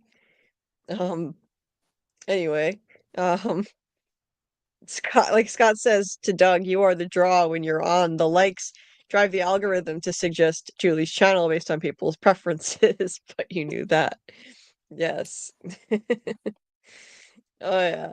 Um, no, Doug is a big draw. People love our Doug streams. The story time with the man in yellow, or story time with Doug, as we call it. Um, and we can't wait to have him back. When he's back from his trip. Um, let's see. That's crazy. David is in Australia too. Fall season just started. It's so weird to think of that. Everything's flipped in terms of the seasons. Okay. He says, Julie, don't read this. Okay, I'm not gonna read that. I don't know what that is. Um, anyway, um, thank you, Doc. Grant. There you go. Appreciate you, chat. Thanks, ladies, for a great stream. Catch you later. Well, thank you, Grant. We appreciate you. Thanks for joining earlier and being in the chat as always with your awesome self. And make sure you people listening, please check out Mr. Grant Gregory's channel. Eventually, he's going to be doing more with it, I'm sure. At the moment, he's kind of on hiatus, but check out his channel, and that's in the description of his video as well, of this video as well. So if you're on the replay, you can find his channel there, and also Miss J's Reviews channel. They're awesome people, so let's support them. And Doug says, Then there's the passive aggressive Raven, the one that says "never mind."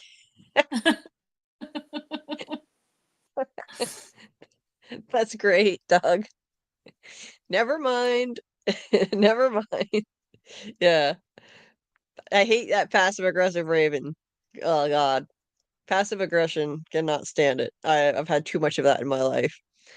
Uh, anyway, Samuel was asking Doug if he remembers what ether was like. Was it fun or did it just knock him out? Doug said he had surgery when he was a kid and they were still using ether as an anesthetic. He was pretty young, so I don't know. But It wasn't ether frolic. it wasn't a frolic. Doug said it put him out immediately. So it wasn't just like fun time. Anyway. So anyway,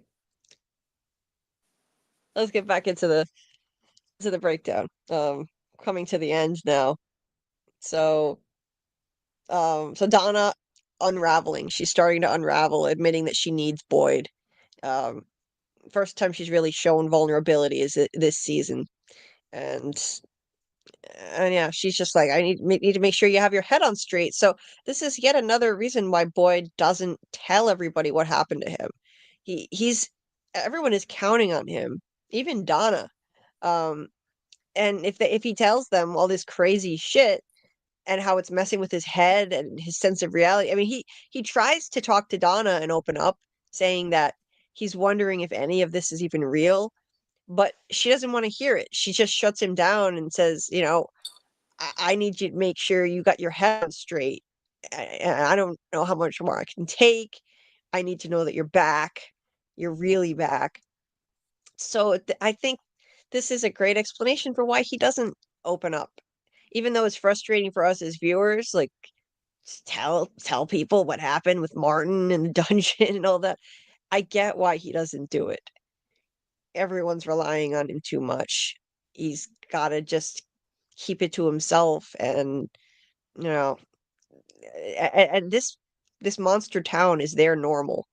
It's their new normal, and what he experienced would be abnormal, because remember, normal is a relative term. So I get it why they wouldn't believe what happened to him. This is their normal reality. Monsters come out at night. Talismans protect you. The end. What he experienced is batshit crazy, and no one else has ever dealt with that here. So it makes sense to me that he's like, okay, yeah, he doesn't open up anymore after she just kind of shuts it down, and that's the end of that. You know, he doesn't really have anybody to turn to or lean on. Everyone leans on him and turns to him to fix everything and lead them.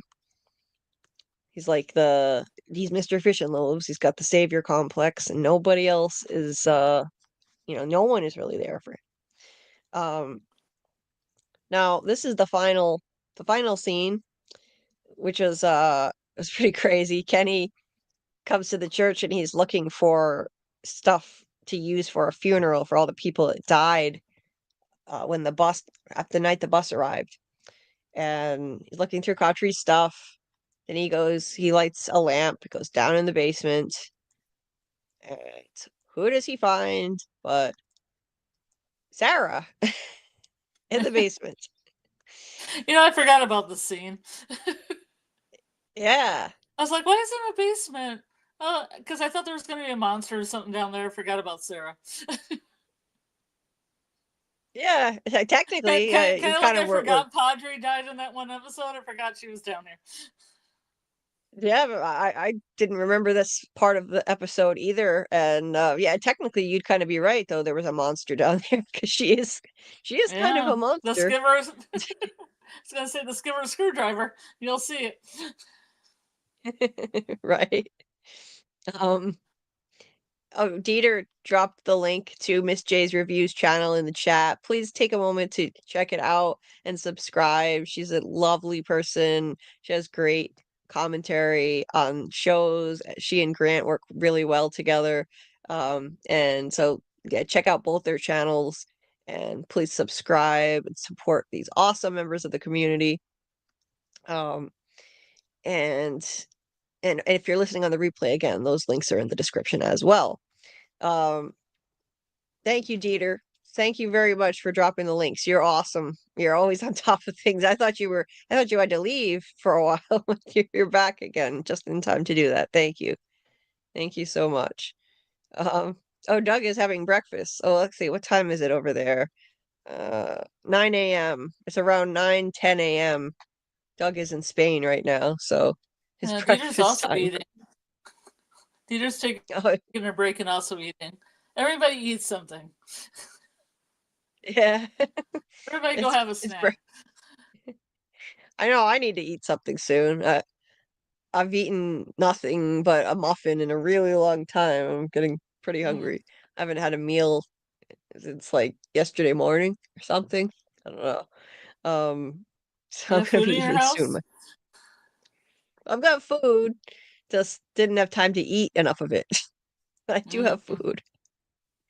I have some Thai food in the fridge I really want to eat, but they didn't give me enough crushed peanuts to put on my chicken pad Thai, so I'm kind of sad. I can't eat my Thai food without peanuts. Peanut butter? Yeah, any peanut butter hanging around? There's probably peanut butter. I don't know if I'd put it on my Thai noodles though. I never thought of that. I always mix it with. Well, I make my own. I make my own Thai sauce. I make everything and put some, like the super crunchy peanut butter. I put some. I love crunchy. Making the sauce. I love crunchy peanut butter with nuts in it. Yeah. But my mom doesn't buy that kind. I need to ask her to buy it because she always does the grocery shopping. She gets like the boring stuff. I love crunchy peanut butter. Like that I would put on my Thai food, but not just creamy. I don't think. Well, I guess in my head I was thinking extra crunchy peanut butter. See, that would work. That would work. I think I'm going to leave it for tomorrow, go get some peanuts, and I'm not wasting pad Thai and eating it without peanuts. You gotta have peanuts. I'll eat something else. We have pasta in there too.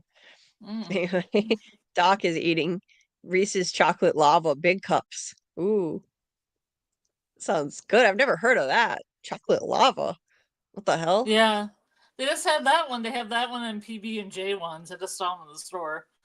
They're like PB&J. Yeah, Reese's peanut butter cup with jelly in the bottom. It's like the same thing with the chocolate lava. The chocolate lava's in the bottom of the cup. Interesting. But they have like a strawberry jelly one and a grape jelly one. Okay, that's a little weird for me, but it might be good. Well, you like PB&J stuff. Yeah, I do like if it's strawberry, like strawberry jelly or strawberry jam. I like that. I don't like the grape kind, but there are two different Reese's products that are hard to find that I absolutely love, and I wish they'd be easier to locate. And one of them is Peanut Lovers. I think it's Peanut Lovers peanut butter cups. So it's like they have two different versions. One of them is a Reese's cup where the top of it is made of some kind of peanut butter flavored thing, and the bottom of it is chocolate, and it's freaking amazing. And then they have this ultra peanut lovers one where none of it is chocolate, and like the entire thing, the top and the bottom are made of some sort of peanut butter. I don't know what you would even call it, but it's like it's made of something peanut butter flavored instead of chocolate flavored. And then there's peanut butter in the middle, and it's freaking amazing. I'm like a brittle? It's but like not peanut brittle. No, it's just like just imagine a Reese's cup, but instead of tasting chocolate, the top and the bottom part also tastes like peanut butter in a way, or peanut. It's amazing. I'm still looking for the matcha flavored Kit Kat bars are what I like, but I can't find them anywhere. They're like a Japanese import. What kind of Kit Kat bar? Matcha flavored, like green tea flavored Kit Kats, because they have all different types of Kit Kat flavors. Oh yeah. In Asian countries they have some really interesting, unusual desserts and snacks that like totally different than anything you'd find here. Everything's palm flavored. Yeah. like Mm. shrimp flavored. Shrimp. Ooh. Are you Yeah, like serious? shrimp chips, like potato chips. Yeah, when I lived in Scotland, I loved like prawn flavored potato chips. You can't really find them anywhere around here. They're good. So it's Oh, they is have that this a kind of Indian fish? spice. They have these Indian spice chips too. I can't find those anywhere. Really good. Oh, so prawn. So that's some kind of fish flavored chip. That sounds kind of nasty to me. It's a shrimp. It's a prawn. Yeah. No, it's not Okay. bad. It's not bad. Oh, not for me. It's not for me. Yikes. Um, yeah, they eat some pretty unusual things in certain Asian countries, and I'm like, oh my God, how the hell did they eat that? There was there's some kind of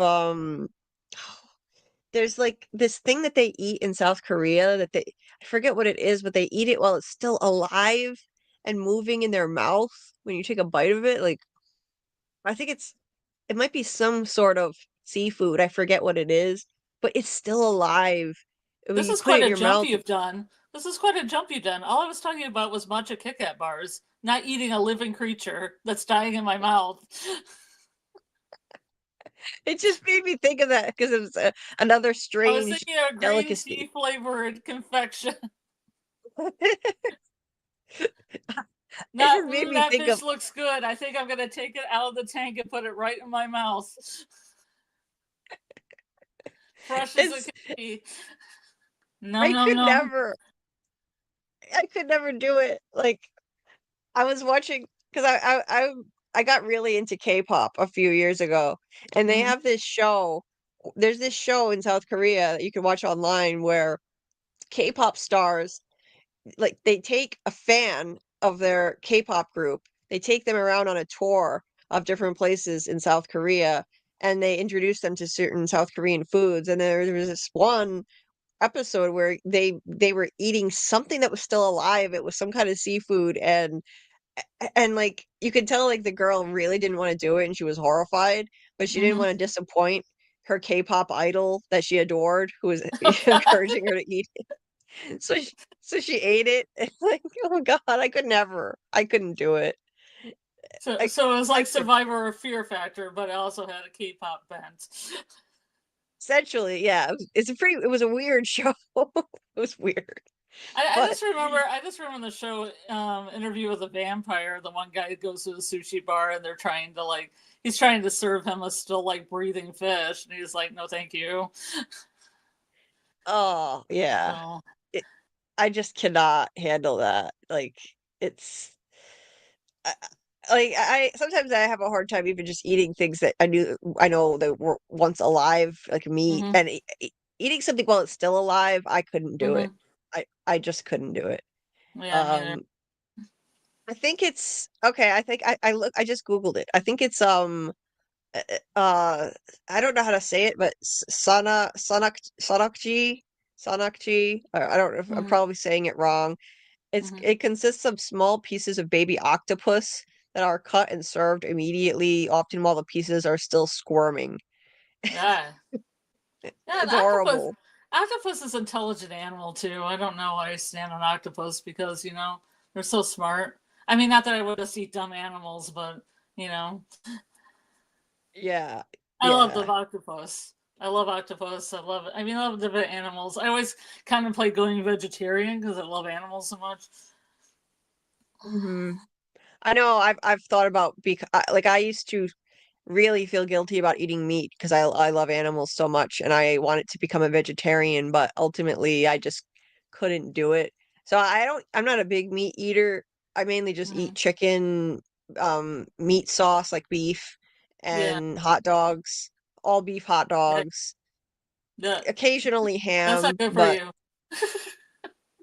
what? Not good for you. Hot dogs are not good. I know. Hot dogs are No, not not healthy. good for you. But hot dogs chopped up in beans are really good, though. Have you ever had hot dogs and baked beans? It's delicious. Sure. It's really good, and it's like an easy Oh, meal too. oh. It's delicious. Um, and just a traditional like all beef hot dog with ketchup on a bun. Like, you just can't beat that. It's so delicious. Even though I know it's bad for you. Depression era food. But The hot dog started in the Depression as Depression era food. oh, really? I didn't know Yeah. that. I only didn't know, but lobster also started as a poor person food. They would feed it to Yeah. prisoners. Yeah. But I did not know that. Interesting. Lobster. Yeah. Lobster is now extremely expensive. That surprises me. It Yeah. costs a lot. Yeah. Weird. Yeah, they also eat bugs in certain places, right? Like David said, in Thailand they eat lava. The only bugs I eat are Moreton Bay bugs. Ooh, I couldn't eat any bugs. Sorry. A No. lot of times it's a protein source. Mm. Oh God. No, I Crickets, couldn't. Oh like God, I fry up some couldn't. crickets. Oh, you you're a bug lover though. Would you eat bugs? I'm a bug lover, yes. You love bugs. I mean, You're if like a I had champion. to, a lot of times I grind that stuff down to a powder and put it in things so you wouldn't know you're eating crickets.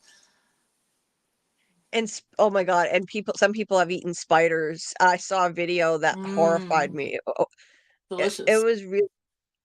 was really gross. You actually, I think, would take offense to this video though, because the woman cooks the spiders while they're alive, still like in a really cruel way. Like yeah, she you could see her do it. Like she cooks them alive, and so like they don't die like instantly, like being squished. Like like yeah, it's horrible. And then she eats them, and it's enough to make me want to puke. I just could never. Oh Yeah, but no. me and my boyfriend watch cooking shows, and I always kind of divert my eyes when people have lobsters they're putting in the pot because I feel bad for them. Me too. I think that's cruel. They Boiling put them little alive. rubber bands over their claws. At least take the rubber bands off so they have like a fighting chance. They can get you before they die. It's just fucked up. Yeah. It's fucked up. Well, I I mean, I some of them actually do the power blow behind the eyes with a knife first and give them like the humane death instead of like just throwing in a pot of hot water to boil. But yeah, like that's always upset me and my mom. Like we go through the supermarket. Oh, bye, Dieter. Thank you so much for all your support. Appreciate I it. wonder if our Thank numbers you. will Thank go you. up or down with this conversation. You know, right? Or we're off on a wild food tangent, weird food. But when I was a kid, like my mom always would like be upset by walking by the tank full of live lobsters at the supermarket or at a restaurant. At a restaurant, you could pick your own that they would then kill and serve to you. I know that lobsters have like the the intelligence of a bug, like they're like a giant bug, but it still seems cruel, like dropping them in boiling water alive. It bothers me. And people do it at home all the time. I just couldn't. I'm not judging anybody who does it, but I just for me it would upset me. And they make a noise when you boil them too. Oh, It's come like on. it sounds like they're screaming or Stop something. it. Stop it. Let's go talk about From, okay? Jeez. Lord. Yeah, it's just too upsetting. Um, yeah. Yeah, they were Anyway, having some kind of charity dinner like up north, like around my birthday, and they were like, "Oh, it's like lobster and like a little piece of steak." And I thought, "Oh, that's cool." Until I realized I could get it alive. They basically either just bring it alive and they drop it for you, or you can just bring it back to your house alive. And I'm like, then I just have a pet. Now I have a pet lobster. oh, I'm gonna have to drive it to the ocean because I don't know if it lives in fresh water. I can't release it into Lake Michigan. I'm gonna have to drive it to the ocean and set it free. oh God, Too yeah. much responsibility. I would want to set it free too. I can't just I take it would to do the this. bay and go, you go now. You go. Born free, you go. Because it's not, Yes, salt water. oh, be free. Yeah, you can't do that. I just It release needs all salt. of them. I just go and get all of them and release them. Yeah, save the lobsters. Yeah. Yeah. Um. Uh, Sometimes I'd go out to eat with my grandparents or my dad, and they'd order it, and I didn't even like having to look at it on their plate. Like they're Mm-hmm. like breaking the claws, and you can hear the cracking, and it always just turns Mm-hmm. me off. But I know a lot of people love it. I'm not judging. It's just me personally. It just grosses me Yeah. out. Yeah. Um. Anyway, the Panda Kalima knows about the matcha Kit Kats, huh? Mm-hmm. They're Says they're good. pretty good. I mean, I got some kind of matcha covered almonds, but they weren't the same. They don't have like kind of the earthiness of the green tea matcha. They were just kind of sugary. It was a disappointment. Mm. Yeah. Mm. Um, I used to watch a lot of shows from Thailand, and they have some really unusual food that I don't even recognize, and I don't know what the hell they're eating. Like the desserts, they're very elaborate and sugary and beautifully done too. They make these beautiful, like, they look like works of art. When people do that kind of thing, I just think, why bother making it look so perfect when you're just gonna eat it? I wouldn't Mm-hmm. even, if I went to all that work, I wouldn't want to eat it after that point. Like, Yeah, yeah. it's it's cool that they do it. It's like those amazing cakes that people make on Mm-hmm. on those cooking shows that, you know, look like amazing things, and they make competitions, but you're just gonna eat the damn thing. I don't know. That's just me. I don't, I'm not a fan of cooking and baking. So if I Mm-hmm. put that much effort into making it look that amazing, I would not want to eat it and Then you're ruin like, it. don't eat it. Yeah, no. It's staying like that forever until it rots. Like, I'm not You touching take a it. picture of it, then you'll have a photo forever. Then you can eat it. Yeah. Like it's I could. It's not the same. Mm. So, anyway. Doc said there are spicy ramen flavored Funyuns. Oh, that's interesting. It's mostly salty, then it finishes shrimpy. I forget what we were talking about when the Panda Kalima said that. Scott said gooey duck is a weird plant that certain Asian people love. Huh. Never heard of that one. Um, I wouldn't even eat in terms of like duck, like actual ducks. I can't eat that. I love ducks. I could never eat duck. I love watching ducks swim, and I've taken pictures and video of baby ducks with their mom and dad, and I could never eat duck. They're just too cute. I got a And couple same duck. with rat. I got a couple duck breasts in the freezer. I gotta do something with. Yo, you eat duck, huh? I Oh, bought them on like a manager's discount. I just don't know what to do with them. I don't oh, really eat I duck, but I thought, hey, I got it for some holiday meal with me and the boyfriend, but then we ended up not having it. I still have them. mhm. They're kind of greasy, like fatty. I guess Oh, fatty, not greasy. You know, fatty.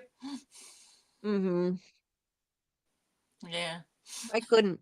I couldn't because I'd be thinking of all the million pictures I've taken of adorable ducks, and especially in the spring, baby ducks. I have this video of a mother duck with all these baby ducks that one by one went under her feathers. This is what they do to protect the baby ducks.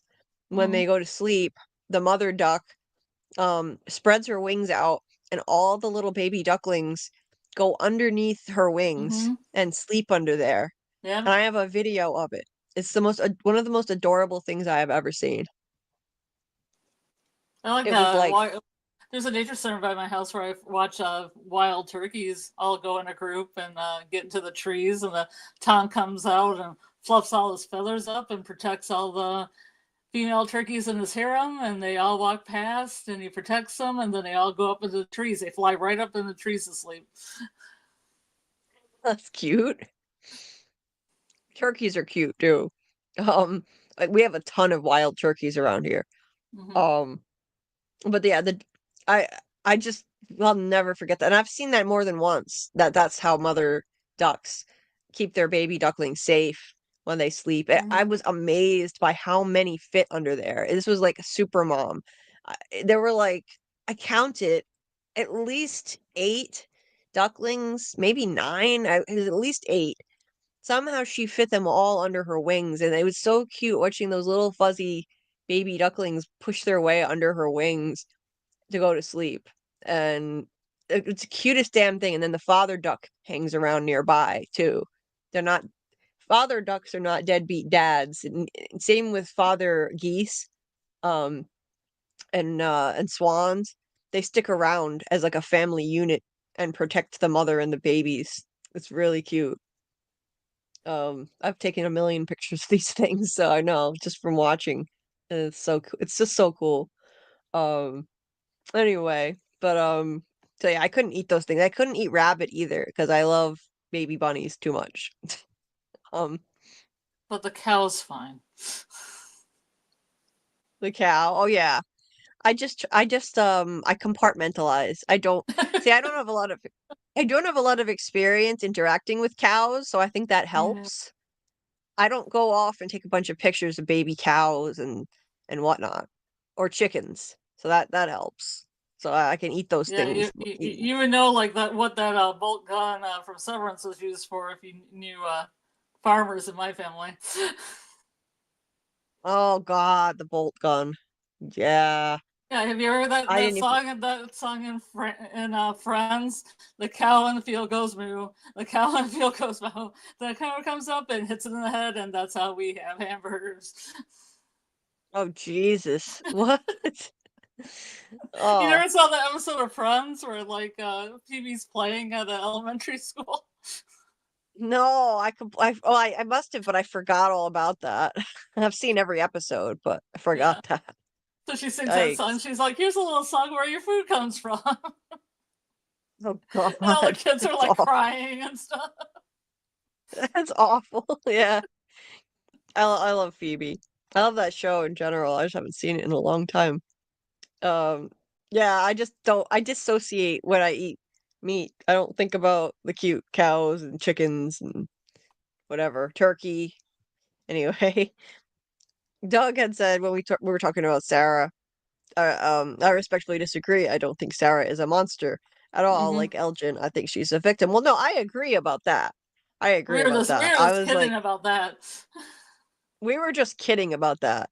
Because Scarlett said she was expecting maybe a monster to be down there, and I said, Yeah, we "Oh, couldn't remember the scene, Doug. The last scene of this, we were a little foggy on it. yeah." So I said, "Oh, hey, he kind of did find a monster, but no, I don't actually think of her as a monster at all. Like Elgin, she's a victim of the place who was brought there because Sarah told us basically in the season finale of season 3, she told Elgin, I think that this is what this place wants. Like it wants people like you and me, people who just want to help. Um, she and Elgin just wanted to help, and they were brought there to be exploited. Uh, and her trauma was what this place used to exploit her. Whatever, we don't know her whole backstory, but it was implied that she was abused by her ex, her boyfriend. Her brother was saving her, as she put it, saved her, and boom, they wind up here. So this traumatized girl then gets targeted with voices, and she was tricked and manipulated. She always just wanted to help. Um, so we can't judge these people by real world standards. This is not the real world. This is an extraordinary situation. So like it's the same with Elgin. He wanted to help. He truly believed he was helping with Fatima, and a lot of people started calling him evil in season 3, and I was like, no, he's not evil. I mean, yes, what he did was horrible. Kidnapping Fatima, dragging her down the stairs, but he truly believed he was helping and that this would get them all home. Same as Sarah. With him, it was his religious faith that was exploited because he believed in angels looking horrifying, like his grandma told him, and so he thought this kimono lady was an angel, and that was exploited. So yeah, no, I completely agree on that stuff. No, I don't think there's any way to really redeem someone who's killed someone for any reason, like Sarah did, but I have empathy for her. And she's definitely a victim, just like Elgin. Um, anyway, but yeah, here she is down in the basement, and so she hold on, let me just look at a few more comments here. Yeah, Ryan. Yeah, we agree too. We were just making a joke. Both have been manipulated by the town. Um, hey, Steve Wicker, gooey duck is a type of clam. Oh, okay. Did not know that. Yeah, I knew you didn't mean it was an actual duck. It just made me think of ducks when you said that because people eat ducks and I don't. Um, anyway, in the afterlife, the lobsters will be waiting for you, Panda Kalima. Um, David said I worked at a Japanese restaurant in Malaysia. All our seafood was sent from Japan, still alive but half frozen. Wow. Yikes. Anyway, so Elgin, You David said didn't read Elgin. about the sperm sac of the codfish? Oh, he says Mm. I've tried Otero sushi live clams and sperm sack of the codfish. What the hell? Was that good, Uh, David? sperm sack? Okay. Salty. Yum. David said Elgin reminds me of the archangel protecting the woman giving birth in Revelations. Yes, absolutely. Sarah feels like the warrior archetype, and the shadow of the warrior is the sadist, which I think Sarah became. Interesting stuff. Uh, Doug said, when I got my pet bunnies, I bought a book on how to take care of them. The last couple of chapters were all about how to prepare them for dinner. Oh my God. Yikes. Jeez. Ugh. I imagine having bunnies as a pet and then eating them. No, now that I just cannot fathom at all. Like, I could never live on a farm, and I would get like attached to the animals. I could never eat them or see them, get killed. I couldn't do it. My grandpa grew up on a Yeah. farm, Yeah, so. I have a lot of farmers on both sides, but they mainly do like seed corn and soybeans.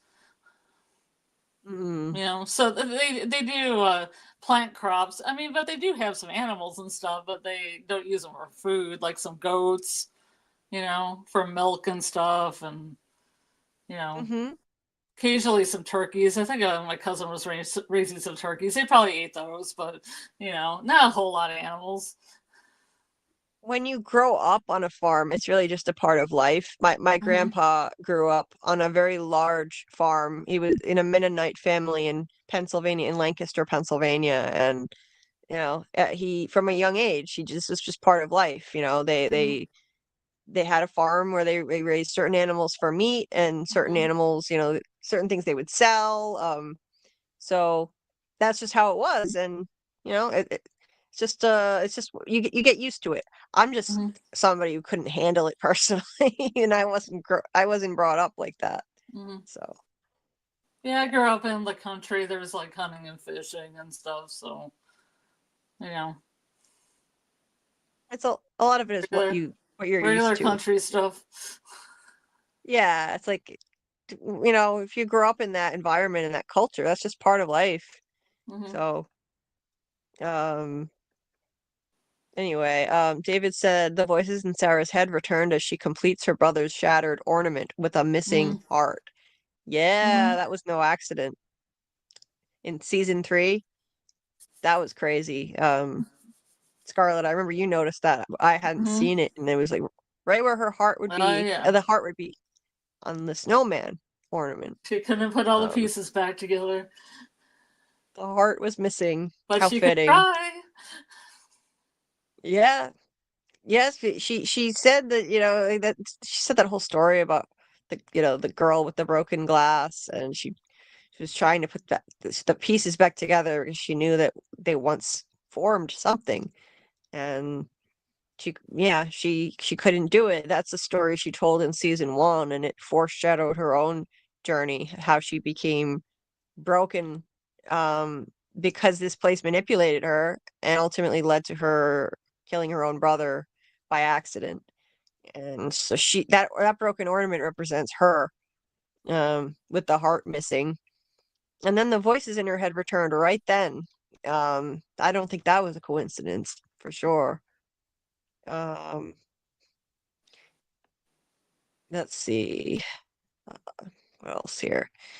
Samuel, yes, indeed. I've noticed that a lot of the boys want to fix Sarah, but no one wants to fix Elgin. Yeah, what's with that, huh? How come? Uh, I think it's a guy thing. Guys have this thing where they see a really messed up woman, and if she's beautiful or something, like, Sarah is, they think she's beautiful, so they think, oh, I can fix her. And it's like, she's kind of messed up in the head. I think she's mentally ill, so it might not be a good idea, but they think they can fix her. And yet, women don't really have that thing with Elgin. We're not like, oh, I can fix him. I have bad empathy boy. for But him. there's the bad boy thing. There is the bad boy thing, women being attracted to bad boys. Yes. Thinking they can fix them. For some reason, that's not happening with Elgin, because he's not a bad boy type, but he needs to put on a leather jacket or something. Yeah, and he doesn't. An eye patch, because an eye patch would make him a badass. Yeah, he's not quite there. He doesn't have that bad boy aura. But yes, women have that thing. Women are ridiculous with that. I mean, like that whole bad boy thing. It's just going to lead to problems and dysfunction. I've never understood why women are attracted to bad boys. Some, not all, but some. I don't get it. I like nice, kind, smart guys, even nerdy. I like that kind of thing. But that's me. Women have that thing, just not with Elgin. Yes, Samuel. And the thing is, I feel like in season 3, people were way harder on Elgin than they ever were on Sarah, and I just feel like it's a double standard, and it's like, okay, why are we giving Sarah all this grace, but Elgin is a monster. Elgin is evil. He's like the devil. No, he was manipulated just like her. He thought he was helping just like her. Yes, what he did was horrific. We're not condoning the fact that Sarah actually sliced and diced a guy with her hands, with with Toby, and we're not condoning that Elgin kidnapped Fatima and dragged her down the stairs while she was pregnant. We're not condoning those actions, but we can empathize with the fact that these people were traumatized and manipulated by these evil forces here, whatever they are. So doesn't mean that we condone the actions, though, because you can't condone what they did.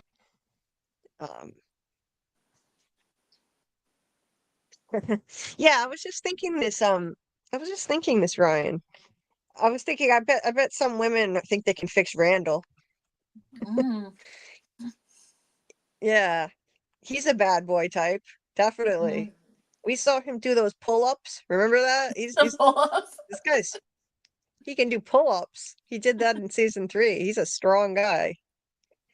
So, yeah, some women will think that they can fix him and be into that.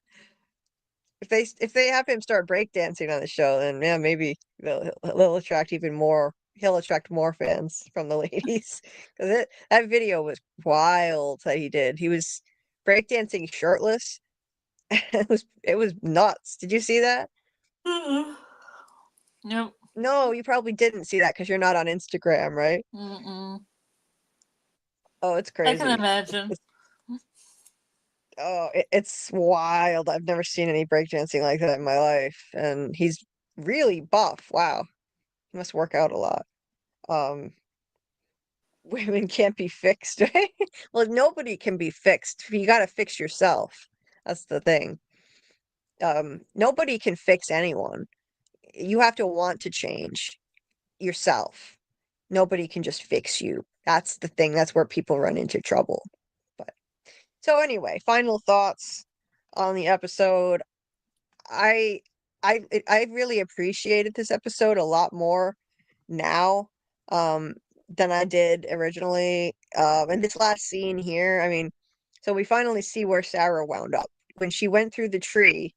The last time we saw Sarah was actually this, I believe it was the season 1 finale when she went into the tree, and she was not in episode 1 or 2 of season 2. This is the first time we see her. So how long has she been in this basement, and who's been feeding her? Like, I wonder, like, who's been taking care of her? It's been at least 2 days, like, I think She maybe like was 2 days. foraging in the basement. Yeah.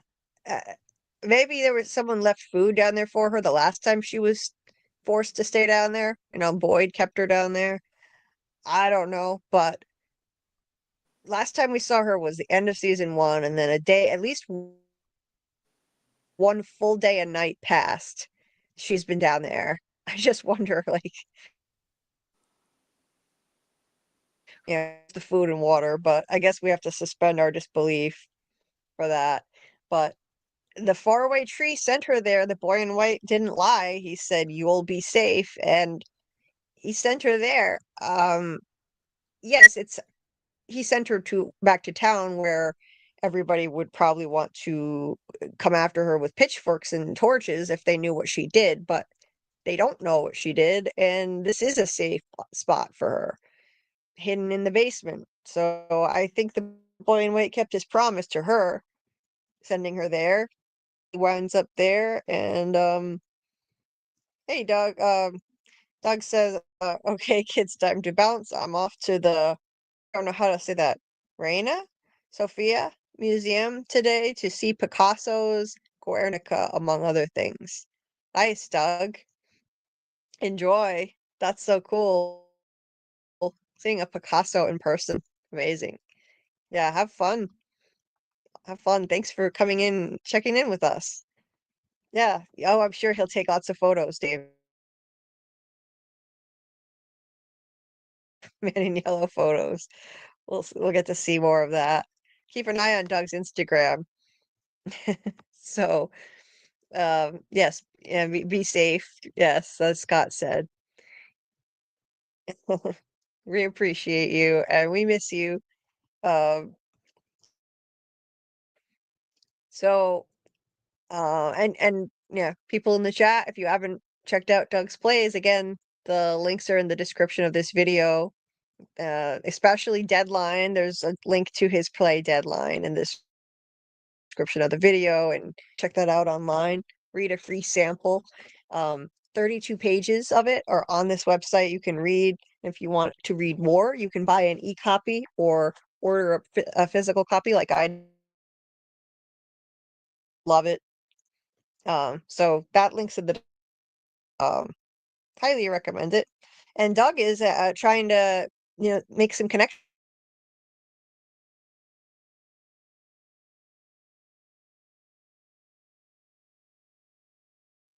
and his first production of this play, which is called. So yeah, hopefully that pans out and makes some good connections while he's there. I hear it's going well so far, so very happy for Doug. And anyway, so yeah, final thoughts on this. I took a lot away from this episode than I did the first time, a lot more away from it than the first time. Knowing what we know now, this was really significant in terms of lore building. After all the action, the fast-paced action of episodes 1 and 2 of this season, um, after all of that, what happens normally in each season is it slows down a bit and we get some lore building, and that's what happened with this one, and it was important for that to happen. We got Tabitha encountering the Ankui kids for the first time, and the most significant development in the whole episode was really that, seeing this Ankui child, this girl, who we later find out, heavily implied anyway, that it's her daughter from um from her original life. when she was there originally. So that's so cool. Finding these things, going back, knowing what you know now is just so much fun. Really enjoying that. I never realized it was the same girl until this rewatch, and I thought, wait a minute, let me compare with the one that appeared in the season 3 finale, and boom, same kid. So cool. That was my biggest takeaway. Bar through the head, right in the same area where all the Ankui kids have a scar. So it seems to me that is telling us that's telling us that this is probably how they killed those kids when they sacrificed them. I don't really get it, but they had them laying on sacrificial stones, and apparently, um, somehow like hammered like some piece of metal through their forehead. It's a strange way to sacrifice people. I've never heard of anything like that. There are all kinds of ways people have done ritual sacrifice before in history, but hammering a metal thing through someone's forehead it's pretty weird. I don't really get it. Like, what would you do? Hold the kids down while you do it? It's confusing, but I think in this episode it's implied that that happened to those kids because we saw Kelly with the rebar through her forehead, and in the very same episode we saw the Ankui kids with the marks on their heads for the first time. So yeah, there seems to be a connection there. Maybe eventually we'll see a flashback to the original cycle and see the sacrifice actually happening. Through Julie's story walking. We might see it. And if that happens, well, yeah, then and maybe it'll finally explain how this was done. But yeah, I don't think it's an accident. I don't think it's a coincidence that they have those marks on their heads, and Kelly had that rebar through her head in the same spot. Um, and let me see. I'm trying to find the picture again to show it one more time. Hold on a sec. I'm looking at the pictures from the finale here. Yeah, here it is. So wait, I'm gonna show my side. In the meantime, so tonight, we are going to let's see, what day is this? Thursday. So tonight we don't have anything going on. Friday night, we're going to do a rewatch party, or no, not a rewatch. It's a rewatch for me, but a watch party for the first 2 episodes of The Residents in the Discord, and we're gonna then do a live about it. We're gonna discuss it as soon as the watch party's over. Should be around maybe 10:15, maybe 10:15 Eastern, and we'll discuss the clues. It's an awesome Agatha Christie style murder mystery, a lot like Knives Out. If you liked the movie Knives Out or The Glass Onion, similar to that. Very witty, clever murder mystery set in the White House with 157 suspects and a really quirky, really clever, genius detective. So I think it would be a lot of fun to watch and discuss together, even though it was it is a Netflix series, so a lot of people would have binged it. Well, we're not bingers here. So I thought it would be fun to just go through and discuss.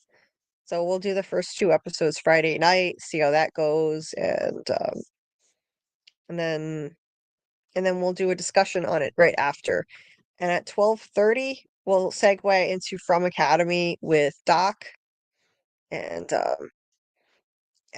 that'll be discussing the crows and the ravens on From, and the various mythological connections and all that stuff.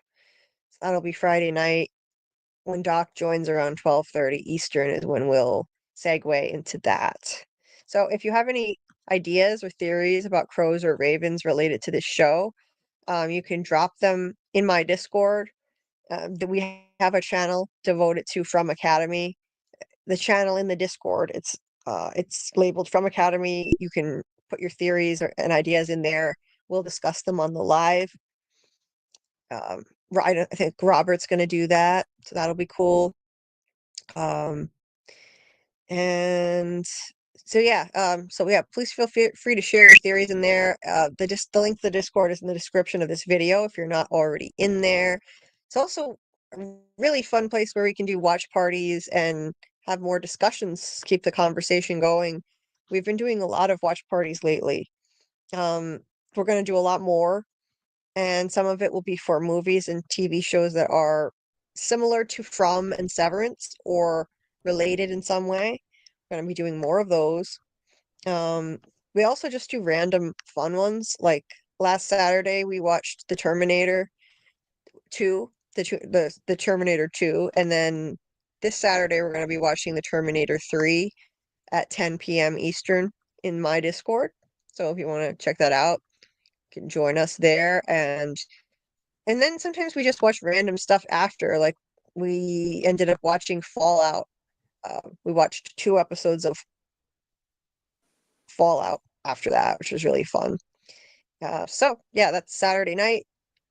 And we're going to be doing a lot more stuff like that. So like when Doug comes back from his trip, we're going to watch more movies like we watched Young Frankenstein with him and some other friends. We're going to watch more stuff like that, like Blazing Saddles, The Producers. Yeah, I think you'd like the studio, Julie. That It's stuff like, in the there. studio is kind of like the producers in a way.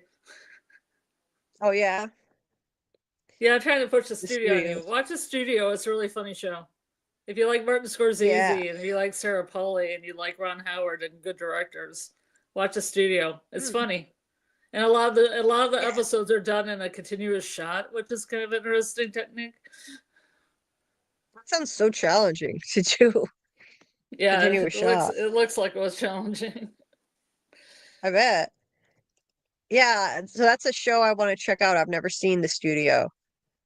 So yeah, I want to check that out. And so we're gonna be doing watch parties for all kinds of fun stuff like that. Wherever we can fit in the time, we'll do that stuff. And maybe more Dollhouse watch parties, which is a show that's similar to Severance. I'd like to do that. You know, But Nightman in the chat, that once Julie gets ready to watch Yellow Jackets, even if it's years from now, we'll sit her down and we will watch it and I won't spoil anything and she can speculate all she wants. yeah. Where's Mackie? I got my bell ready for one Mackie. day, Where are you? Mackie. It's almost 4 a.m. It's time to wake up Mackie. Yeah, it's time. It's getting close. Wake up call. It's getting close. It's getting close. This preliminary rings. I'll wait 2 minutes. Time for Mackie's wake up call, almost. Anyway, this is one more time. This is what I showed at the beginning of the live. One of the biggest takeaways from this episode was that Tabitha was apparently seeing her daughter from her original life in Fromville. This was, I believe, definitely the same girl. This was her, and it was strongly implied that this was her daughter, even though we were not told that outright. Heavily implied. Same kid. So that was a cool discovery. On the right, when she knelt down in the season 3 finale in front of her, she even had a little smile on her face. It was really like just the way that her mannerisms, kneeling down in front of her, looking at her like that with a little smile. It was like, yeah, this is my mom. And she said that word that she said ain't cooey in a completely different way, and with the addition of the song Jade played on the violin, it made her remember. And she was right in front of us the whole time. That's the craziest thing. Same kid in both cases. So brilliant show. Absolutely brilliant. I love this show so much. This is why the rewatch is so much fun. Just finding details like this that I never noticed. And you think you become an expert on this show, and yet every time you watch, you still find new things. Especially after season 3 with all those revelations we got. That's why we wanted to jump into the rewatch immediately. because now we can spot things that would not have made any sense at the time, like this. So rewatches for the show are so fruitful. It's so much fun. Anyway, oh, it is 4 a.m. It's time for Mackie's wake up Where are you, call. Mackie? It's for you.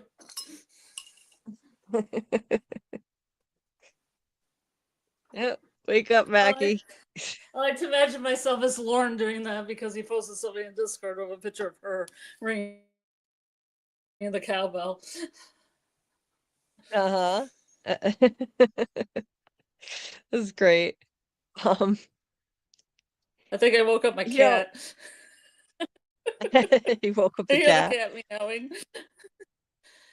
That was my mistake. You know what's interesting about this too? This kid. I'm trying to hold on. I'm trying to crop it so that you can see her a little bit better. I don't want to. Nah, never mind. I can't. It's not letting me. Oh wait, no, it is. I'm trying to crop it so you can see the girl a little better.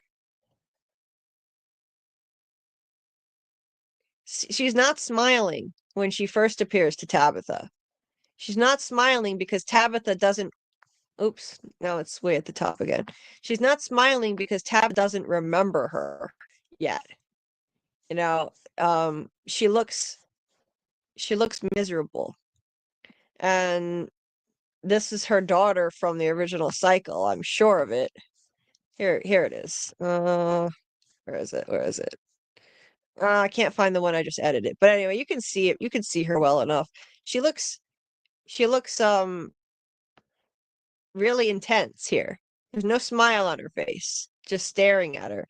She has a completely different expression on her face in the season 3 finale because Jade played the violin song that was there to trigger Tabitha's memories to come back, and then all it took was her daughter to approach her original daughter, and just say the word one more time, and this time with a smile on her face. There was a little smile on her face, and that was it.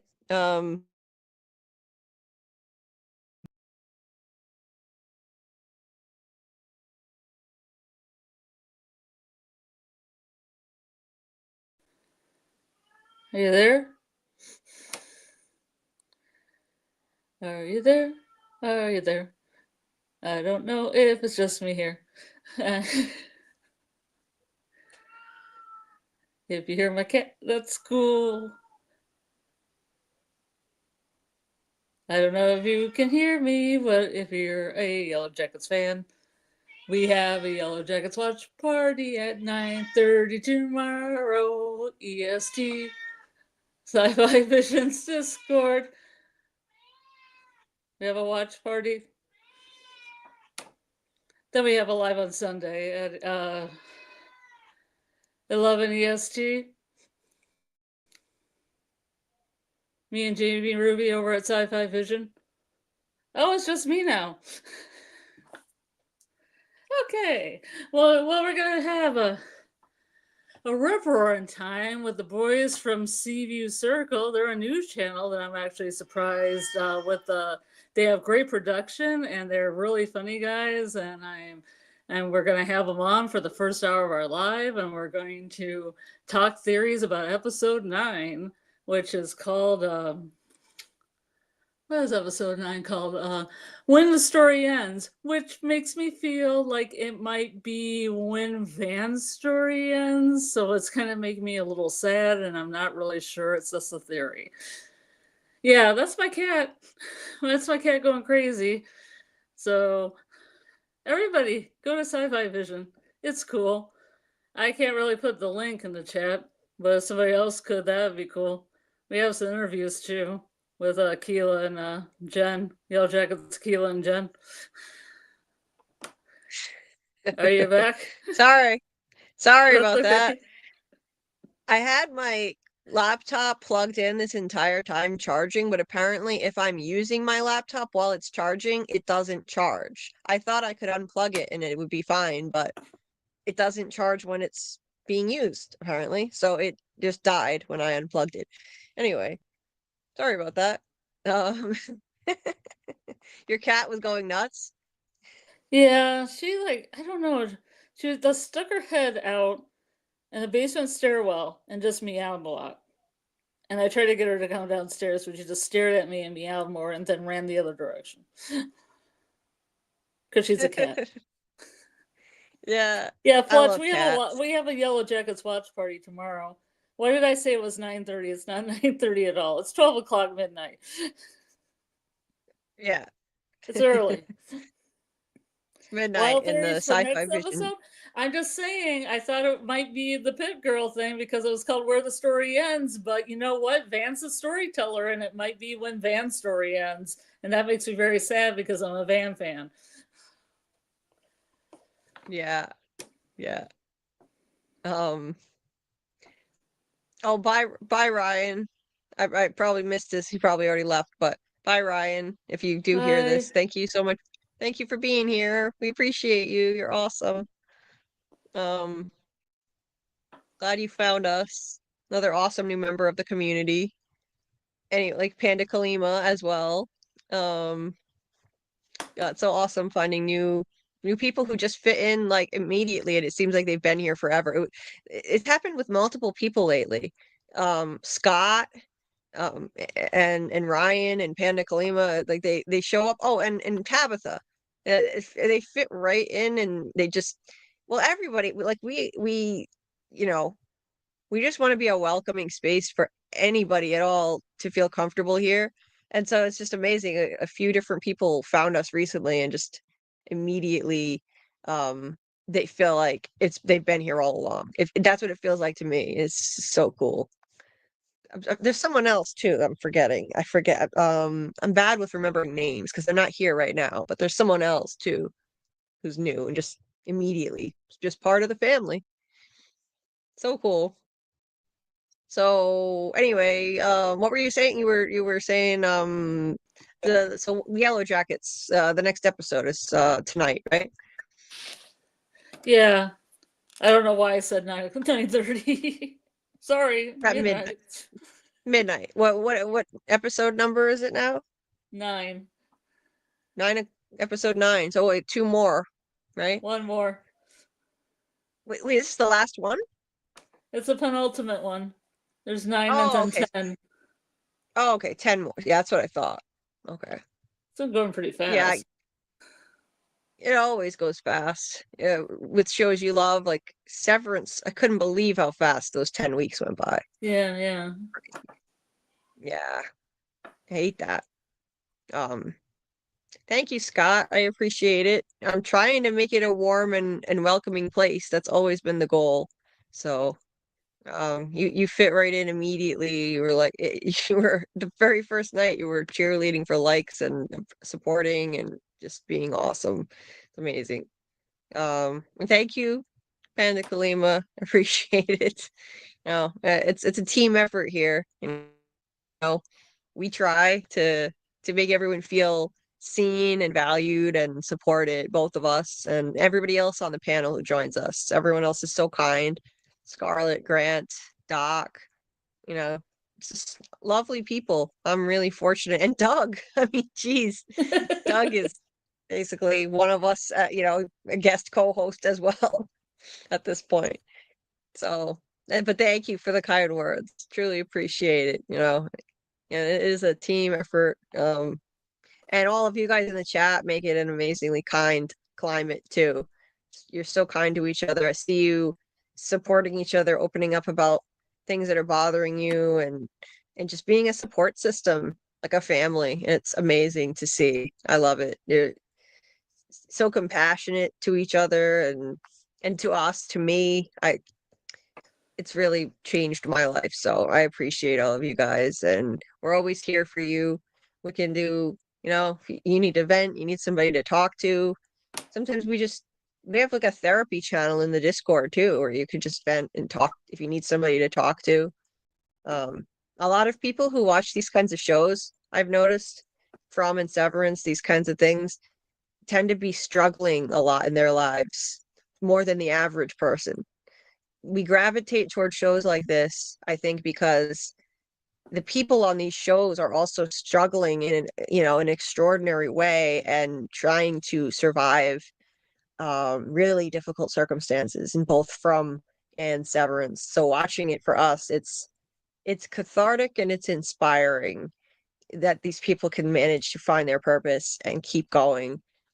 And so, we gravitate toward these things, and I talk to people in these fandoms, and it's amazing how many people are also dealing with extraordinary challenges and difficulties in their lives. And so it's amazing. We gravitate toward these shows for that reason, and then we find each other and form a community as a result, and now we can support each other. It's a beautiful thing, and it's changed my life, and I'm glad I can be a part of it and hopefully help other people, get support from each other when you need it. So it's not just about a TV show. It's way more than that. We're family here. So you can always confide in us. You can vent if you need to vent. Join the Discord. There are people you can talk to in there. We talk in the voice channel. We have a therapy channel to just have people to talk to if you need support. Fletch, yes, when we had Mark Geller here, yes, he does. He's actually a fan of From. He's a fan of From. And so that was cool. He happens to be a fan of From, and Doug is a fan of Severance, and the two of them were on the live together at the same times, and so that was neat considering that situation, and they both have theater backgrounds. So yeah, if you check out the replay of it, it's cool. We did have audio difficulties. We had some technical problems that were out of our control, unfortunately, but it was still an awesome interview, and it's worth a watch, even if it has some audio feedback. Maybe just don't listen with earphones on, and it won't be as unpleasant. You just listen to it without earphones is what I would recommend. And it was an awesome interview. I'm so grateful that Mark came on the show, talked to us. A lot of fun.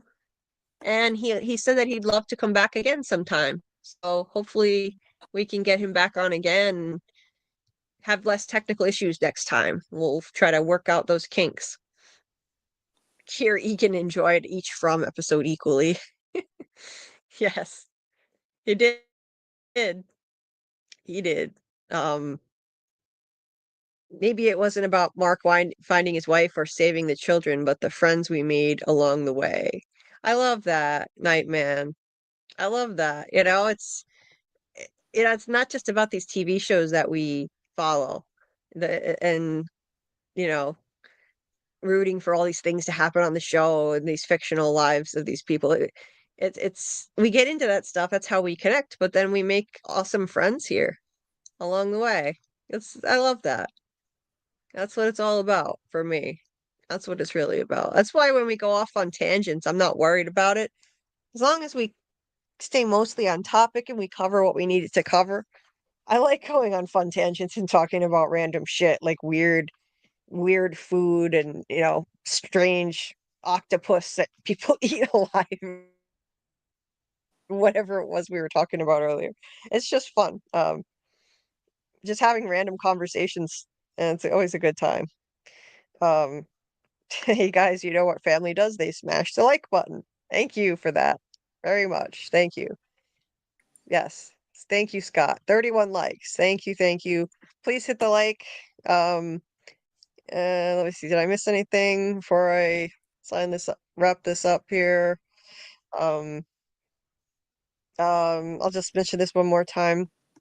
The channel is not monetized right now, so if anyone is so inclined, Scott dropped the link to this PayPal that Dieter set up for me to cover certain expenses like a new laptop, since mine is it's just garbage and makes it really difficult to run a channel. But anyway, that's there, and it's also in the description of the video. There's also a Cashapp and a Venmo. Any little bit helps. And thank you for dropping that link, Scott. Appreciate you, and appreciate Dieter for helping me out with that. Dieter is basically my unpaid manager at this point. he deserves a salary. But any money that goes into that, it goes toward the channel. Not him in general, but stuff for the channel, because he's spent a lot of his own money on this, on stuff for the channel and helping me out. Daughter and son, yeah, what I was showing before I dropped off. I think those are both of her kids. Yep. Mother Tabitha is the original mother of the OG Tabitha. Tabitha Prime was the mother of those two kids. I'm convinced of it. Anyway, let's wrap this thing up. So, Hey, David, I like your theory that Walter and Crystal are multiple personalities of Misty. That's kind of cool. Don't read it. It's a spoiler. 2 years from now, you're gonna remember this. Oh, okay. I'm not gonna read it. I won't read it. Okay. Because I will probably watch it eventually. So I'll forget about it by then anyway. Yeah. So, you hear random stuff out of context, and I'm not gonna remember that later as long as I don't pay too much attention to it. So anyway, check out Sci-Fi Vision's watch party tonight if you watch Yellow Jackets. It's in her Discord. If you go to the Sci-Fi Vision YouTube channel, her Discord is linked right there. Did anybody drop the link to that yet? I can do it before we sign off. Yeah. Yeah, I agree with I'll you, do it. David, about the card when they were passing out the cards. That's one of my reasonings that Crystal wasn't real. I was a big component that she wasn't real because of that. Okay. So link to Sci-Fi Vision's channel. This is Jamie's channel where Jamie and Scarlet do a Yellow Jackets live every Sunday night to break down the episodes. And if you go to this channel, you'll find a link to the Sci-Fi Vision Discord in her bio. That's where you can watch. You can join the watch party, which is around midnight tonight, Thursday night. So there you go, right there. And I got. Don't worry, Scott. I got it. I just took care of it. Thank you. And yeah, no worries. And it didn't even occur to me, but I'll when the stream ends, I'll edit the description of the video and I'll add this to the description of this video. So if you're listening on the replay, you'll be able to find it there too. So I'll do that, and then Friday night, if you guys like mysteries, I mean, this is a different type of mystery. It's not a mystery box series, but it is a really fun, witty, clever murder mystery called The Residence. We're going to be doing a watch party in the Discord around 8 p.m. Eastern. You can find the link to my Discord in the description of this video, and we'll watch episodes 1 and 2, and then around whenever that ends, might be shortly after 10, around 10:15 p.m. Eastern, we'll start the live and we'll discuss episodes 1 and 2 and all the clues to who the murderer could be. It's a lot of fun. If you liked Knives Out, if you've ever seen that, or anything Agatha Christie, then you would enjoy this. Really quirky detective, many suspects. It's really cool. Great show. So we'll discuss that Friday night, and then when Doc comes on at 12:30, we'll segue into FROMacademy. So if you have any theories on the Crows or Ravens in From, you can come discuss that at that point, and drop them in the Discord if you'd like, and we'll discuss them on the stream in the FROMacademy channel on the Discord that's there. So, if you haven't checked out my deep dive into the season 10, to the season finale, episode 10 of Severance, please check it out. That's the latest video on my channel, and it's just a deep dive into all things Severance finale and predictions for season 3 of Severance. So that's there, and I guess that's pretty much it. On Monday, we're going to do another Severance related live. We're still not done with that, so we're probably going to do 2 more Severance lives. One of them is going to be discussing theories and predictions. We'll have, more people call in Lori didn't get to call in last time due to Wi-Fi issues. We'll try to have her on. Maybe Grant, if he can join. Anybody else who wants to call in. We'll have another call-in discussion on Severance. We're also going to do a stream on the UUR, the audiobook and the ebook, which are free, put out by Apple TV. And if you can't find how to get them or you don't have an Apple device, I'll share links to where anybody can get them in the Discord. So Then that'll be fun. you can find out if you're the dove, the warrior, the vessel, the scribe, or the coward. Yes. That'll be a fun stream. Yeah, I love it. Except if you're a That's gonna coward, be you won't show up. You won't show up if you're a coward. yeah, if you're a coward, you just won't be there. So Yeah. You won't even get to Uh, know about the other ones. yeah. So um so anyway, that's gonna do it for us. So thank you guys so much for being here. Another great conversation. It was really fun getting back to the From rewatch after 2 weeks off from doing it. Um, it was fun to dive back in. So thank you guys for joining. Thank you to everybody who watches on the replay. I know we've got a replay gang, and I appreciate you. And anybody who's listening and lurking, thank you so much. Uh, and yeah, have a good day or good night, everybody. And Scarlet, yeah, I hope you guys enjoy the Yellow Jackets show tonight. Now I'm kind of jealous. I'm wishing I were part of it. I'm missing out. Well, we'll get you in there eventually. Yeah, eventually. And then I'll be kicking myself that I wasn't on board for season 3 when it was airing. But oh well. I don't know. I did a rewatch about Cruel Summer, both seasons of Cruel Summer, and I hadn't seen the first one. So I was on with a bunch of people that didn't spoil it for me, and I gave them all my speculation, which most of it turned out to be wrong, about 80% wrong. But it was fun.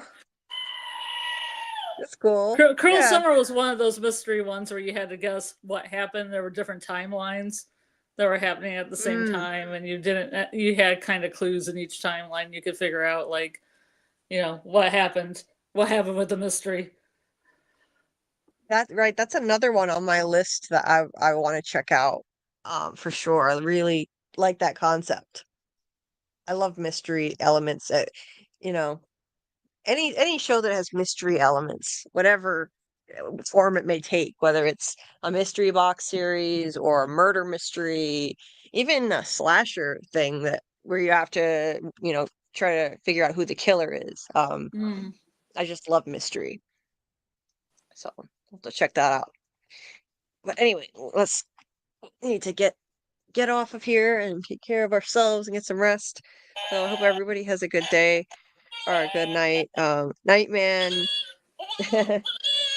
I think it would take me a while to catch up to Yellow Jackets. Like I haven't seen any more than the first 2 episodes of season 1. So I would if I had time, I would, but it's too late now to catch up. I know some people binge things really fast, but since I'm doing all this stuff for the channel, I couldn't possibly catch up in time. I'll get on it eventually. I will. I'll check out the show, and I'm sure it'll appeal to me because it's in the same vein as From and Severance, that kind of like same type of thing. Tracks the same type of fan, so I'm sure I would probably like it. I liked it so far. What little I saw of it, but okay. Thank you, thank you so much, Scott, for all your help with modding. Thank you, Panda Kalima. Appreciate you. You're awesome. Thank you to Dieter, who's not here now, but he'll be listening on the replay. Appreciate all your support, and the folks who donated to the PayPal that Dieter posted. Thank you so much again for that. I believe it was Doc, and I thanked them earlier. I forgot it was it's been a long night and I'm tired and I'm in pain. So anyway, but thank you again. Appreciate you. Oh my lord. What in the hell? Samuel, My mother's neighbor refuses to eat chicken. She caught one eating from a condom once. What? Where the hell did that happen? A condom? Interesting. Okay. Alrighty then. Well, yes, no, Samuel, please, by all means, share your odd, interesting stories. We had a weird food talk tangent earlier, so yeah, fun random tangents are always welcome. Believe me. The scope won't be eating out of a condom. Yeah, it's so weird. Oh my God. Yeah. But yeah, tangents are fun, you know. I like when Tony and Phil go off on random tangents. Those are some of the most fun lives. I like it.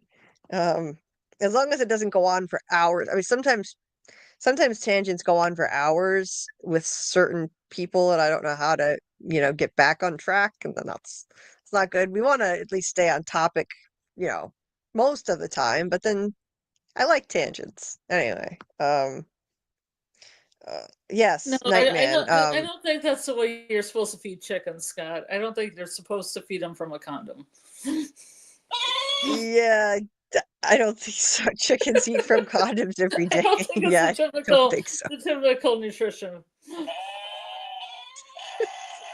Imagine somebody tuning in now, like they'd be so confused. If Doug popped in now, and this is what we're talking about. Nightman, yeah, I'm always obsessed with shows that have a group of people trapped in a situation, in a weird situation. That's why I would probably like That's why the rest it's of the Yellow same. Jackets. Could be the same description for all three shows. From a group of people trapped in a situation. Severance, a group of people trapped in a situation. Yellow Jackets, a group of people trapped in a situation. Exactly. It's amazing. These shows are so deeply complex, and yet you can boil it down to that one brief statement, that concise statement. That's basically what it is. All three of them. Uh, and I love that.